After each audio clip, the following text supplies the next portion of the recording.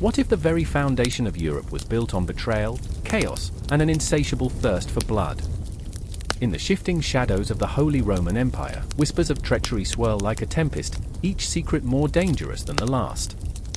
As noble houses clash in a deadly game of thrones, alliances rise and fall like the tides. Who can you trust when loyalty is a currency more volatile than gold? Picture a world where the emperor's crown is a magnet for the ambitious, each jewel a spark igniting a powder keg of discord.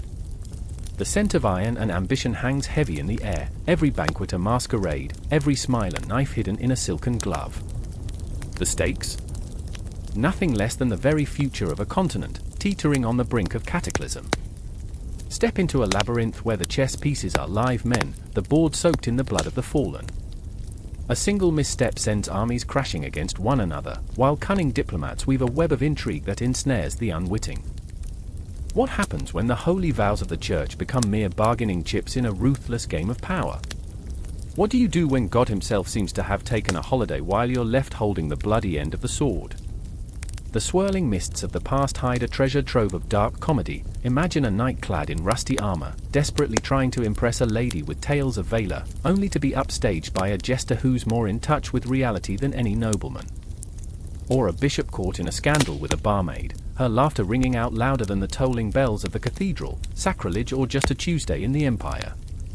Now, consider the man who claims to hold the keys to the empire, a puppet master with strings tangled in every chord. What if he's not what he seems? What if the prophecy of unity is nothing more than a ruse, an illusion crafted by a hand more sinister than you can imagine? Each flicker of candlelight reveals faces twisted by greed, ambition, and fear. As the clock ticks and the empire teeters on the edge of annihilation, the question lingers: who will emerge from the chaos? Who will wear the crown when the dust settles? And who will be the next to fall victim to the relentless tide of power, forever erased from history's pages? In this world, laughter hides sharp teeth and loyalty is a fickle mistress.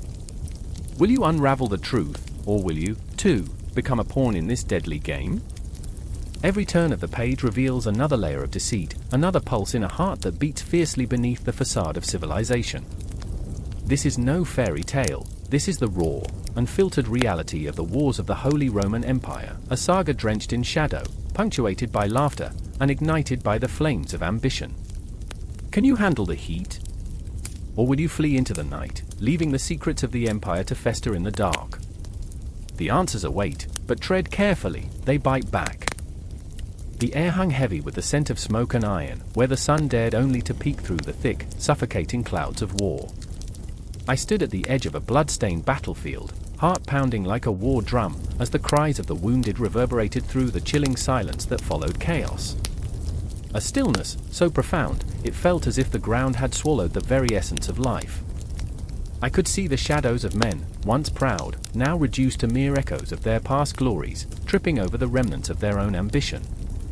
I remember the moment vividly, the moment when everything changed, a single heartbeat marking the transition from peace to turmoil. Frederick, a man of dreams and burdens, stood frozen beside me, a living contradiction wrapped in the armor of a warrior but haunted by the visions of his father's legacy. His eyes, bright once with hope, now flickered like dying embers, each blink a painful reminder of the weight he carried. He had heard the whispers, felt the murmurs of discontent ripple through the ranks of his people. The nobles, with their jeweled crowns and insatiable greed, were devouring the land, feasting on the souls of the common folk as they plotted and schemed in the shadows. I remember when he told me, "I want to unite them, I want us to be strong." But strength often comes at a price, one he could not begin to fathom. Beside him, the fierce and resolute Matilda, a woman of striking intellect and fiery spirit, gripped her sword with trembling hands. How could a woman, she thought, with the audacity to dream of power, ever command a throne in a world where men wielded authority as though it were their birthright? She was a tempest in a world of calm, a flame flickering defiantly against the gale. I remember when she challenged the assemblage of lords, her voice a clarion call amidst the sorrow. "You think you hold the reins, but the people are the true stewards of this land." In that moment, she was both a beacon and a curse, illuminating the path while knowing full well the darkness that lay ahead.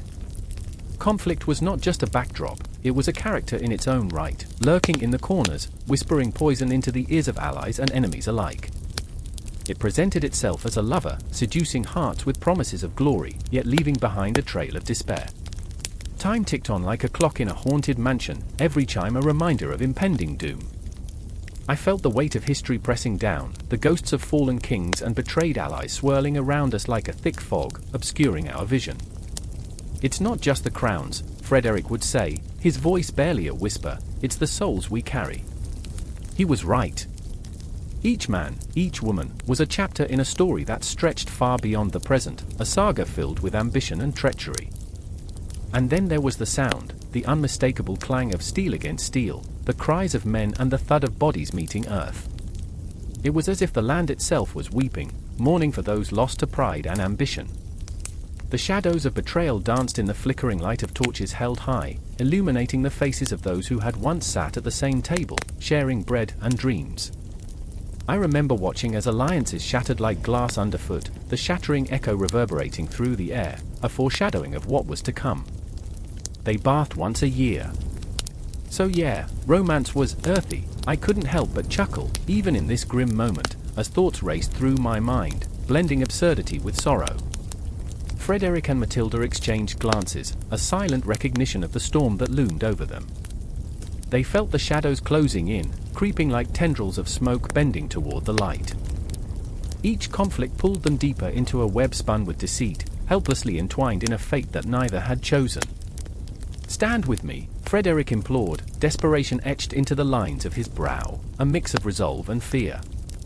"It is not just for me, but for every soul that dreams of unity."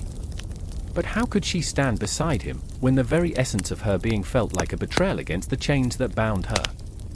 The battle raged on, a cacophony of rage and loss, where dreams collided with nightmares. I could see the flash of Matilda's sword slicing through the air, a symbol of defiance. For honor, her voice rang out, a battle cry that sent shivers down my spine. In that moment, she became not just a warrior, but a myth, a legend waiting to be born amidst the ashes of despair. And Frederick, each swing of his blade was a prayer, a plea for salvation not just for himself, but for a people lost in the chaos of their own making. As the sun dipped below the horizon, casting long shadows on the blood-soaked earth, I felt the chill of inevitability envelop us. The very fabric of their destinies was interwoven, yet the threads were fraying, threatening to unravel at any moment. I watched as the tides of conflict swirled around them, a tempest that could lift them to greatness or drag them into the abyss. The stars twinkled faintly above, distant and uncaring, as if mocking their struggles, whispering secrets of the cosmos that seemed so far out of reach. And just like that, we were left hanging on the precipice of despair, teetering between hope and oblivion. I felt it creeping into my bones, the weight of uncertainty, the brutal reality of humanity laid bare before us. The echoes of the past intertwined with the present, a haunting reminder that history was not merely a sequence of events, it was alive, breathing, and relentless in its pursuit. The origins of an empire were forged in the fires of conflict, each clash a heartbeat, a relentless rhythm leading us into the abyss, where shadows loomed large and destiny awaited with bated breath. And I knew, deep within, this was only the beginning, a symphony of chaos promising to crescendo into even greater turmoil. The night was alive with the sharp tang of fear, the air thick with an electric charge that prickled the skin. Shadows danced beneath the flickering torchlight, twisting the familiar into something grotesque.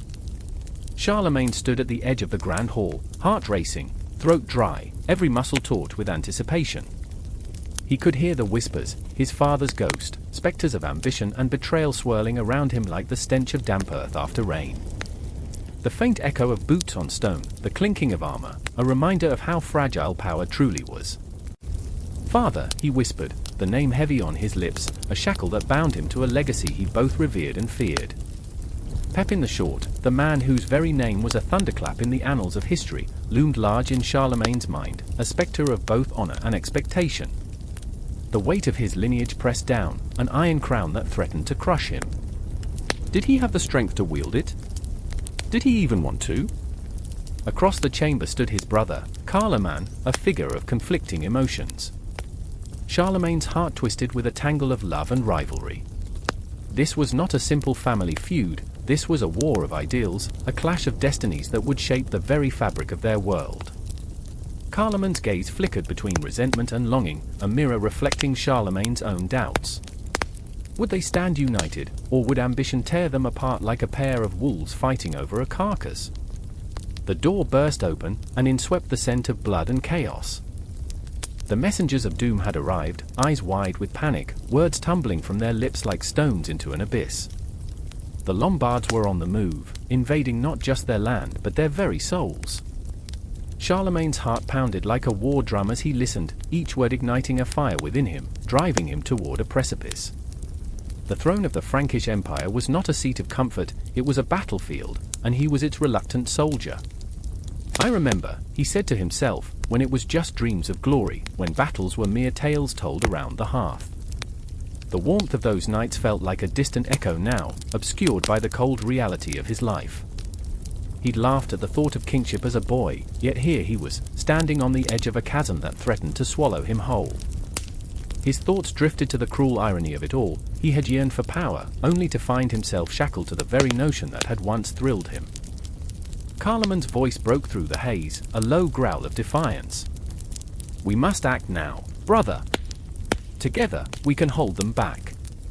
Together, but the words were a brittle thread, snapping under the weight of their shared history, a tapestry woven with jealousy and love, ambition and betrayal.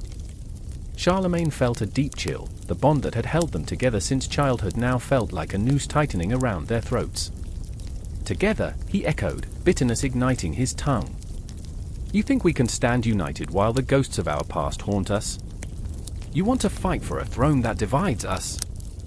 His voice cracked, the rebellion within him clawing for freedom. The tension crackled in the air, thick enough to slice through.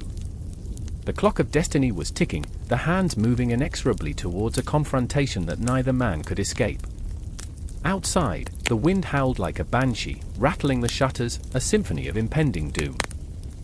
Charlemagne's hand instinctively reached for the hilt of his sword, fingers tracing the familiar grip, the cold metal a stark reminder of the violence that lurked just beneath the surface of his soul. He was every king who ever faced a rebellion, every warrior who stood alone against the tide. And yet, the thought of drawing that blade against his own blood sent waves of nausea crashing over him. Can we ever break free of this cycle? He thought, heart racing as he grappled with the burden of their legacy. Both brothers stood at a crossroads, suspended in a moment of time where every choice felt monumental, every breath heavy with consequence. Charlemagne could feel the pulse of the empire thrumming beneath his feet, and with it, the ghosts of kings past, reminders that power was as much a curse as it was a gift. Carloman's face twisted, the lines of worry and doubt etched deeper into his features. What do you want, Charlemagne? To be remembered? Or to be loved? The question hung in the air, both a plea and a challenge. In that moment, the world outside faded away, consumed by the weight of their confrontation. Firelight flickered against sweat-slicked skin, illuminating the scars of their shared history. I want to be more than just a name etched in stone, Charlemagne admitted, the vulnerability in his voice a dagger to his pride. I want to build an empire that endures, one that rises from ashes, not crumbles under the weight of our failures. His words held the promise of greatness, yet they trembled with the fear of falling into the abyss of history's forgotten. The silence that followed was deafening, a palpable fear that wrapped around them like a shroud. Outside the walls of their stronghold, the storm brewed, dark clouds swirling ominously, a harbinger of the darkness that lay ahead. The shadows seemed to deepen, the air thick with a sense of impending chaos. And amidst it all, Charlemagne felt the pull of destiny, a siren's call that promised glory at a cost he was yet to understand. He looked at his brother, that familiar face twisted in conflict, and wondered, could they forge an alliance that would withstand the fires of ambition? Or was their fate sealed, destined to be written in blood and treachery? As the first clash of swords rang out in the distance, a sound that echoed through the very marrow of the earth, the brothers stood frozen in time, the weight of their choices hanging heavy in the air. The battle was coming, and with it, the ghosts of the past would rise, ready to claim their due. The air was heavy, thick with anticipation, a silence so profound it felt as though time itself had halted. The cathedral loomed, its stones worn smooth by centuries of prayer and whispers, it stood like a titan against the darkening sky. Inside, a clash was brewing, a thunderstorm of souls and wills, a tempest that would shake the very foundations of power. I remember the scent of incense, choking and sweet, curling around the flickering candle flames like ghosts dancing in the shadows, coaxing the light to keep fighting against the encroaching darkness. It was there that I found myself, pressed against the cold stone wall, heart racing as the echoes of footsteps reverberated through the hallowed halls. I could feel it in my bones, the palpable tension, the weight of history bearing down, a noxious fog that threatened to suffocate me. It was a moment suspended in time, where the air crackled with unspoken words, and the chill of betrayal lingered like a spectre haunting the living. In the center of this maelstrom stood Gregory, the Pope, cloaked in vestments that shimmered like a mirage of power. His eyes, piercing, relentless, were set aflame with righteous zeal. I could feel his conviction radiating off him, an electric current that made the hairs on my arm stand on end. He was not just a man, he was a force of nature, caught in an epic struggle against the very empire that sought to bind him. And then there was Henry, the king, young, brash, his heart thrumming with the intoxicating rush of authority. He moved like a predator, his brow furrowed, jaw clenched, knowing that every decision he made could plunge his kingdom into chaos or elevate him as a god among men. I could see the weight on his shoulders, the cracks in his facade, as if he were a statue carved from marble now weathered by time, longing for a chisel to chip away its burdens. I remember the moment, the breath caught in my throat, as Henry strode forward, defiance etched into every line of his face. "I am your king," he thundered, the words reverberating through the cathedral like the tolling of a bell struck too hard, too fast. The very air vibrated with his anger, his desperation. He was the master of lands and men, but here, in this sacred space, he felt like a child, lost, scared, caught in a game far larger than himself. The Pope's response was a quiet storm, a hurricane brewing behind his calm demeanor.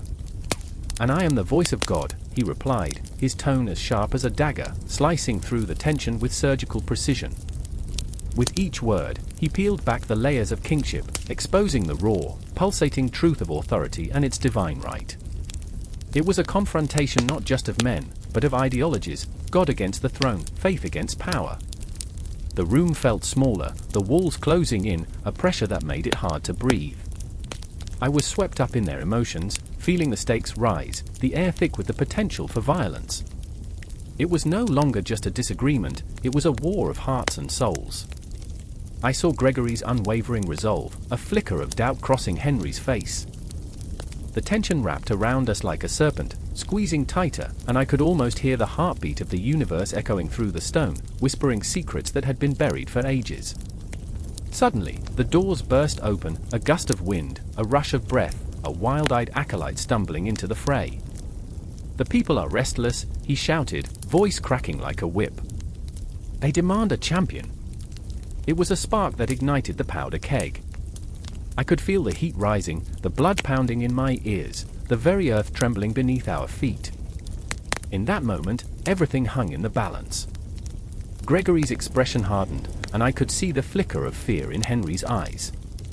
They were not just fighting for themselves, they were wrestling with the fate of nations, generations destined to live or die based on this collision of titanic wills.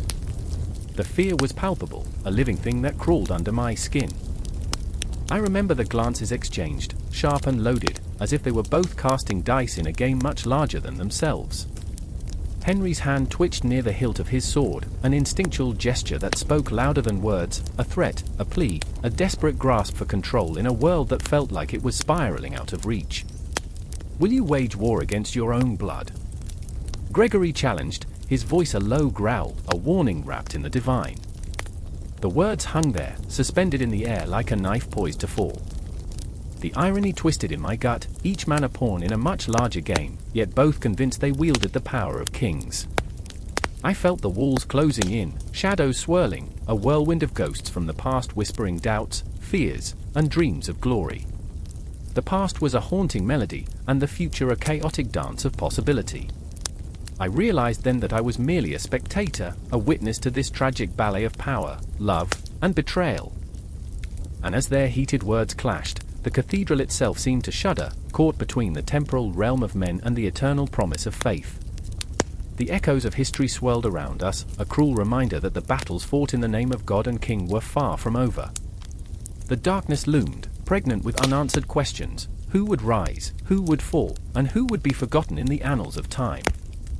As I stood there, frozen in that moment, I felt every heartbeat, every breath, echoing through the stone and into my soul. The conflict was not merely between the church and the state, it was the story of humanity, of our ceaseless struggle for power, purpose, and identity. And even as the storm raged, I knew this was only the beginning, a whirlpool of ambition and faith that would drown the weak and elevate the strong, forever intertwined like threads in a fraying tapestry. The clock ticked, relentless, a sound that heralded doom and destiny alike. I could feel the pull of history, a siren's call drawing me deeper into the abyss of their world, a world that was far from over. The air was thick with tension, a palpable silence hanging over the camp like a shroud. Torches flickered against the gathering shadows, casting ghostly silhouettes of men who stood as statues, hearts pounding with a collective dread. The night was alive with whispers of violence, fear threading through the ranks as they awaited their fate. I remember the chill that ran down my spine, the taste of iron in the air, a foreboding reminder of what was to come. There, amidst the turmoil, stood Gottfried, a knight clad in rusted armor, his eyes hollow from sleepless nights. He gripped his sword, knuckles white, the metal cold and unforgiving against his palms. A man of faith, he had once believed he could seize glory for the Holy Roman Empire, a shining beacon of divine right. But now, as the drums of war thundered in the distance, that faith felt like an anchor, dragging him deeper into despair. I could see it in his eyes, the flicker of doubt, the flicker of fear. "What if I'm not the hero they think I am?" he whispered, his voice trembling like a leaf in the wind. And there was Adelheid, a healer with hands that soothed but a heart that shattered. Her nights were filled with dreams of blood-stained fields, visions of the wounded and dying who would soon come pouring into her tent, each one a reminder of the horrors that awaited. "What if I cannot save them?" she mourned, eyes brimming with unshed tears, a dam of emotion ready to burst. She was not a soldier, yet the weight of battle lay heavy on her shoulders. Each face she stitched together was a thread in a tapestry of loss, and she feared the day she would run out of thread. A shuddering breath escaped me, a whisper of despair echoing their fears. I remember the conversations that echoed in the silence, hushed and frantic. "We march at dawn," came the command, cutting through the night, a knife slicing through the fabric of hesitation. And with it came the knowledge that many would not return, many who had kissed their children goodbye, leaving behind shadows of hope for a distant tomorrow. The moon hung low, a ghostly orb illuminating the misery of the world below. I could feel the pulse of the earth beneath me, each heartbeat a reminder of mortality, of frailty.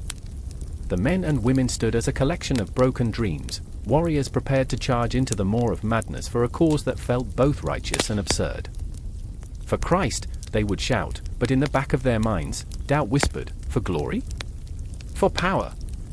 The cold night air was electric, crackling with anticipation as Gottfried turned to his comrades.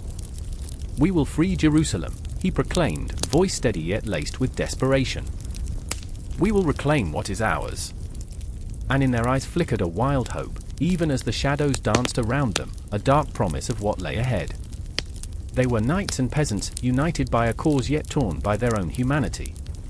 I remember the way they clenched their swords, not just out of battle readiness but as a desperate grasp at meaning.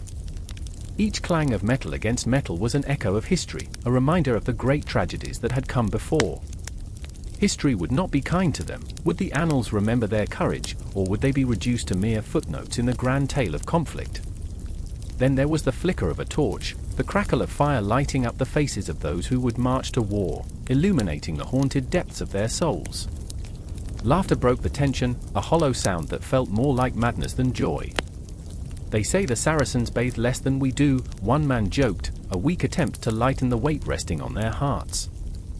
"So I suppose romance will be earthy," he quipped, chuckles rising amidst the unease, a thin veneer over the impending dread.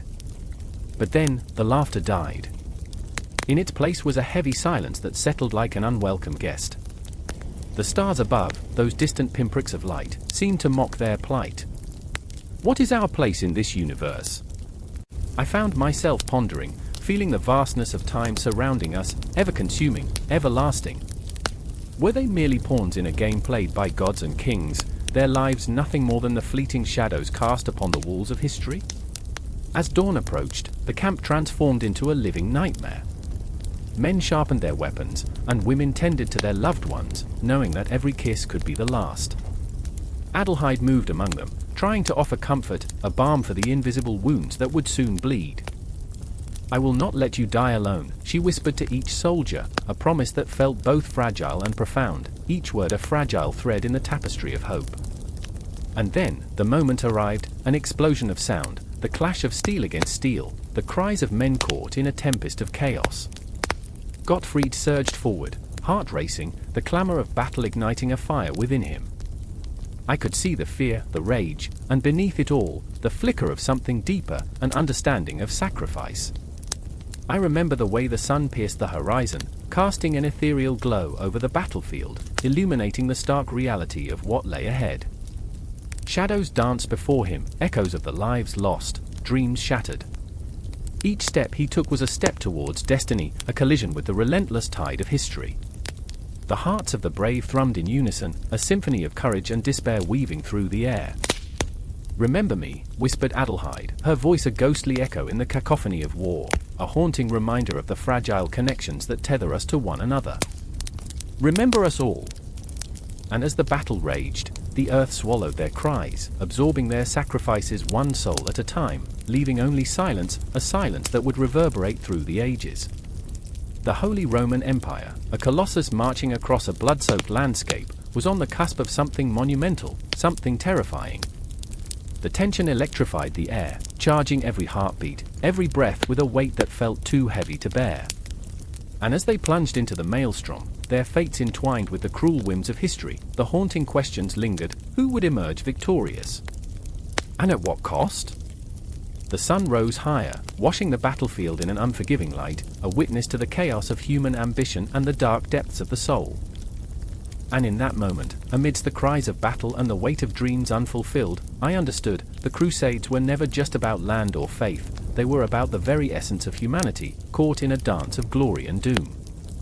And as the dust settled, and the echoes of war faded into muted whispers, the cycle would begin anew, a relentless loop of conflict and consequence. Would history remember their names? Would it remember the sacrifices? Or would it, like the shadows of a dying day, consume them whole? In that haunting uncertainty, the story continued to unfold, spiraling ever onward into the abyss of time. The air was thick with tension, a palpable force, as Henry IV stood at the gates of Canossa, his breath clouding the frosty morning like a ghost begging for release. Snowflakes fell like forgotten promises, swirling around him, each flake a whisper of betrayal echoing in his mind. How had it come to this? The once mighty king of the Germans now reduced to a shivering penitent, stripped of his crown and dignity. He could almost hear the distant laughter of his enemies, mocking him, while the gnawing chill seeped into his bones, reminding him of his solitude amidst the grandeur he had once commanded. I remember the weight of despair hanging like a noose, tightening with each passing moment. I remember the shadows flickering against the stone walls of the castle, shadows of men who once bowed to him, now turned to phantoms of his failures. How he had loved that power, the thrill of command. But here, before the fortress of Pope Gregory VII, he was nothing. Just a man, a father, trembling as the wind whispered of his folly, of the broken trust that had led him here. Gregory VII, the fierce and unyielding pope, awaited him inside, his resolve as rigid as the marble beneath his feet. The pope had dreamed of a church unshackled from the tyranny of kings, a holy empire rising above earthly desires. But with that dream came the weight of his own humanity. Gregory, too, bore scars of conflict. He was a man of faith, yet his heart thumped with the rhythm of ambition. There was a dance of power, of faith, of betrayal, an agonizing waltz that spun dangerously close to the edge of despair. Henry, Gregory's voice cut through the silence, a blade glinting in the half-light. You come to me, a king stripped to nothing. A flailing child seeking his mother's embrace in a world that has forgotten him. Each word lingered, wrapping around Henry's heart like chains. It was true, he felt the agony of helplessness, the tightening grip of desperation. But there was something more, a flicker of defiance igniting in Henry's chest. He was not merely a child, he was a king, wounded but unbroken. You think you can wield the church like a sword against me, he spat, bitterness mixing with the cold. I am no mere pawn in your game. I am Henry, ruler of men." The words rang hollow, and yet they shook the very foundations of his spirit. Outside, the icy winds howled, echoing the tempest inside him. He thought of his son, the boy with dreams of glory, a boy who would never know the father who faltered. The weight of his failure to protect that legacy crashed over him, dragging him into the depths of despair. They would remember him not as a king, but as a coward, stripped of authority by a man draped in white robes.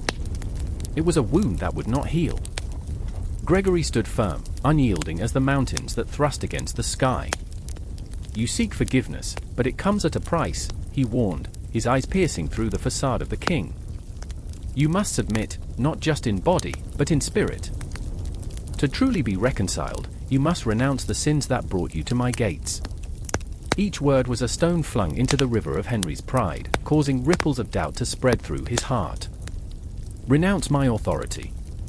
Henry's voice cracked, the defiance wavering. The truth slithered around him, the horrifying reality that this battle was not just for power, it was a war of the soul. "I am not afraid of you," he shouted, though the tremor betrayed him. "Fear is but a shadow," Gregory replied softly, the fire of conviction flickering in his own eyes. "What you face is the darkness within. Confront it, and perhaps you will find strength." The Pope's gaze held the weight of 1,000 souls, each one a testament to the struggle between flesh and spirit. In that moment, a phantom of doubt danced before Henry, taunting him. What if he were to kneel?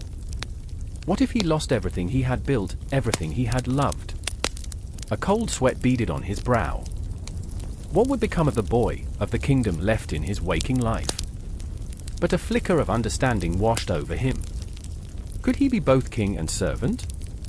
Could he surrender without losing himself? With every heartbeat, the question drilled deeper into his mind, a maddening mantra weaving through his thoughts. Voices echoed, advisors, loyalists, and enemies. Each played their part in the symphony of chaos that was his life. He remembered the faces of his people, the men and women who had once cheered his name, their hopes entwined with his own. He could feel their despair like a chill, their dreams snuffed out by the bitterness of his choices. As he stood before Gregory, the weight of his crown felt heavier than ever, a burden that threatened to crush him under its weight. "I am not ready to lose everything," he whispered, the admission escaping like a breath he'd held too long. In that moment of vulnerability, he saw Gregory not as an adversary but as a mirror reflecting the shadows of his own soul. The air crackled between them, a palpable energy that surged through the chamber, a reckoning. The Pope's gaze softened, the rigid lines of authority momentarily blurring into something more human. "You do not have to lose it all, Henry. But the power you wield is meaningless without compassion," he murmured, his voice a balm against the wounds that festered inside. Standing there, amidst the stark contrast of their beliefs, Henry felt the tide shift. A flicker of hope ignited, a distant light illuminating the path through the fog of despair. "What must I do?" he asked, the pride in his voice faltering, replaced by something raw and aching, vulnerability. The silence that followed felt eternal, suffused with the weight of possibility. There were no easy answers, no simple redemption, only the beginning of a long, arduous road through the wilderness of their shared conflict.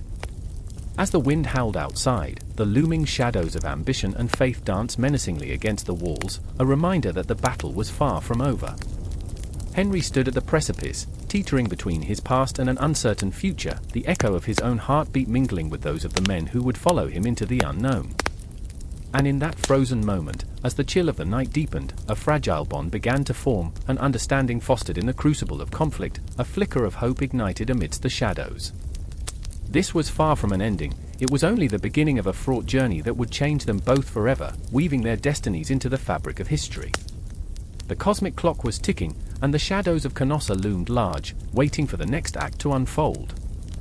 The world would remember. The sun dipped low in the sky, casting long shadows over the field where men trembled on the cusp of destiny.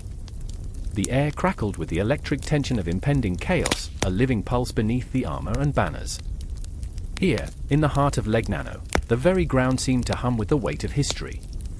I stood amid a thrumming crowd, an unremarkable face in a sea of warriors, yet within me surged an ocean of fear. My breath hitched as I clutched my sword, glancing at my comrades, my brothers, and felt the cold bite of dread sink into my gut.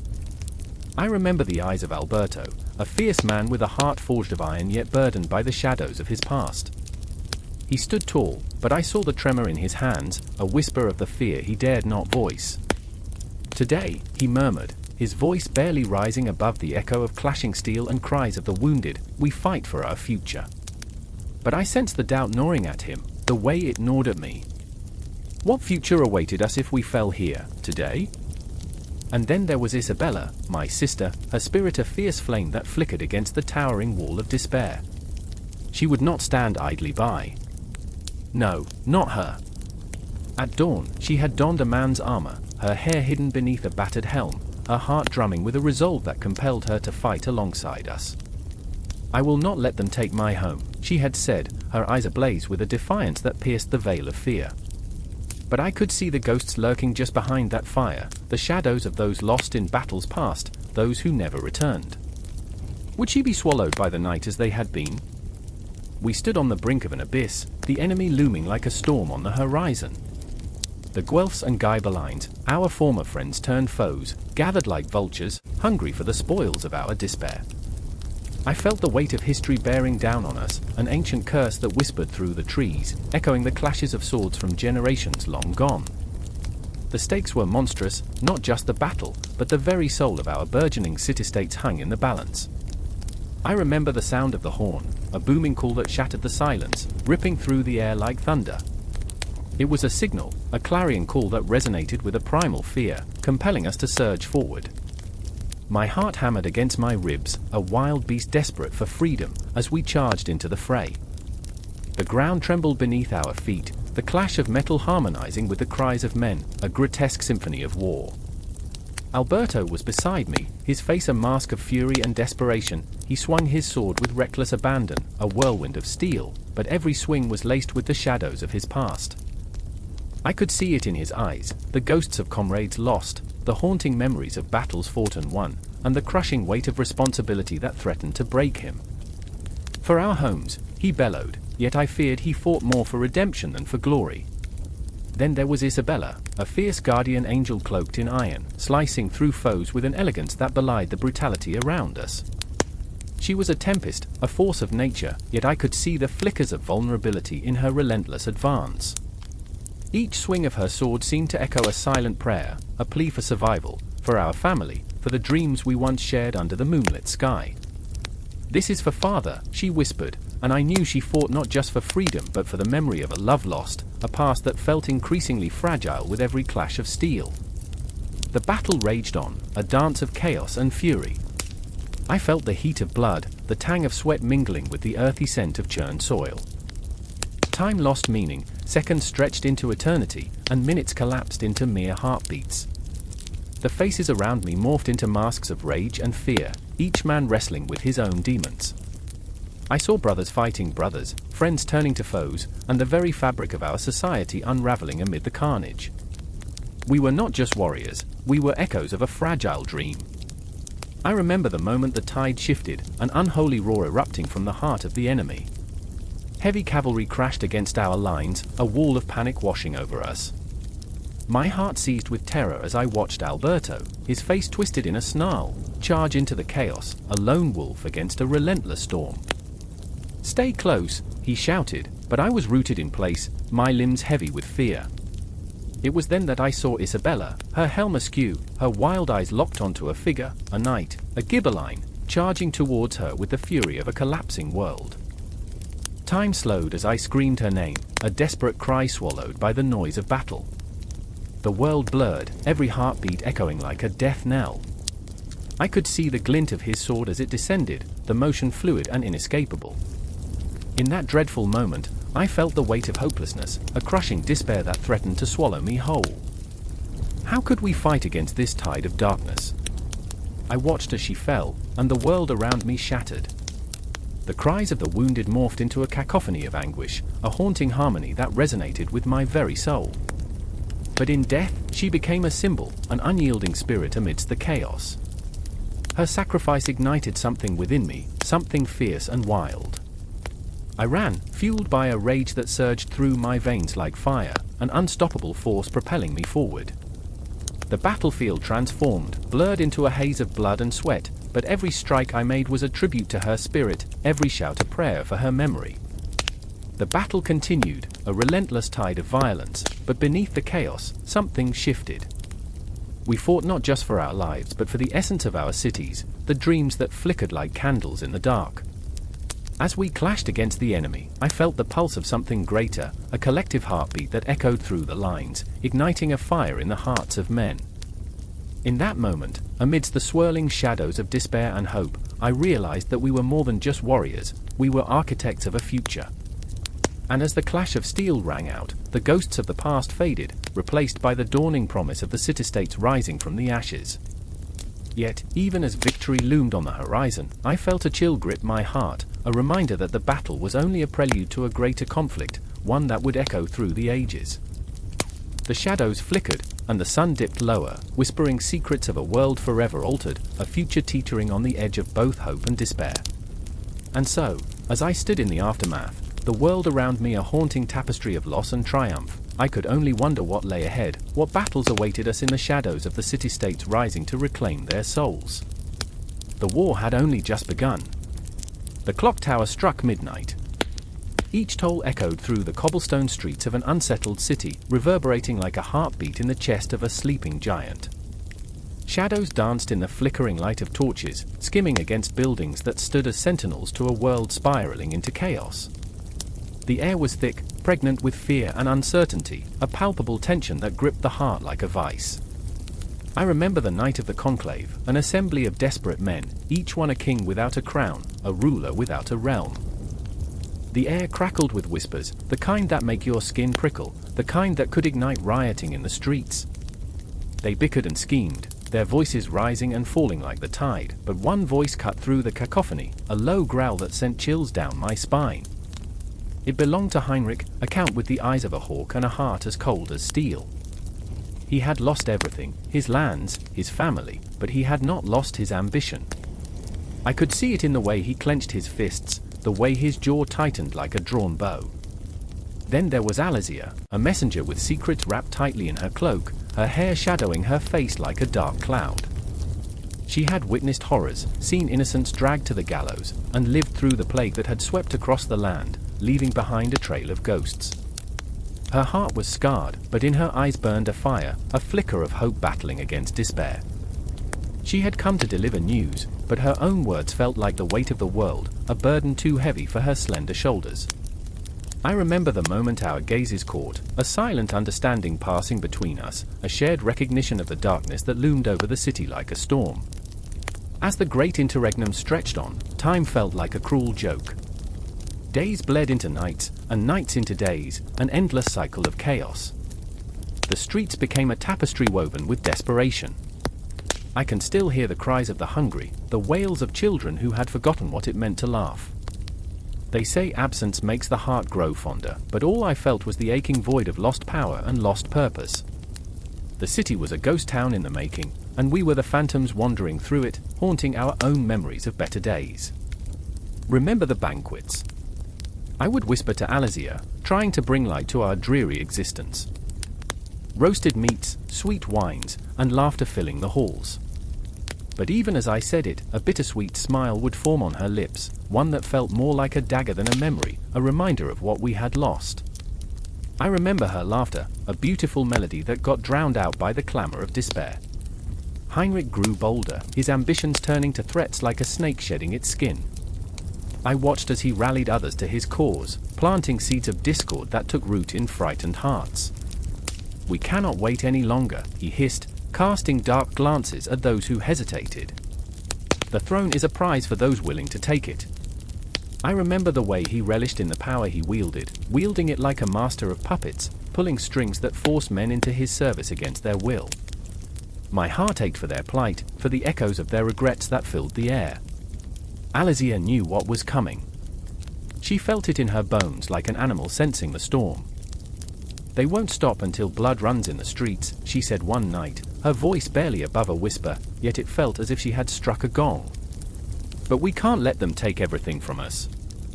Not again. I remember wanting to scream, wanting to fight against the tide, but the weight of hopelessness tethered me down. The walls seemed to close in, tightening like a noose around my throat. How do you fight when the enemy is fear? How do you stand your ground when despair becomes a familiar friend? Then came the night of the fire. It started small, a flicker in the heart of the city, but it grew, devouring everything in its path.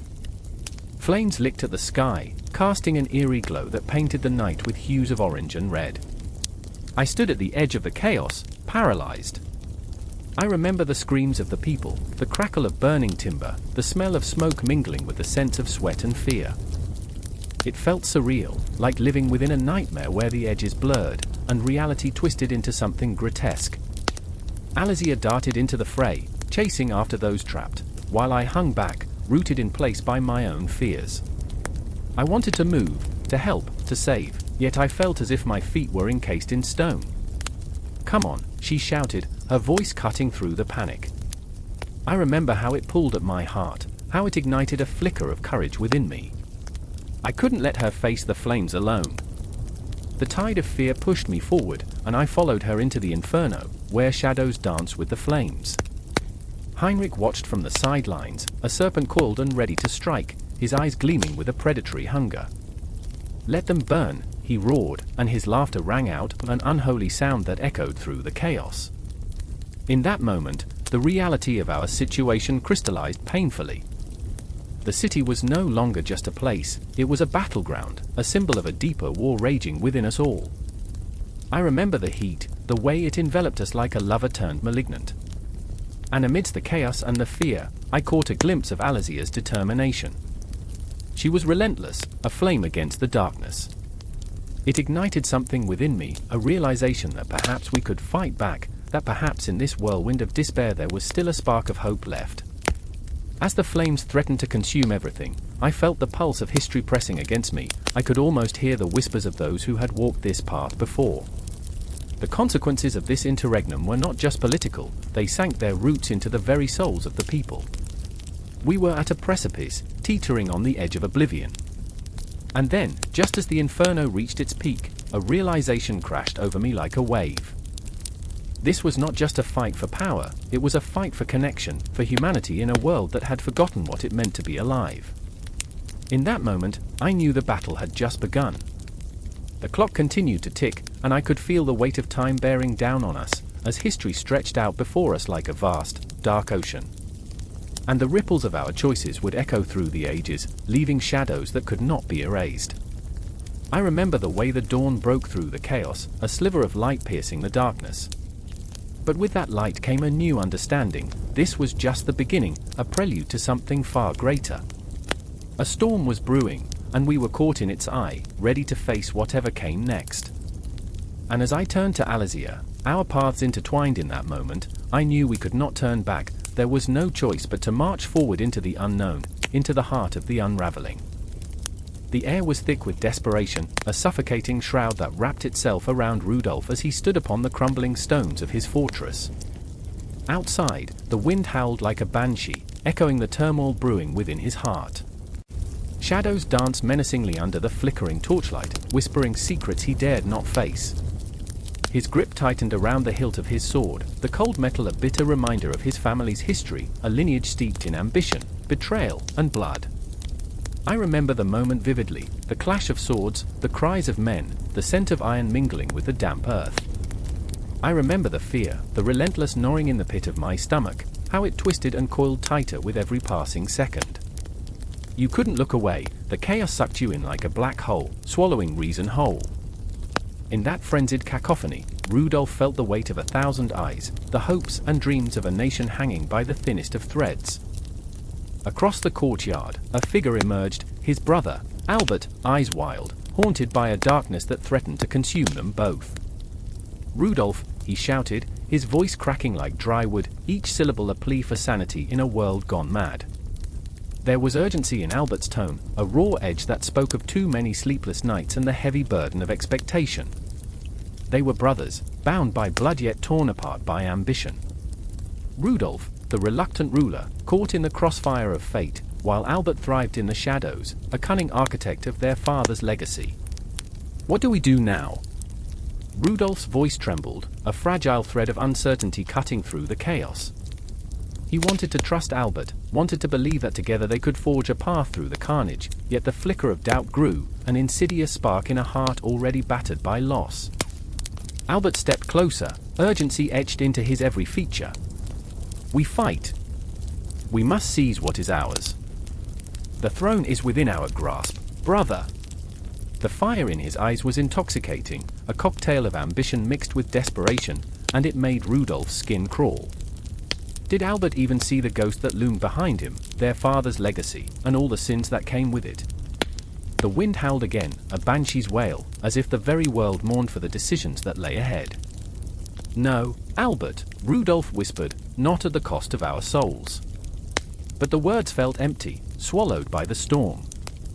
He felt like a marionette, strings fraying, pulled by the weight of history, by the spectre of their father's dreams.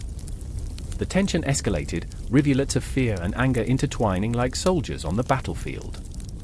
The sound of boots echoed, a swift drumbeat drawing nearer, and with it came the shadows of their past, their mother's tears, the whispers of betrayal, the laughter in the halls that turned to silence when the swords were drawn. In that moment, Rudolf's mind turned to dreams, dreams of a kingdom united, of a family healed. But dreams are cruel, often mocking the fragile hearts that dare chase them.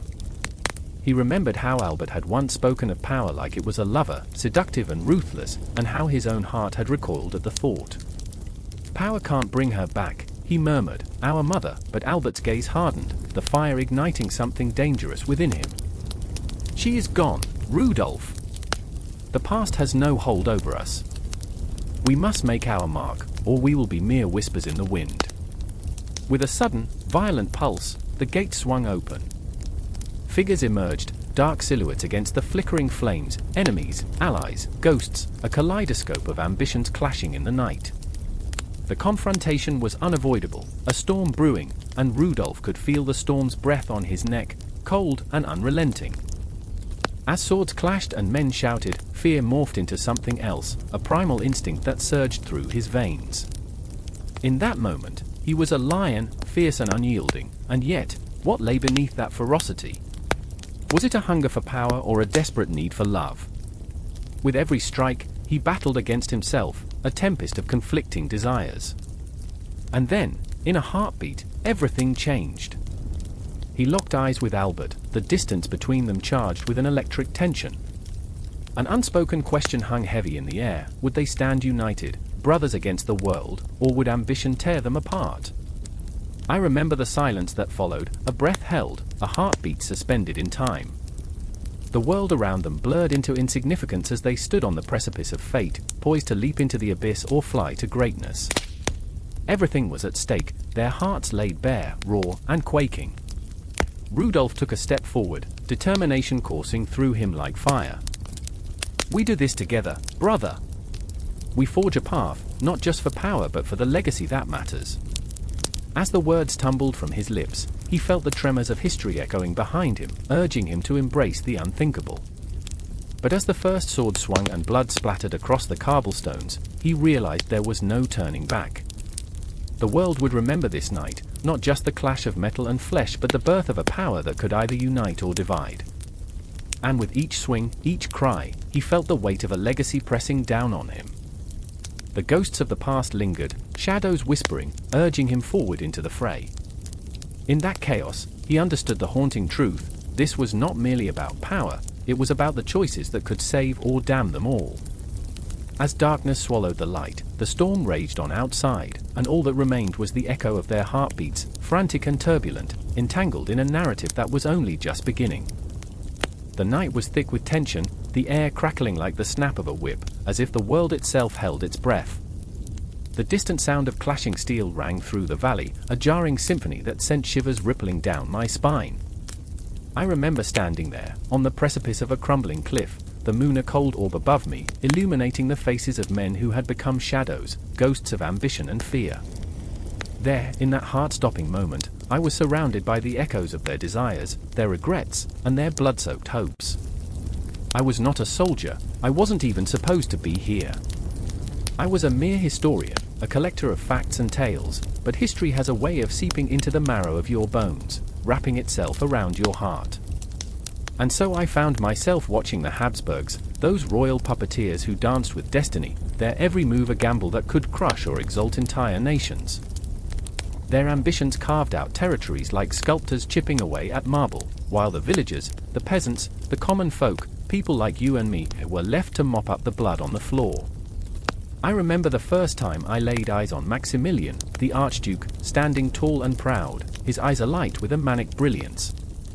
He was a man of grand ideas, painted by the bright brush of conquest, yet marred by shadows of doubt. His laughter rang like a bell in the stillness, but beneath that facade lay a tempest of insecurities, swirling and raging. How can a man conquer the hearts of men when his own heart is a battlefield? I thought, feeling a pang of empathy for the ambitious soul. He was a lion in the arena, but I sensed the trepidation lurking just behind his manner. And then there was Mary, the fiery heart of the empire, a woman whose very existence was a war cry against the constraints of her gender. I remember her defiance, a flame that ignited the room. Her sharp tongue sliced through the air like a dagger, and yet, in her fierce demeanor, there was a vulnerability, a delicate thread of fear woven into her strength. If I am to be a pawn, let me be a queen of my own making, she declared, her eyes aflame with passion. The dreams of women were often trampled in the dust of great empires, yet there she stood, a tempest against the tides of history. Together, they navigated a world of alliances and betrayals, where every handshake was laced with poison and every vow a potential dagger. I felt their pain, their longing, a cruel paradox where love and ambition were intertwined like roots of an ancient tree, strangling yet sustaining. I remember the nights they spent apart, each longing for the other's presence, each moment a soldier lost in the battlefields of their hearts. As the war drums thundered in the distance, I felt the weight of their choices pressing down on my chest, stifling my breath. Maximilian plotted a campaign to expand his territories, to stretch the Habsburg influence across the mountains and into the valleys. More land, more power, he would say, as if the very earth beneath his feet would bow in submission. But I saw the worry etched in the lines of his brow, the frantic pacing of a man who feared the ghosts of his own ambition. He was a wolf, hungry for conquest, yet terrified of the pack closing in behind him. Mary, on the other hand, saw the widening chasm between her heart and her duty. She fought fiercely for the rights of the people, for their voices to be heard amidst the cacophony of power-hungry nobles. I will not be a puppet in someone else's game, she proclaimed, her voice ringing out like a clarion call. Yet, inside, she wrestled with the tension between love for Maximilian and the relentless pursuit of justice. Each step she took toward him felt like a step away from herself. The night darkened, shadows creeping closer, and with them came the echoes of battle, screams, cries, the clash of swords. The air thickened with the scent of sulfur and iron, a grotesque perfume that lingered long after the last body fell. I remember the moment they met on the battlefield, two forces colliding with violent intensity, each fighting not just for territory, but for their very souls. It was a tempest of emotions, fear, love, ambition, swirling around them like a fog that refused to lift. But in that chaos, as the blades gleamed under the pale moonlight, I felt the trembling connection between them. They were fighting the same war, yet on different fronts. I watched as Maximilian swung his sword with fury, the weight of his crown pressing down, yet it was Mary's voice that echoed in his heart, urging him to be more than just a conqueror. "You are not just a king, you are a man," she had whispered once, and those words haunted him now, a spectre urging him to choose love over power. As the dawn began to break, spilling blood-red hues across the horizon, I felt the impending doom surging like a tidal wave. The ground beneath me trembled, as if the earth itself was weeping for the souls lost in their relentless pursuit. I could feel the threads of fate tightening, drawing each character closer to an unknown confrontation. The battle raged on, but amidst the chaos, their eyes met, Maximilian, blooded but defiant, and Mary, fierce yet fragile, both caught in the whirlwind of their choices. Time hung heavy, each second stretching like the taut string of a bow, waiting for release. In that brief moment, I sensed the enormity of their love, a love that could either heal the wounds of a fractured empire or shatter it entirely.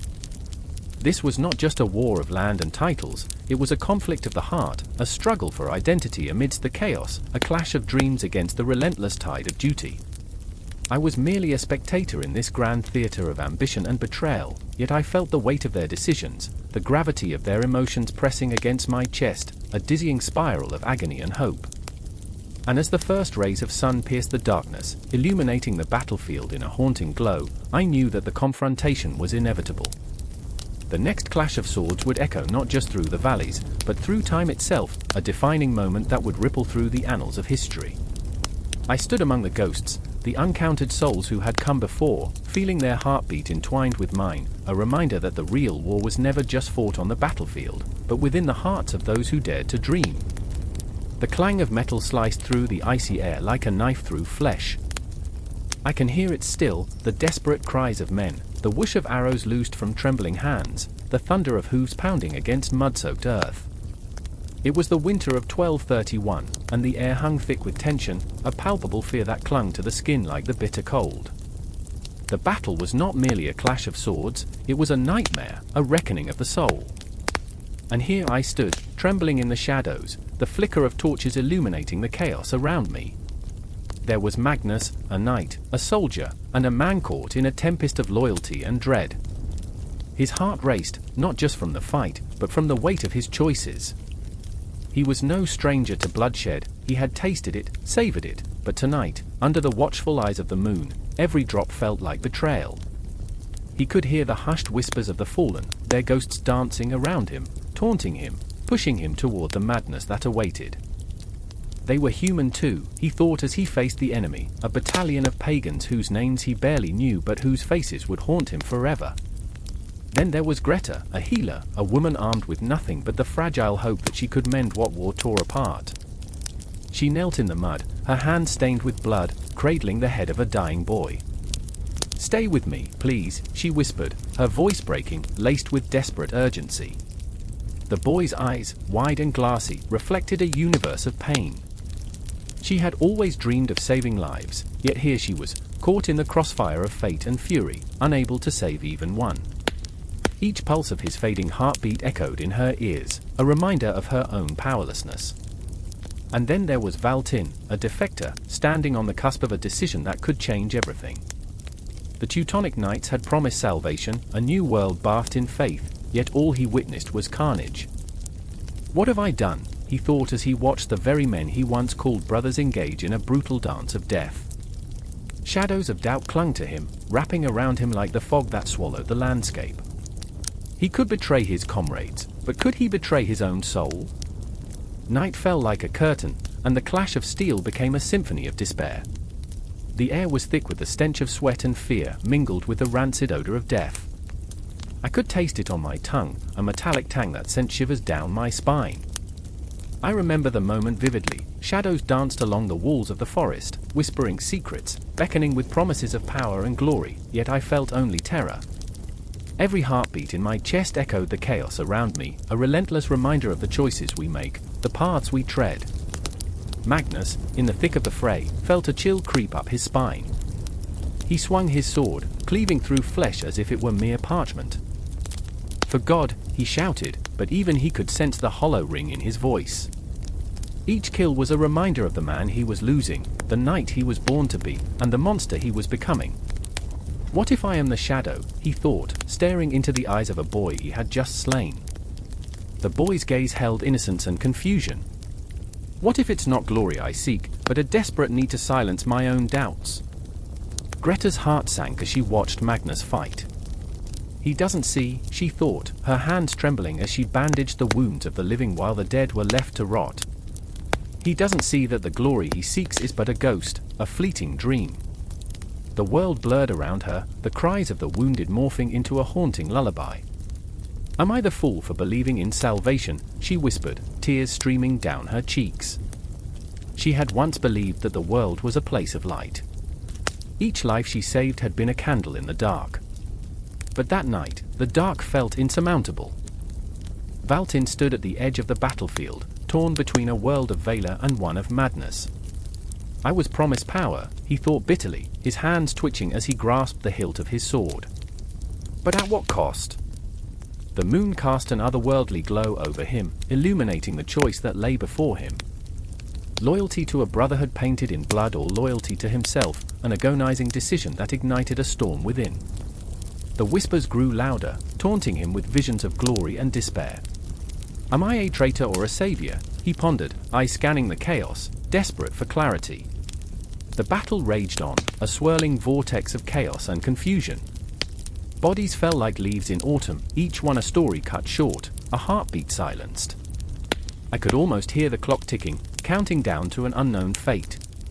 The very cosmos watched, a silent witness to the atrocities of man, as if time itself held its breath, waiting for the moment of reckoning. And then it happened. In the thick of battle, a scream shattered the air, a cry that pierced through the din of war, raw and primal. It was Greta, rushing toward Magnus as a barbarian sword sliced through the air. Time slowed, heartbeats echoed like thunder in my ears. No, she screamed, a word torn from her very soul, as she barreled into him, knocking him aside just as the blade found its mark, a brutal reminder that even in the chaos of war, love was both a shield and a curse. Magnus felt the warmth of her blood seep through his armor, felt her life slip away between his fingers like sand. No! Greta, he cried, but the battle roared on, indifferent to their pain. Valtin, witnessing the unfolding tragedy before him, felt the chains of his loyalty shatter. I can't stand by, he thought, a fire igniting within him. She deserves more than this. And just like that, the world shifted. Shadows morphed into allies, and the bonds of brotherhood twisted into chains of obligation. Magnus, Greta, Valtin, their lives entwined in a tapestry of anguish and glory, stitched together by fate and frayed by war. With every breath, the weight of their choices settled heavily upon them, a crushing burden that would haunt them long after the battle ended. It was not merely a fight for land or title, it was a struggle for the very essence of their souls, each swing of the sword a desperate plea for redemption, each heartbeat a reminder that no one left this battlefield unchanged. And so the night dragged on, a never-ending cycle of horror and hope, a relentless reminder that in the rise of the Teutonic Knights, the real battle was never just against an enemy, but against the darkness that lurked within. The air was thick with smoke and screams, the sun bleeding red as it began its descent behind the charred remnants of what once was a prosperous village. I stood there, heart pounding, breath hitching, as chaos unfolded like a grotesque tapestry of blood and betrayal. The clash of swords rang in my ears like a death knell, each strike a reminder that the only certainty in this fractured world was violence. I could feel the ground trembling beneath my feet, every tremor a heartbeat of a land on the brink of collapse. Yuri, a simple farmer turned reluctant soldier, stood beside me. I could see the fear etched into the lines of his face, a map of anguish and uncertainty. He gripped his crude weapon, knuckles white, eyes wide as if he were staring into the abyss. What have we become? He whispered, voice cracking under the weight of his own doubt. His mother's face flashed through his mind, fragile and worn, a frail reminder of the warmth that had once cradled his soul. Now all he felt was the cold, hard steel of his fate. I wanted to tell him it would be over soon, that the sun would rise again in a world freed from tyranny. But the truth was a knife at my throat, sharp and unforgiving. Across the field, the Hussite banners fluttered, a twisted promise of freedom, colored in the blood of the innocent. There was a time when I, too, believed in their cause. But belief was a fickle thing, like the chill of night creeping into the bones. I remembered standing before a pulpit, the preacher's voice rising like a tempest, promising salvation through rebellion. We fight for the true faith, he had cried, and I, swept up in the fervor, had felt a spark of hope. Now, hope felt like a cruel joke, laughter echoing in the shadows of despair. Then there was Anna. Fierce and unyielding, a spirit forged in the fires of rage and defiance. She fought not just for her faith but for the memory of her brother, dragged away in the night by mercenaries, never to return. I could see her now, charging into battle, eyes ablaze with a ferocity that both terrified and inspired me. For the fallen, she screamed, her voice cutting through the din like a blade. Each swing of her sword was a prayer, a desperate plea to the heavens for justice, for vengeance, for something, anything, that could fill the void left by loss. But as I watched her, something twisted within me. I felt a pang of helplessness. She was a comet blazing through the darkness while I felt like a moth, fluttering hopelessly around the flame, drawn to the heat yet terrified of the burn. I wanted to shout out to her, to pull her back from the edge, but the words became ashes in my throat. What right did I have to hold her back? Her pain was my pain, yet I was merely an observer, shackled by my own fears. The cacophony around us grew, a symphony of horror that drowned out reason. I remembered the villagers, fathers, mothers, children, who once laughed in the sun, who danced during harvest festivals. Now, they lay strewn across the ground, lifeless, their dreams snuffed out like candles in a storm. I stumbled, the sight of a small hand reaching out from beneath a pile of bodies clawing at my sanity. Was this what we fought for? A future that felt as distant as the stars above? Yuri! I shouted, searching for his eyes, hoping to find some flicker of understanding. We can't keep doing this. But his gaze was fixed on the chaos, on the faces of those who had chosen this path, and I knew he was lost. I wanted to yank him from the precipice, to tell him there was still a chance to be whole again, to reclaim the laughter stolen from us. But could laughter ever bloom amidst such devastation? With a scream, Anna lunged forward, and Yuri followed, propelled by some desperate urge I couldn't comprehend. They disappeared into the fray, into a morass of bodies and blood, while I remained rooted, paralyzed by a torrent of emotions that surged like a storm. The clash of metal became a backdrop to my own conflict, as I grappled with my cowardice, my inability to choose a side, a battle raging not just outside but within. And then there was silence. A moment, suspended in time, where the world held its breath. I could feel the pulse of history in that stillness, a heartbeat that thudded like a war drum. Every soldier paused, every scream faded into whispers, and in that haunting quiet, a realization washed over me like a wave. No one would emerge from this unscathed. The sun dipped lower, casting long shadows that danced eerily over the battlefield. A chill swept through me, a harbinger of the long night ahead, one that promised no solace, no comfort, just the echo of lost hopes and dreams. I remembered the faces of those I had loved, of the life I had once known, and I felt the weight of despair settle like a heavy shroud. As if summoned by my thoughts, I spotted Yuri and Anna again, their figures entwined in a desperate struggle, surrounded by foes and friends alike, all of us trapped in this dance of death, the final act of a tragedy that had begun long ago. My heart raced, a drumbeat of urgency pushing me forward. I wanted to scream, to run, to pull them both back from the edge, but instead, a darkness enveloped me, a shadow that whispered of inevitability. And in that moment of reckoning, I understood, this conflict, this war, was not just about the spill of blood or the clash of faiths. It was about the very essence of humanity, stripped down to bare bones, raw and exposed. Choices made in the heat of passion, fueled by grief, betrayal, and the desperate craving for freedom. As the sun slipped from the horizon, darkness took hold. The cries of the fallen echoed in my ears, a haunting lullaby that would linger long after the final sword was drawn. I stood frozen, the world around me a blur of shadows and flickering flames, each heartbeat a reminder that the war was only just beginning. The air was thick with the scent of smoke and blood, a cloying reminder of the night's chaos. The moon hung low, a cold witness cloaked in a veil of clouds, as if it too trembled at the unfolding horrors. I stood amidst the flickering torches, shadows dancing along the walls of the crumbling barn, where the cries of the wounded mingled with the distant clash of iron and screams of the betrayed. I remember how the ground shook with the weight of our despair, how hope felt heavy and elusive, like an uninvited ghost at a feast. My name is Matthias. I was a peasant then, a mere whisper against the roaring tide of oppression. My calloused hands were stained with soil and sorrow, and as I gripped the hilt of my father's rusted sword, it felt as if it were the very embodiment of our struggle, our rebellion, our desperate bid for a voice in a world that sought to silence us. Across the flickering glow of the fire, I could see Anna, her face a tapestry of determination and dread.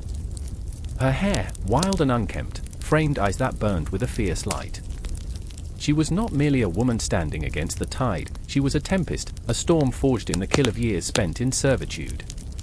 I recalled her laughter, a sound that once filled our village with warmth but now lay buried beneath layers of grief. If we don't rise now, she had whispered to me, her breath warm against the chill of the night, we'll never rise at all. But what did that mean? What would rising look like? The fear coiled around my heart, squeezing tight, as I thought of our enemies, the lords and their knights turned executioners, the very men who feasted while our children starved. I remembered the stories of men hanged for daring to speak out, their bodies swinging gently like macabre pendulums, marking time in a world that seemed eternally cruel. The drums of war thundered, a heartbeat echoing through the valley, and I could feel it in my bones, the restless anticipation of something monumental, something furious and inevitable. Voices rose and fell, a chorus of anger and defiance, and I was swept away by the swell of our collective spirit. We were not mere farmers, we were warriors, bound by a shared agony and a thirst for justice that burned hotter than any forge. But how could we fight? How could we wield our pitchforks and torches against the armored might of the nobles? The thought clawed at my insides, savage and relentless. I glanced at Hans, my closest friend, a giant of a man with laughter that could shatter the darkest of nights. But now, his face was a mask of grim resolve, etched with lines of worry that spoke of sleepless nights and haunting dreams. If we fail, he murmured, almost to himself, we lose everything. Our lives, our dreams, everything. Fear and anger twisted within me, a potent cocktail that set my heart racing. Then we don't fail, I declared, though the words felt hollow, echoing against the tempest of uncertainty swirling in my chest. It was a fragile promise, a threadbare vow woven by desperation. Then, a figure emerged from the shadows, Count Albrecht, a cruel spectre clad in polished armor that glinted like a wolf's fangs. He was the embodiment of our oppression, and my blood ran cold as his gaze swept over our ragtag assembly. You think you can stand against me, he sneered, his voice dripping with contempt. You're nothing but dirt beneath my boot. A roar erupted from the crowd, a sound born of pain and fury that sent shivers down my spine. In that moment, I saw Anna, her fists clenched, her resolve unshakable. We are more than dirt, she shouted, her voice a clarion call rising above the storm of despair. We are the heartbeat of this land. And there it was, the spark, the ignition of something raw and powerful. My heart raced as the energy surged, a wildfire spreading through the crowd, igniting our spirits. In that fleeting moment, I was no longer terrified of the darkness. I was alive, and I felt the pulse of rebellion thundering in my ears. But with that exhilaration came the cold grip of reality. I remembered the faces of those who had fallen, friends, family, innocent souls crushed under the weight of tyranny. Their ghosts lingered, specters of the past haunting the edges of my consciousness, reminding me of what was at stake. I could almost hear their whispers, urging me to rise, to fight, to honor their memory with every ounce of strength we could muster. Then, we did what we had been waiting for. The night burst into chaos, a storm unleashed as pitchforks found their target and shouts of freedom erupted like a long-forgotten song. The clash of metal rang out, a symphony of rebellion echoing through the fields.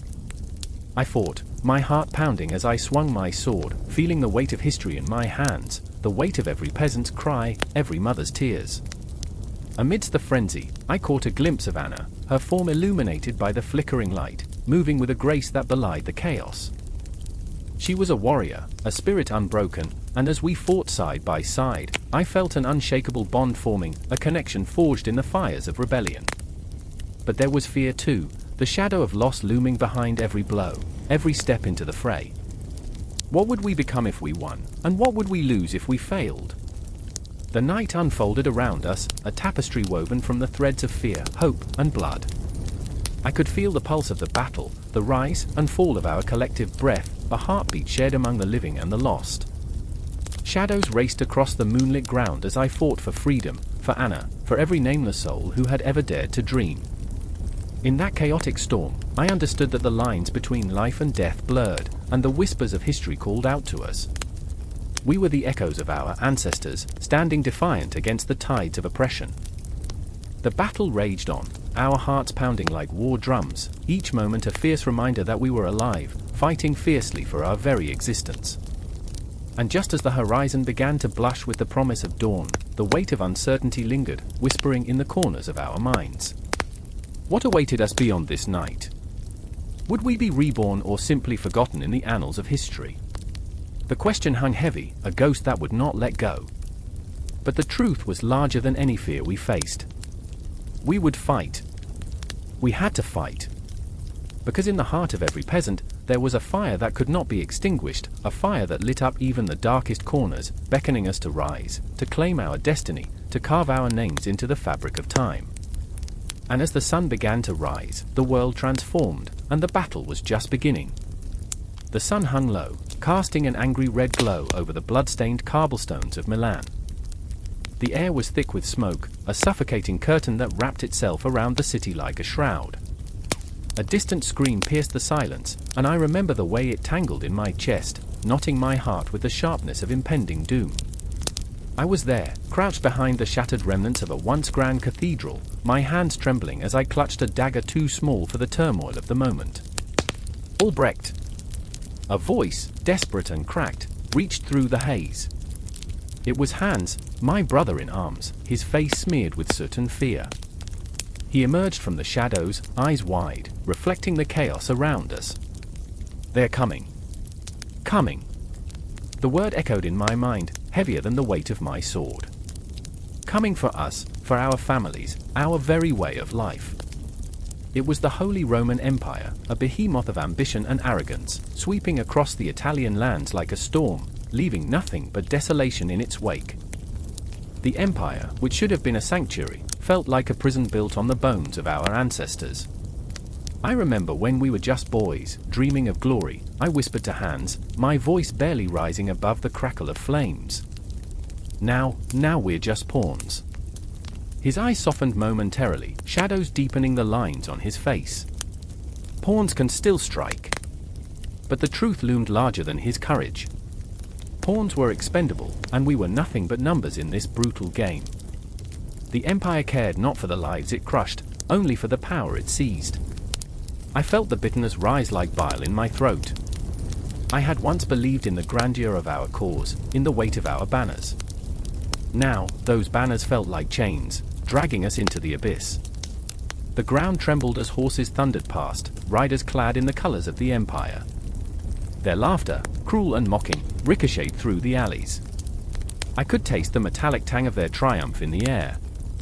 My heart raced, a wild drum pounding against my ribs, each beat a reminder of the fragility of our existence. In the distance, I saw her, the Lady Isabella, the embodiment of beauty and tragedy. They said her hair shone like the sun, but it was her spirit that blazed brighter. She stood there, a solitary figure against the chaos, defiant in the face of destruction. Her gaze met mine, and in that instant, the world evaporated. I remembered the tales she spun of hope and valor. "We fight not just for land, but for the soul of our people," she would say, her voice a soothing balm. But today, in the heart of the storm, such words felt hollow. "Albrecht!" Hans shook me from my reverie. "We need to move." But how could I move? My heart was shackled to the very ground I stood upon. I swallowed hard, the lump in my throat like a stone. What if we turn back? What if we abandon this madness? Hans's expression hardened, the shadow of betrayal flickering across his face. "And live as cowards? You'd rather die in silence than fight for what's right." In that moment, the conflict raged within me, a tempest of fear and fury. I wanted to scream, to run away from the noise, the bloodshed, the ghosts of our fallen comrades. But there was Isabella, her fierce determination igniting something deep inside. In that instant, I realized our fears were not chains binding us, they were the very fire that forged warriors from boys. The Empire's soldiers were drawing nearer, their laughter spilling like venom into the streets. "We cannot let them take this city," I yelled, my voice erupting with newfound conviction. "We will stand and fight." A roar erupted from the shadows, other voices rising to meet my own. We were not alone, we were a tide of souls united against the oncoming storm. I felt the air shift, charged with electricity, as if the very cosmos were bending to our will. The cries of the dying and the hopes of the living mingled in the air, a haunting symphony of despair and defiance. Hans grasped my shoulder, his grip fierce, eyes ablaze. "Together then. For Milan. For Isabella." I nodded, heart racing, blood thrumming in my ears. We were not just soldiers, we were sons, brothers, lovers woven into the very fabric of this land. We forged our path amidst the darkness, a band of fragile souls fighting against the insatiable hunger of the Empire. And then, out of the shadows, the first charge struck. The clash of steel rang out like thunder, a cacophony of chaos and cries. I felt the heat of battle wrap around me, a fever dream of violence and valor. Each swing of my dagger was a prayer, each thrust a plea for redemption. The stench of sweat and blood mingled with the acrid smoke, a reminder of the price we paid for our beliefs. Time twisted and turned, each second stretching into eternity. I fought not only for Milan but for the ghosts of those who came before us. I remembered their faces, radiant with dreams, now lost to the tides of history. I was haunted by the spectre of my own cowardice, by the fear that weighed down my heart like lead. That was when I saw her again, Isabella, fighting with the ferocity of a lioness, defying the very heavens. She was both a beacon and a reminder of all that was beautiful and tragic in this world. Each step she took echoed a truth I could no longer deny: we were all connected, woven into the tapestry of life and death, bound by the choices we made in the heat of battle. And so we fought, a whirlwind of passion and pain, each cry resonating like a battle hymn against the dark expanse of fate. The Holy Roman Empire, its shadows loomed large, but in this moment, we were the tempest, the storm against which they would break. As the sun dipped below the horizon, we surged forward, a wave of defiance crashing against the walls of tyranny. The night was a canvas of uncertainty, painted with the blood of our convictions. There was no turning back now, there was only the fight, only the desperate hope that, perhaps, just perhaps, the dawn would break anew. I remember when the sun bled its last rays over the town square, splashing the cobblestones with crimson, as if the day itself was being torn apart. It was a time when the air crackled with whispers of rebellion, and every shadow seemed to pulse with unvoiced fears. In that charged silence, the clang of church bells echoed, a guttural warning that something, everything, was about to change. The weight of the moment hung heavy, a palpable tension that could only be sliced apart by the sharp edge of a sword or the fervent shout of an angry mob. There, beneath the watchful gaze of the stone church, stood Agnes, her heart a war drum pounding in her chest. A woman caught between faith and reason, her fingers clutched a tattered copy of Luther's writings, ink-smudged and creased, not unlike her own soul. She had once believed in the sanctity of the church, but now doubt gnawed at her fervent convictions like a rat in the dark. She was nearly breathless, her thoughts a storm, each raindrop a memory of prayers and promises she now couldn't keep. A few paces away, Thomas paced like a caged beast, the smell of fear and desperation coiling around him even more tightly than the coarse wool of his tunic. He had traded his soul for the surety of his cause, willing to stand against the mighty current of the Catholic Church. His hands were blooded, not from violence but from the relentless grip of guilt that clung to him like a shroud. He was a young man with fire in his heart, yet a chill crawled up his spine as he saw Agnes standing there, resolute yet trembling. Could he protect the one he loved when the world around them was unraveling at the seams? The townsfolk gathered, their faces a canvas of rage and despair, reflections of Agnes and Thomas's own conflicting hearts. Beyond the chapel doors, a banquet of betrayal brewed, full of dark visions and fiery speeches. Voices rose and fell like the tide, carrying curses against the Pope and cries for reform. The scent of fear mingled with the sweet aroma of fresh bread from the baker's stall, a cruel reminder that life continued while the world around them crumbled. Do they not see? Agnes whispered, her voice trembling like the branches of a tree in a tempest. Do they not feel the gnashing of teeth against the gates of heaven? Our faith is being torn asunder, Thomas.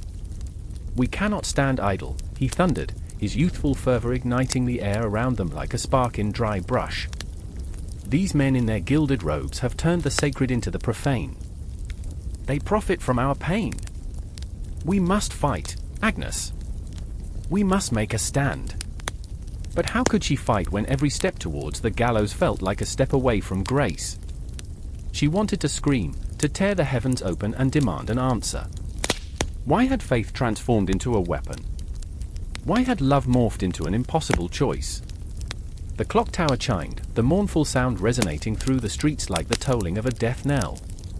Each note reminded her of the ghosts of reformations past, of martyrs and saints, their blood seeping into the earth, a reminder that change often came with a price. Amidst the chaos, an elderly woman, her face lined like the pages of a forgotten book, stumbled forward. I remember a time, she croaked, her voice breaking through the din, when faith was a comfort, not a sword. When we prayed for peace, not rebellion. Her eyes gleamed with wisdom honed by years of survival. Do not let their greed consume your spirit, young ones. But how could they not? The stakes were too high. As the night deepened, shadows crept into their hearts, whispering doubts and fears. The chill of betrayal slithered closer, wrapping around them like a shroud. Thomas locked eyes with Agnes, an unspoken understanding passing between them. Each understood the weight of choice, the cost of love in a world fracturing at the seams. Let us meet at the well at dusk, he urged, desperation lacing his words like a bitter taste. Together, we can spark hope in the hearts of others. We can be the flame in this darkness. And as he spoke, Agnes felt a flicker of something, perhaps hope, perhaps madness, dance within her. The promise of change loomed large, yet so did the spectre of sacrifice.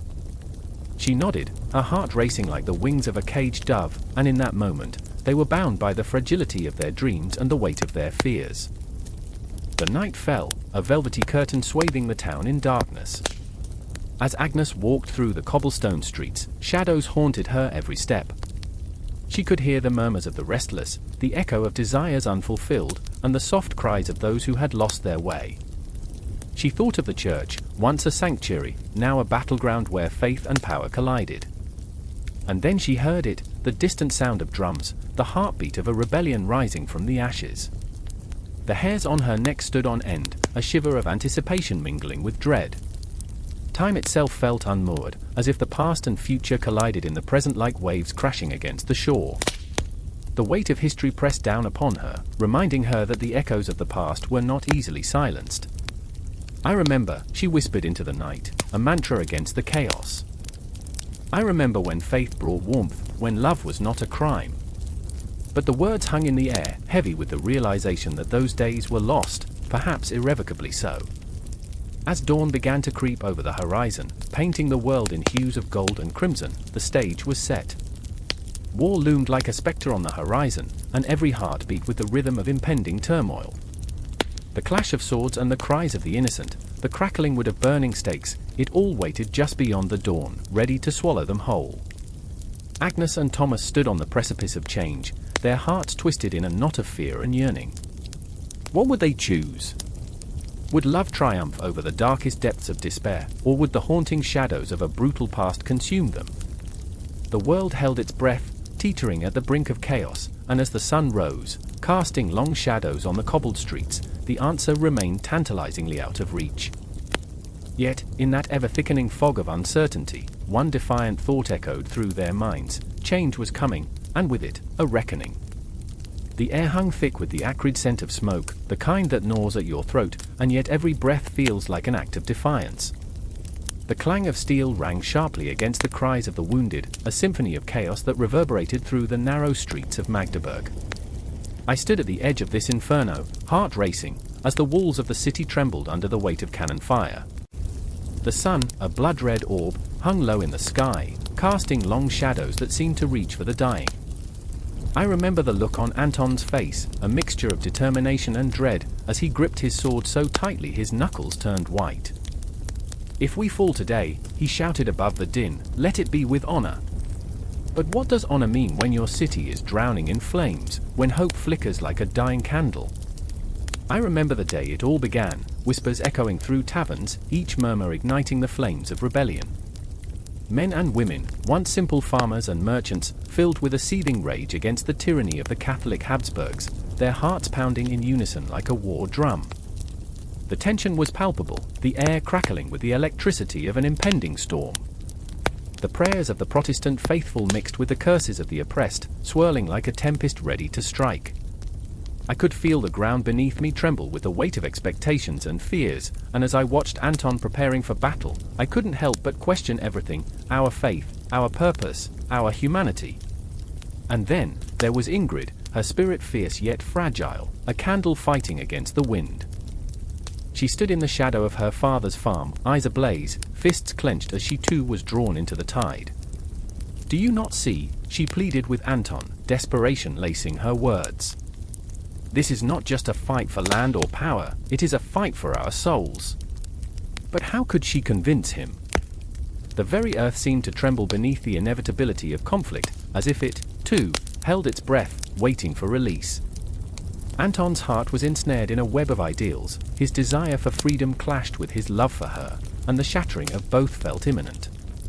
The clock, that relentless beast, ticked away the seconds, each tick a heartbeat, a reminder of mortality. I could almost see the shadows of the past creeping in, ghosts of the fallen haunting the streets. The 30 Years' War was born from an abyss of despair, flaring up from the embers of political strife and religious fervor, yet it was the human experience that cut the deepest, families torn apart, friendships shattered like glass. The stories spilled from cracked lips, tales as raw as the wounds they bore, and I was there, among them, feeling the weight of their grief clawing at my throat. Remember the first spark? Anton's voice pulled me back, reminding me of that fateful day in 1618 when the defenestration of Prague sparked a firestorm of rebellion. 2 officials, flung from a window, their screams echoing like an omen. I remember the laughter that followed, an absurd clash of humor and horror, as if the universe itself were mocking us. We are the puppets of fate, I thought, as the strings tightened around our throats, laughter morphing into a wail, a lament for what was to come. With every clash of steel, I felt the earth beneath us shudder. The city of Magdeburg became a tomb, its streets slick with blood, as we fought not only against soldiers, but the very shadows of our souls. I watched Anton become a spectre, a warrior swallowed by the chaos, his laughter turning to grunts of exertion, then silence.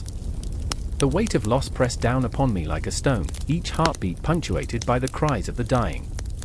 I wanted to call out to him, to tell him to come back, but my voice was lost in the cacophony. And Ingrid, oh, Ingrid! The fire in her heart could no longer be contained. She led the women, fierce as a lioness, rallying those who remained, their faces streaked with ash and tears. We fight for our children, she cried, voice rising like a phoenix from the ashes. For a future beyond this darkness. Her courage ignited something deep within me, a spark of hope amidst the suffocating despair. But the cost of this rebellion weighed heavy. With each encounter, I saw pieces of her soul crumble, consumed by the very fires she sought to extinguish. Time stretched and twisted, a cruel joke played by the cosmos. Each moment felt like an eternity as we braced ourselves for the next assault. Cannons roared, and I could taste the metallic tang of fear on my tongue. The night would descend soon, bringing with it its own terrors, shadows lurking, waiting to strike. I felt the urgency of the clock pulsing against my chest, a reminder that we were running out of time. The very fabric of our lives was unraveling, hanging by a thread, and I could almost hear the lament of history in the wind. Then came the moment, the clash we had all been waiting for. It was like the world held its breath, a collective gasp as the armies collided, each side a tempest of fury and desperation. I remember standing beside Anton, our swords clashing in a dance of life and death, my heart pounding in rhythm with his. It was no longer about freedom or faith, it was a primal struggle for survival. The ground shook beneath us, and as I fell to my knees, my hands stained with the blood of the fallen, I realized this wasn't just a war for territory, it was a war for the very essence of who we were. Victory is ours! Anton shouted, but I could hear the tremor in his voice, a flicker of doubt that ignited a firestorm in my chest. Was victory worth this agony? As silhouettes danced in the flickering firelight, I could see the ghosts of our dreams fading away, swallowed by the darkness of our choices. In that moment, the world teetered on the edge of oblivion, caught in a spiral of chaos and despair, and all I could do was grasp for the threads of hope, desperate to weave them into something real amidst the madness. But the clock continued to tick, each second a reminder of the war that would linger long after the battle ceased, a relentless echo of our choices, reverberating through the halls of history. And so, we stood there, on the precipice of a new reality, the shadows of the past clawing at our souls, the future stretching out like an untravealed road. In that moment, we were all warriors, bound by the same fateful thread, yearning for a dawn that felt impossibly distant. The air was thick with the scent of fear and ash, the remnants of hope scattering like leaves before a storm.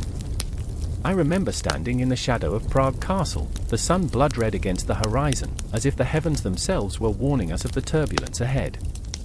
The cobblestones beneath my feet whispered tales of rebellion, of defiance, while the distant clang of swords was a rhythmic drumbeat, echoing the mounting dread that gripped my heart.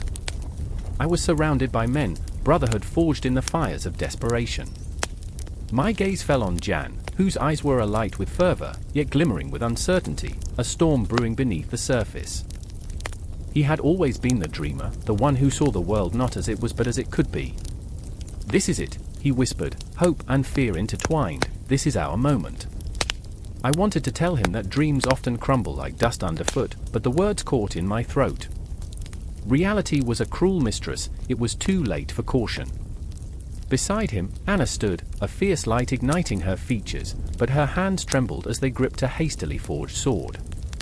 She had a way of snapping laughter from the air, yet in this moment, we were all wound tight like clockwork, ready to spring, scared of what we might unleash. "Are we ready?" she asked, her voice a whisper that trembled like a leaf in the wind. I wanted to scream, to tell her that readiness was a luxury we couldn't afford. The weight of what lay ahead crushed down on us like the night, and oh, how dark it was.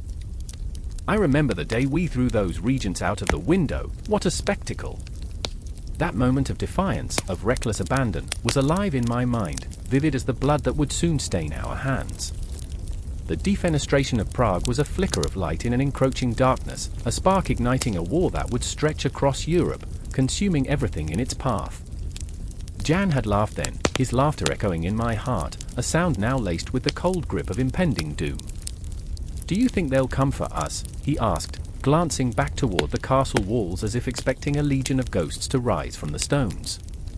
"Do you think they'll see our fire and want to snuff it out?"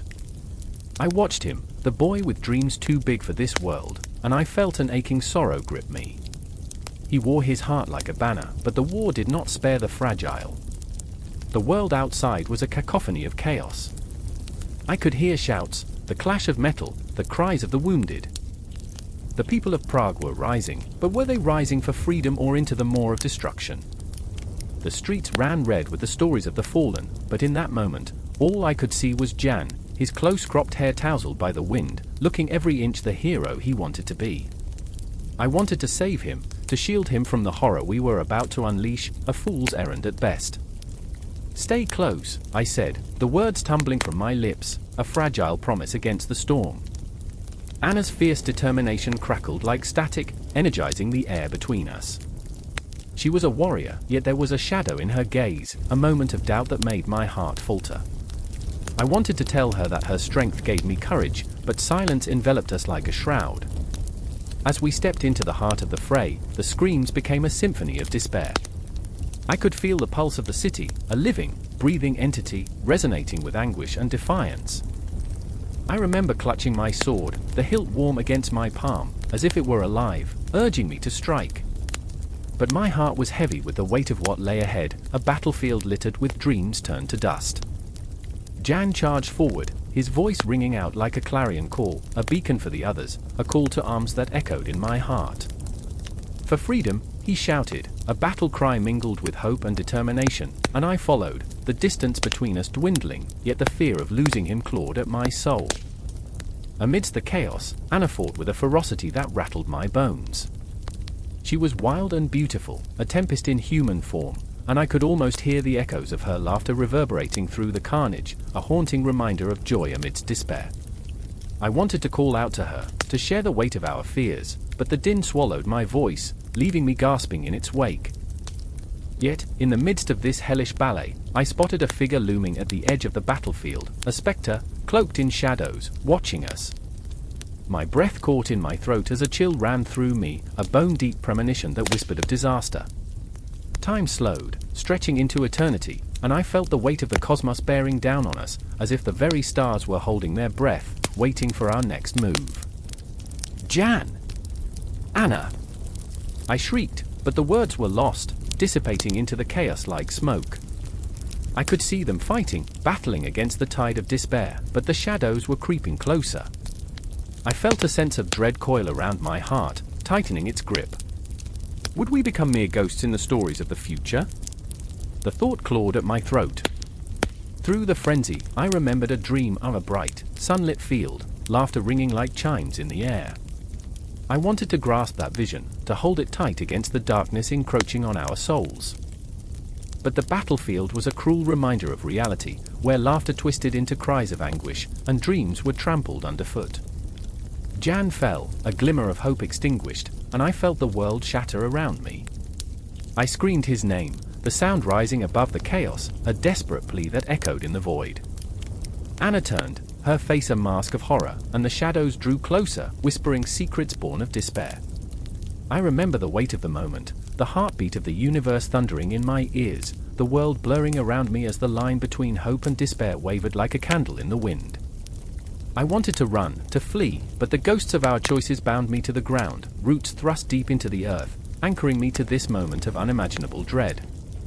And as the sun dipped below the horizon, casting an ominous twilight over the battlefield, I felt the chill of the night seep into my bones, wrapping around me like a deathly embrace. This was our reality, the Bohemian phase of the 30 Years' War, a descent into chaos, a spiral of dreams shattered, and a reminder that in the heart of conflict, the line between hero and ghost is as thin as the blade we wield. The stage was set, but the final act was yet to unfold. The rain poured down in a relentless torrent, drenching the cobbled streets of Copenhagen, turning the city into a shimmering pool of darkness and despair. I remember the echoes of booted feet slapping against the stones, soldiers marching with the rhythm of an impending doom, a heartbeat that thrummed like thunder in my chest. Christian stood at the battlements, a silhouette against the grim horizon, his expression a chaotic tide of determination and doubt. The shadows of war loomed, and the air was thick with the acrid scent of fear mixed with the salt of the sea, an unsettling reminder of what was at stake. "Is this what it means to be king?" he muttered to himself, as if the night itself were an unforgiving witness to his turmoil. His voice cracked, revealing the raw edges of a man torn between duty and desperation, the weight of his crown heavier than the iron of his sword. He was not merely a monarch, he was a man caught in a tempest, battling the ghosts of his own ambition. In the dim light of the torches, you could see it, the flicker of doubt in his eyes, the jagged edges of hope fighting to pierce through the black clouds of uncertainty. And then there was Anne, his wife, her heart a fragile thing beating in sync with the chaos around them, yet so often ignored, overlooked in the grand theatre of war. She stood in the shadows of the castle, the weight of her silken gown a cruel reminder of the court's expectations. She had painted her face with resolve, but the tears shimmered just beneath the surface. "Christian, you mustn't," she pleaded, her voice quaking. "What good is a throne if it leads you to ruin?" Yet, he couldn't hear her, his heart drowned out her words. Christian IV was entranced by visions of glory, of uniting the fragmented kingdoms under his rule, of becoming a beacon in the dark. "We are the light, Anne. We must fight," he declared, the fervor in his voice rising like a war cry, oblivious to the storm brewing within his home. He was a king who sought to carve his name into history, yet he was also a man wrestling with the demons of his choices, every decision slicing through the fabric of his family like a knife. Outside, the wind howled with the intensity of 1,000 souls lost, and in that moment, I glimpsed the heartache of their lives, two flawed people standing on the precipice of a war that would consume them. I remember the way Anne's fingers trembled, hovering over the delicate lace of her gown, as if it might somehow tether her to a reality that felt increasingly distant. The kingdom's fate danced perilously close to despair, yet she could not abandon him. But fate, like a cruel mistress, had other plans. The whispers of alliances and betrayals echoed through the castle, each rumor like a knife twisted deeper into her heart. In the distance, the drums of war began to beat, a rhythm that mimicked the steady thump of their hearts, synchronized even in turmoil. The battle was imminent, and he was caught in a storm, his dreams a swirling maelstrom of ambition and despair. "I remember the dreams I had as a boy, the tales of glory," he whispered, his eyes shining with an almost childlike innocence, "but this is different. This is real." But in that innocence lay a fatal flaw, a naive belief in destiny, blind to the suffering it might unleash. "You're chasing shadows," Christian, and pressed, her voice cracking under the weight of her own fears. "These dreams, they are just that. Dreams. And dreams can turn to nightmares." Her words were a lifeline tossed into the turbulent sea, yet he was lost in his own tide, unable to grasp it. With each passing moment, the tension thickened like fog, wrapping around their hearts in a chilling embrace. The castle walls, once a sanctuary, felt like a fortress trapping them in a web of ambition and despair. Christian turned away from her, his jaw clenched, as if his very bones were forged from the iron of his determination. "I will not be remembered as a coward," he spat, the bitterness sharp as a blade. The air crackled with unspoken words, the heaviness of unfulfilled promises weighing down upon them like a leaden shroud. And then, as if the universe conspired to shatter their fragile world, a cacophony erupted outside, a sound that was both terrifying and exhilarating. It was the battle horns, calling warriors from every corner of the kingdom, summoning them to a grotesque dance of death. I remember the moment vividly, the way it felt in my chest, a pulse of fear and anticipation mingling with a strange thrill. This was the moment history would be rewritten, the precipice of chaos that threatened to swallow them whole. And felt her breath hitch, a surge of adrenaline coursing through her veins. "You can still turn back," she implored, but the words fell upon him like feathers, soft, but ultimately without weight. Christian IV was a man driven by the shadows of his desires, and as he stepped toward the door, her heart cracked, a fragile thing splintering under the weight of his resolve. I remember the stories, the bloodshed, the loss. But history has a way of bending to the will of the bold, he declared, walking into the darkness that beckoned him like a lover. Shadows danced around him, whispering promises of greatness, but behind him, and crumbled, a tempest of fear and love, the shadows of her own heart closing in, leaving her in a haunting silence.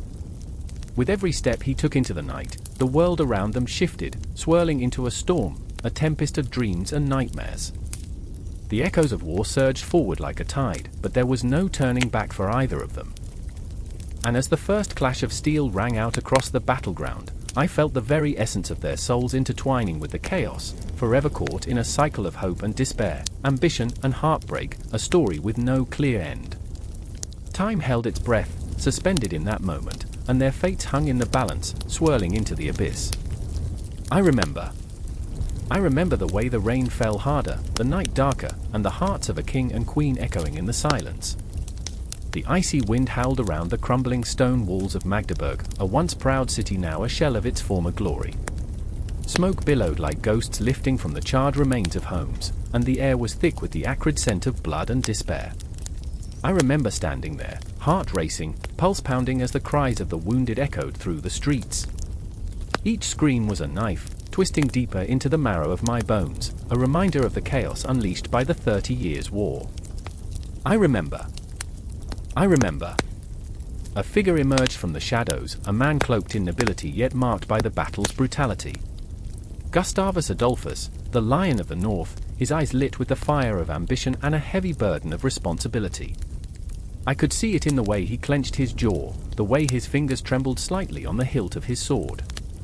He was a paradox, fearless yet haunted, a leader who danced on the precipice of glory and doom. "Victory will be ours," he declared, voice booming against the chaos, a beacon of hope in the swirling tempest of ruin. But behind that bravado, I caught the flicker of doubt. He was just a man, after all, the weight of kingship pressing down on him, the fate of nations hanging by a thread. I could almost hear the ticking of a clock, counting down to the inevitable clash, the moment that would seal destinies. Beside him stood Eric, a soldier with dirt-streaked skin and a heart wounded by loss. He had once dreamt of honor and glory, visions of battlefield glory dancing in his head like candle flames in the darkness. Now, those visions lay shattered at his feet, replaced by the ghosts of fallen comrades. Every step he took was a reminder of what he had sacrificed, of lives lost and families shattered. "What if we fail?" he whispered, voice cracking like the brittle branches of a dying tree. Fear clung to him like a shroud, choking out the last remnants of hope. I remember the flicker of Gustavus's gaze as it landed on Eric, a spark of understanding passing between them. They were bound by a shared purpose, yet their burdens were different, one fueled by ambition, the other by despair. In that moment, I sensed the trembling threads of fate, weaving their lives together amidst the impending storm. The air crackled with tension, alive with the promise of conflict. It felt as if the very heavens held their breath, watching, waiting.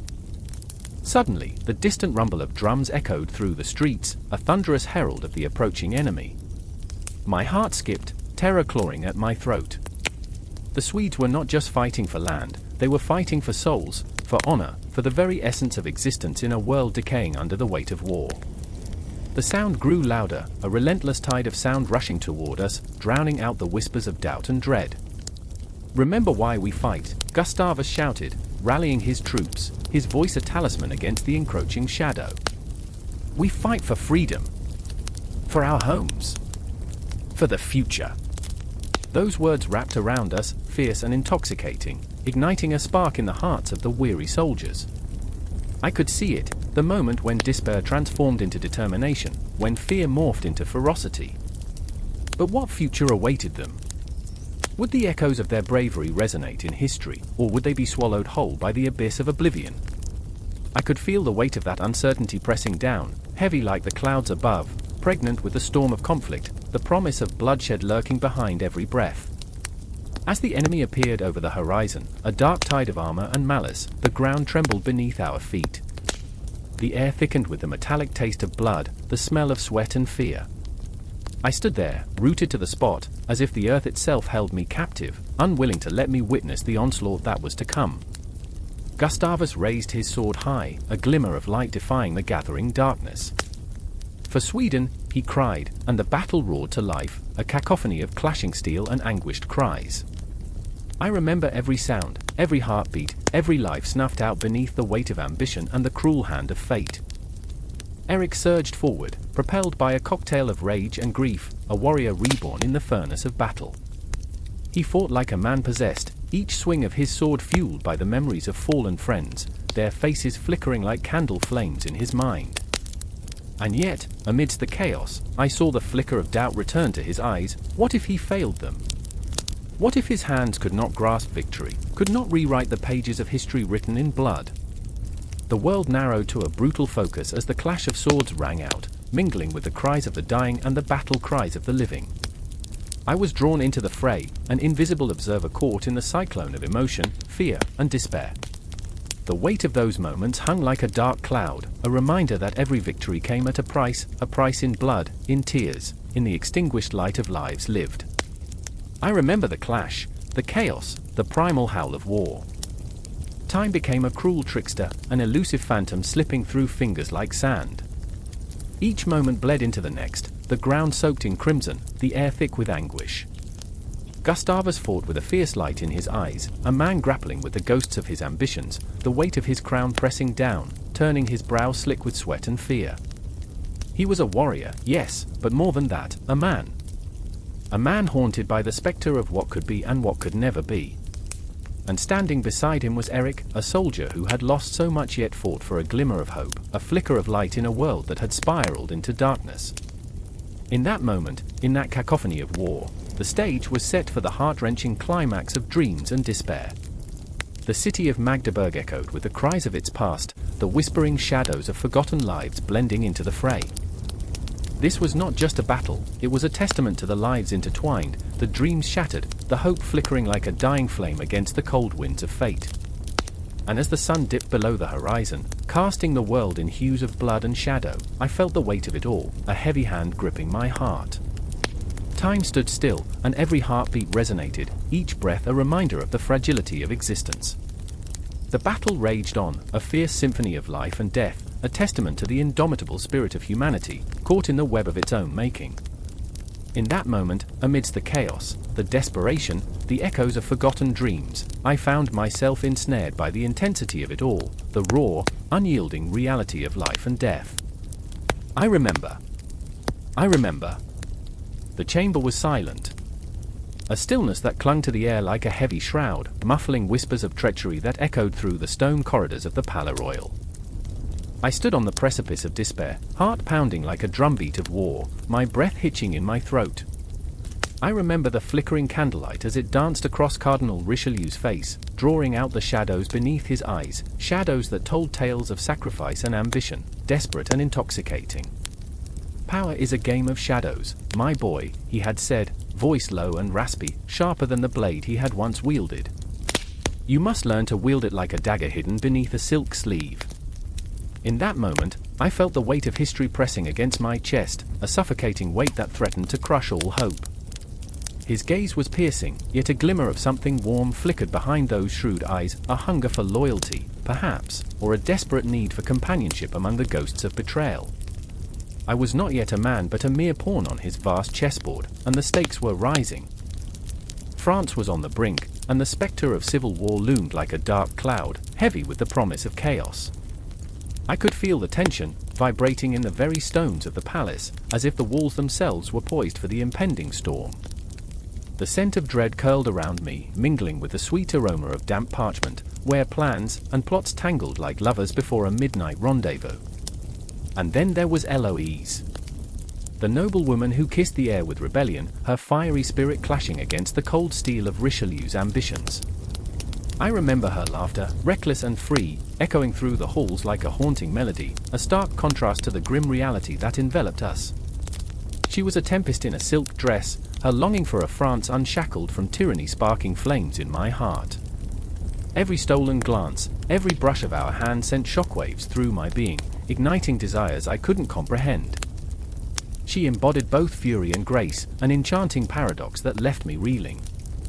Yet, in the shadow of her defiance, my heart was a traitor, leading me to question everything I had known. I wanted to fight alongside her, to take up arms against the very forces that would crush our dreams underfoot. But there was Richelieu, his schemes unfurling like a web spun by a master arachnid, drawing the reluctant closer, whispering sweet promises of power and glory. I was torn, tethered to the cardinal's ambitions and yearning for Eloise's fiery spirit. The clock struck midnight, the haunting chime echoing through the palace, and reality crashed down upon us. I remember the sharp intake of breath as Richelieu summoned us both to his chamber, a gathering storm brewing in the air, the tension thick enough to slice with a blade. It felt like the moment before a guillotine drops, a singular heartbeat, a pause pregnant with possibility. I feared what lay ahead, but curiosity gnawed at me, urging me closer to the precipice of danger. As we entered, the atmosphere shifted.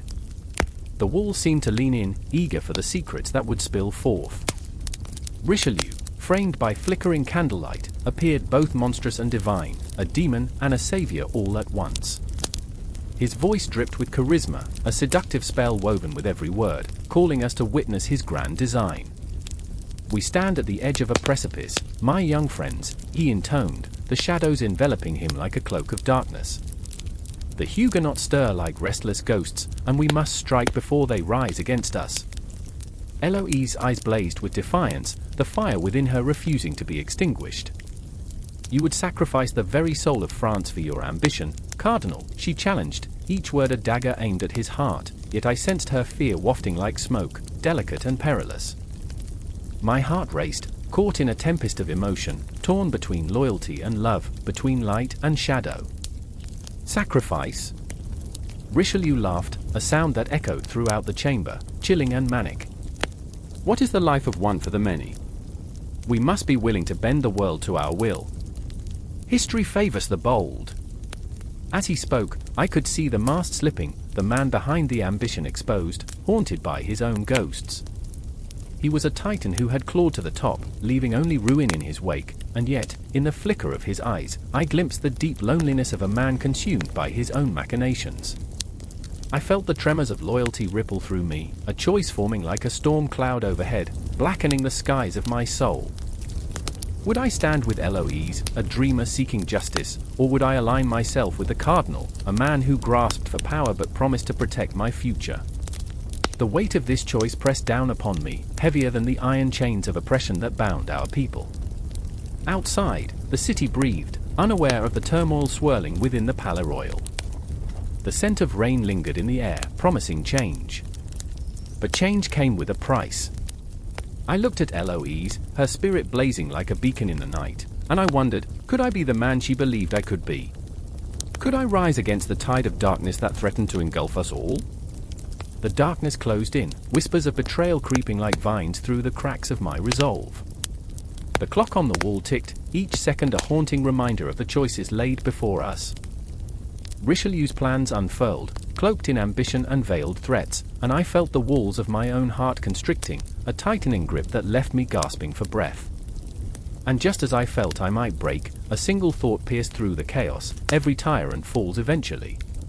The question was, who would remain standing when the dust settled?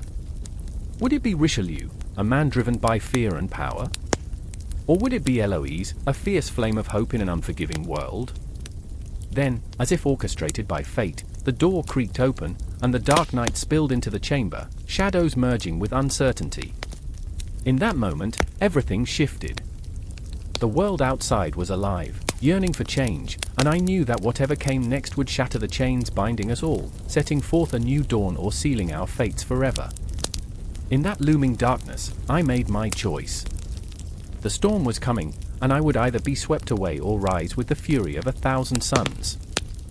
The air crackled with intensity, our destinies entwined, each heartbeat a countdown to the inevitable clash of ambition, love, and betrayal that lay ahead. The air was thick with the acrid scent of smoke, a suffocating reminder of battles fought and lives lost.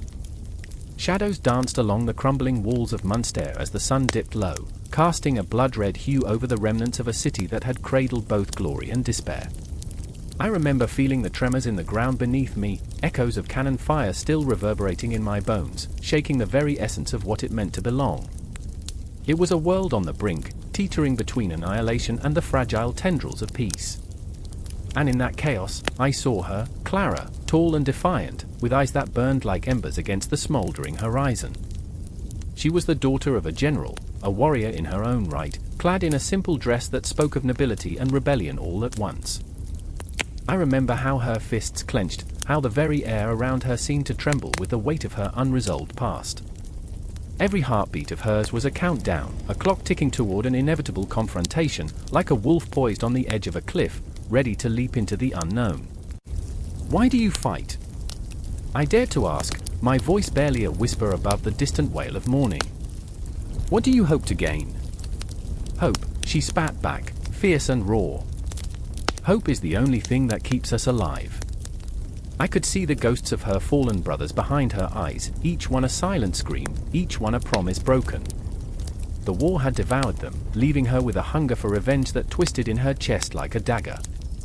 Yet I could sense the fear lurking beneath her bravado, a fear that whispered of loss, of emptiness. The kind of fear that gnawed at the edges of her heart, and mine too.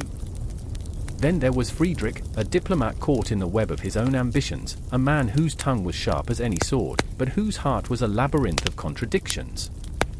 He moved through the throngs of nobles like a ghost, seeking allies where none existed, draped in fine silks that belied the desperation of his plight. I remember how he laughed, a sound that echoed with a hollow resonance, masking the anxiety that churned beneath the surface. "The world is a stage," he would say, "and we are but players." But who, I wondered, was writing the script? Who held the quill that drafted destinies with blood? As the peace negotiations began to unfold, I found myself drawn into their world, a place where treachery and honor danced a macabre tango in candlelit chambers. The scent of ink mingled with the stench of deceit, shaping the very air we breathed. Here, the clock ticked loudly, each second stretching into eternity, reminding us that time was both an ally and an enemy. The fate of empires lay in the balance, and I stood a mere observer, caught in the crossfire of politics and passion. Clara and Friedrich were bound by an invisible thread, each pulling in opposite directions, their desires colliding like stars in a cosmic battle. I remember the day Clara confronted Friedrich, her voice like a whip crackling through the air. "You think you can negotiate our salvation with words," she hissed, her body taut with rage. "You're nothing but a puppet in this wretched game." The tension between them was palpable, a magnetic force threatening to pull us all into the void. "Words are all we have left," he replied, his voice steady despite the tremor in his hands. "Without them, we're just savages." But I could see the doubt flickering in his eyes, a flicker that mirrored Clara's desperation. They stood on opposite sides of a chasm that widened with every passing moment, two souls struggling against the tide of their own making. The negotiations dragged on, days bleeding into weeks, as the sun rose and fell like a merciless drumbeat. I was caught in a maelstrom of emotions, a spectator to their torment. I remember one night, the moon hanging heavy in the sky, as Clara confided in me under the weight of her burdens. "I fear I'm losing myself in this," she admitted, her voice trembling, "in the fight for a future that may never exist." Tears glistened in her eyes, and I felt my heart twist in response, as I thought of all the dreams she had sacrificed on the altar of vengeance. Friedrich, too, wore the scars of his own battles. In the solitude of the night, he would gaze into the darkness, seeking solace in the stars that seemed so far away, yet so achingly familiar. I remember watching him, the weight of the world pressing down on his shoulders, and the realization hit me like a bolt, a revelation that perhaps the true enemy was not the other, but the insatiable hunger for power that lay within us all. The final days of negotiation arrived with a storm that mirrored our turmoil. Thunder rumbled ominously, and the skies wept as if in mourning for a future uncertain. Clara and Friedrich stood on the precipice, poised for an inevitable clash, their hearts drumming a war song of their own. I watched as they faced each other, the air thick with unspoken words and unresolved feelings, the tension crackling like lightning above our heads. "I cannot lose you to this madness," Friedrich urged, stepping forward, his voice hoarse. "This cycle of violence must end. We can reshape our future together." The desperation in his eyes was palpable, a plea that clawed at the very fabric of his being. Clara shook her head, every inch of her radiating defiance. "Together? While I bury my past? No, the ghosts will never let me go. They demand retribution." Her voice trembled, a cocktail of anguish and determination swirling within her. And just when it seemed that time would stretch forever, the storm outside unleashed its fury. Rain lashed against the windows, a wild orchestra echoing the chaos within. I felt my chest tighten, the air electric with the weight of their choices, the decisions that would reverberate through the ages. I remember thinking that history was more than a collection of dates, it was forged in the heat of desperation, in the moments when the world seemed to hang in the balance. As I looked at Clara and Friedrich, standing on the brink of destiny, their fates intertwined like a tapestry woven from threads of pain and hope, I understood, this was not the end, it was merely the beginning of a new chapter, one that would redefine empires and echo through the corridors of time. And in that moment, I felt it, the pulse of history thrumming beneath my skin, a heartbeat that would not be silenced, that would continue to echo long after the storm had passed. The night was far from over, and we stood on the precipice of something both terrifying and beautiful, each breath a promise of what was yet to come.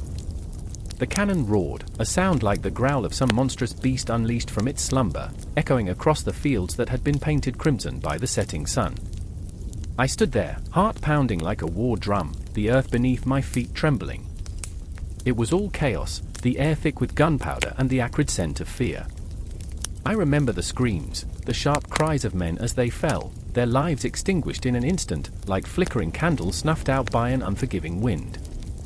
My breath hitched in my throat, a bitter reminder of my own fragile existence. "Ferdinand!" A voice sliced through the cacophony, sharp as a knife. It was my brother, a figure forged from the same iron will as the soldiers around us, yet twisted by his ambition. He didn't flinch, charging forward, eyes wild with a thirst for glory that I couldn't share. I watched him, a ghost tethered to the battlefield, torn between admiration and dread. How could a man chase honor when death danced just beyond the horizon? "Stay close," he shouted, but his words were lost in the clamor. The war raged on, a tempest that swallowed reason and morality whole. I remember the soldiers, their faces smeared with mud and sweat, looking less like men and more like shadows of what they once were. They fought not for country, but for survival, their motivations as tangled as the very fates that bound us all. I stumbled back, heart racing, the weight of fear crashing over me like a tidal wave. Each explosion sent tremors through my bones, and I felt the pull of the earth, as if it wanted to swallow me whole. The specter of death hovered close, whispering secrets of fate and finality, teasing me with the promise of release. What is glory if it only leads to a grave? I thought. Yet, I could not escape the pull of the battlefield, the siren song of valor and sacrifice. Then, amidst the chaos, I saw her, a fleeting vision of defiance. Maria, a nurse with laughter buried beneath layers of grief, her skirt swirling like autumn leaves in a storm. Her hands, stained with blood, cradled the wounded, her eyes pools of determination. She embodied compassion, a radiant contrast to the darkness that surrounded us. I remember when we first met, her smile cutting through the fog like sunlight breaking at dawn. Now, that light flickered, barely holding against the shadows of despair. "Ferdinand! The wounded need you," she cried, her voice a tether to sanity in this whirlwind of madness. I was torn. A part of me longed to follow her, to lose myself in the warmth of her spirit, yet another part remained shackled to the battlefield, to my brother's relentless ambition. I could hear Ferdinand shouting, urging men forward into the fray, the intoxicating allure of victory pulling him deeper into the abyss. But Maria's eyes locked onto mine, imploring, pleading. "They're dying, Ferdinand! You have to help them!" It was a call to humanity, to the bonds that tied us all, threads of hope woven through the fabric of despair. I felt a tug at my soul, a collision of loyalty and morality that shattered my thoughts into shards of pain. "Do you want me to abandon my brother?" I asked, the words tasting bitter on my tongue. She didn't flinch, her resolve unyielding. "What good is glory if you're standing atop a mountain of corpses?"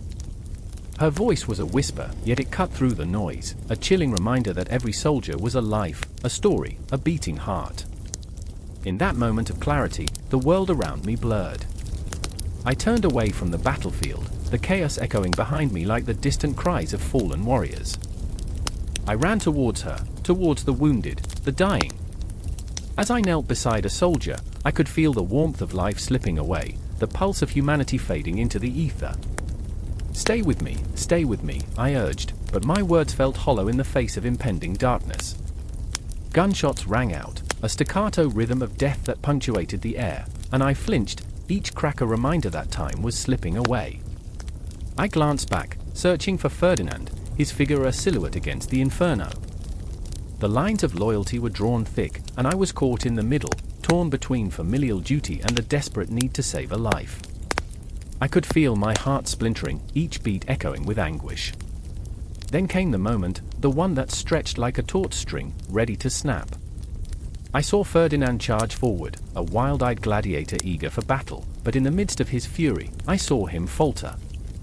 A shot rang out, and time froze. I held my breath, a prayer caught in my throat. He staggered, the world tilting dangerously, the shadows closing in. "Ferdinand!"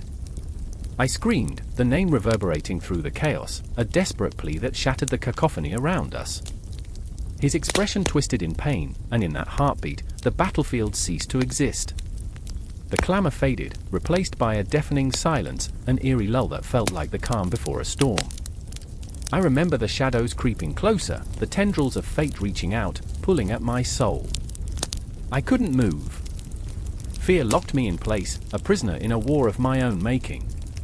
In that fraught moment, I realized the war was not merely fought on the fields, but within the very hearts of men. Betrayal, loyalty, ambition, they were the true battlegrounds, the invisible wounds that would never heal. Maria was at my side now, her presence a flame flickering in the night. Together, we looked at Ferdinand, our fates entwined in the web of conflict. I could feel the weight of destiny pressing down, thick with uncertainty. The echoes of battle rumbled in the distance, a cruel reminder that the war was far from over. And as the sun dipped below the horizon, painting the sky in strokes of blood-red despair, I knew that this was only the beginning. The War of the Austrian Succession had unleashed a chaos that would linger like a haunting melody, and we were but pawns in a game played by those far removed from the blood-soaked soil beneath our feet. The clock ticked ominously, a reminder of the fleeting nature of life, and the shadows whispered, this was just the dawn of a new era of conflict. The air crackled with tension, thick as fog in the early dawn. A single shot rang out, piercing the stillness like a knife. I felt the echo resonate through my bones, a tangible reminder of the chaos that had erupted overnight. The battle was here, and with it, the ghosts of ambition and despair. I remember the first time I laid eyes on Friedrich, his gaze sharp, cutting through the haze of uncertainty that surrounded us. Prussia's rising star, but with shadows lurking behind his steely facade. There was a restlessness in him, a hunger that outmatched even the cruel winds of the Silesian plains. In that moment, I saw not just a soldier, but a man wrestling with his own demons, torn between duty and desire, glory and the haunting price of conquest. On the opposing side, I found Maria, her spirit as fierce as the Austrian hills that cradled her homeland. I remember her laughter, reckless and warm, echoing through the barracks before it was swallowed by the dread of impending war. She was a flame in the midst of an encroaching darkness, a woman of courage and conviction, yet beneath that strength lay a vulnerability she would never admit. She fought not for the crown but for her people, her heart heavy with the weight of their hopes and her own fears. "What will it cost us?" I could hear her whisper as she tightened the fabric of her uniform, the very air thick with an unspoken understanding of the stakes. All around us, men readied their weapons, their faces a canvas of grit and fear painted in shades of desperation. I looked into her eyes, searching for comfort, for assurance, but all I found was a mirror reflecting my own uncertainty. The ground trembled underfoot, the sound of marching feet echoing like a drumbeat, calling us to arms. War was an insatiable beast, and we were but its reluctant servants, bound to the whims of kings and the caprices of fate. I could feel the earth beneath me, alive, breathing, reminding me that history was writing itself in blood and sweat, and we were mere footnotes in its relentless prose. I remember the clash of steel, a symphony of chaos, each strike a note of defiance against the lull of peace we once knew. Friedrich led his men with fervor, eyes alight with ambition, charging forward as if he could outrun his own destiny. But I saw the flicker of doubt in his stance, the way his sword wavered for just a heartbeat. The ghosts of those who had fallen before him whispered warnings in the wind, and I felt their icy breath on the back of my neck. As the sun dipped below the horizon, casting long shadows across the battlefield, pain echoed through the cacophony. I remember the cries, the haunting wails that mingled with the stench of smoke and blood. It was a grotesque lullaby, lulling us into a rhythm of violence and despair. Each life extinguished marked a moment in time, a heartbeat snuffed out too soon, leaving behind an ache that would reverberate for generations. But even in the midst of despair, there were flickers of absurdity. Men stumbled over their own feet, dropping weapons as if they were made of air. I watched one soldier trip over a rock, falling into a pile of mud, and for a fleeting moment, laughter bubbled up in the chaos. Well, at least he went down fighting, I thought, unable to suppress a wry smile. War had its own dark humor, a morbid dance of fate and folly. Friedrich was wounded, an arrow lodged deep in his shoulder, his breath coming in ragged gasps as he fought against the pain.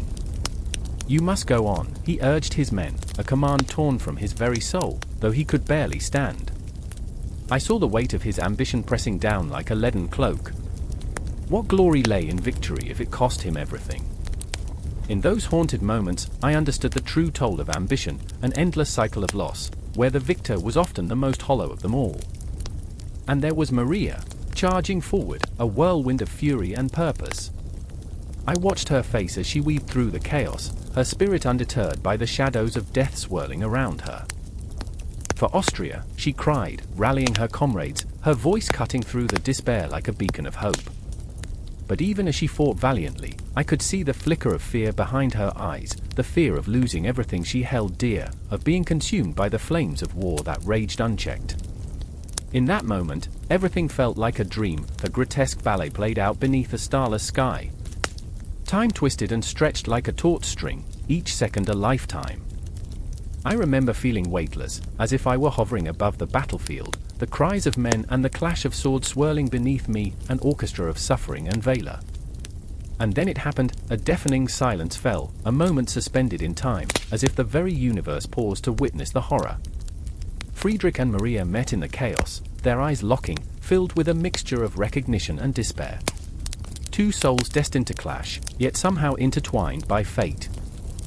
It was as if the world around them faded, the darkness of war receding for just that heartbeat, revealing the fragile connection that bound them.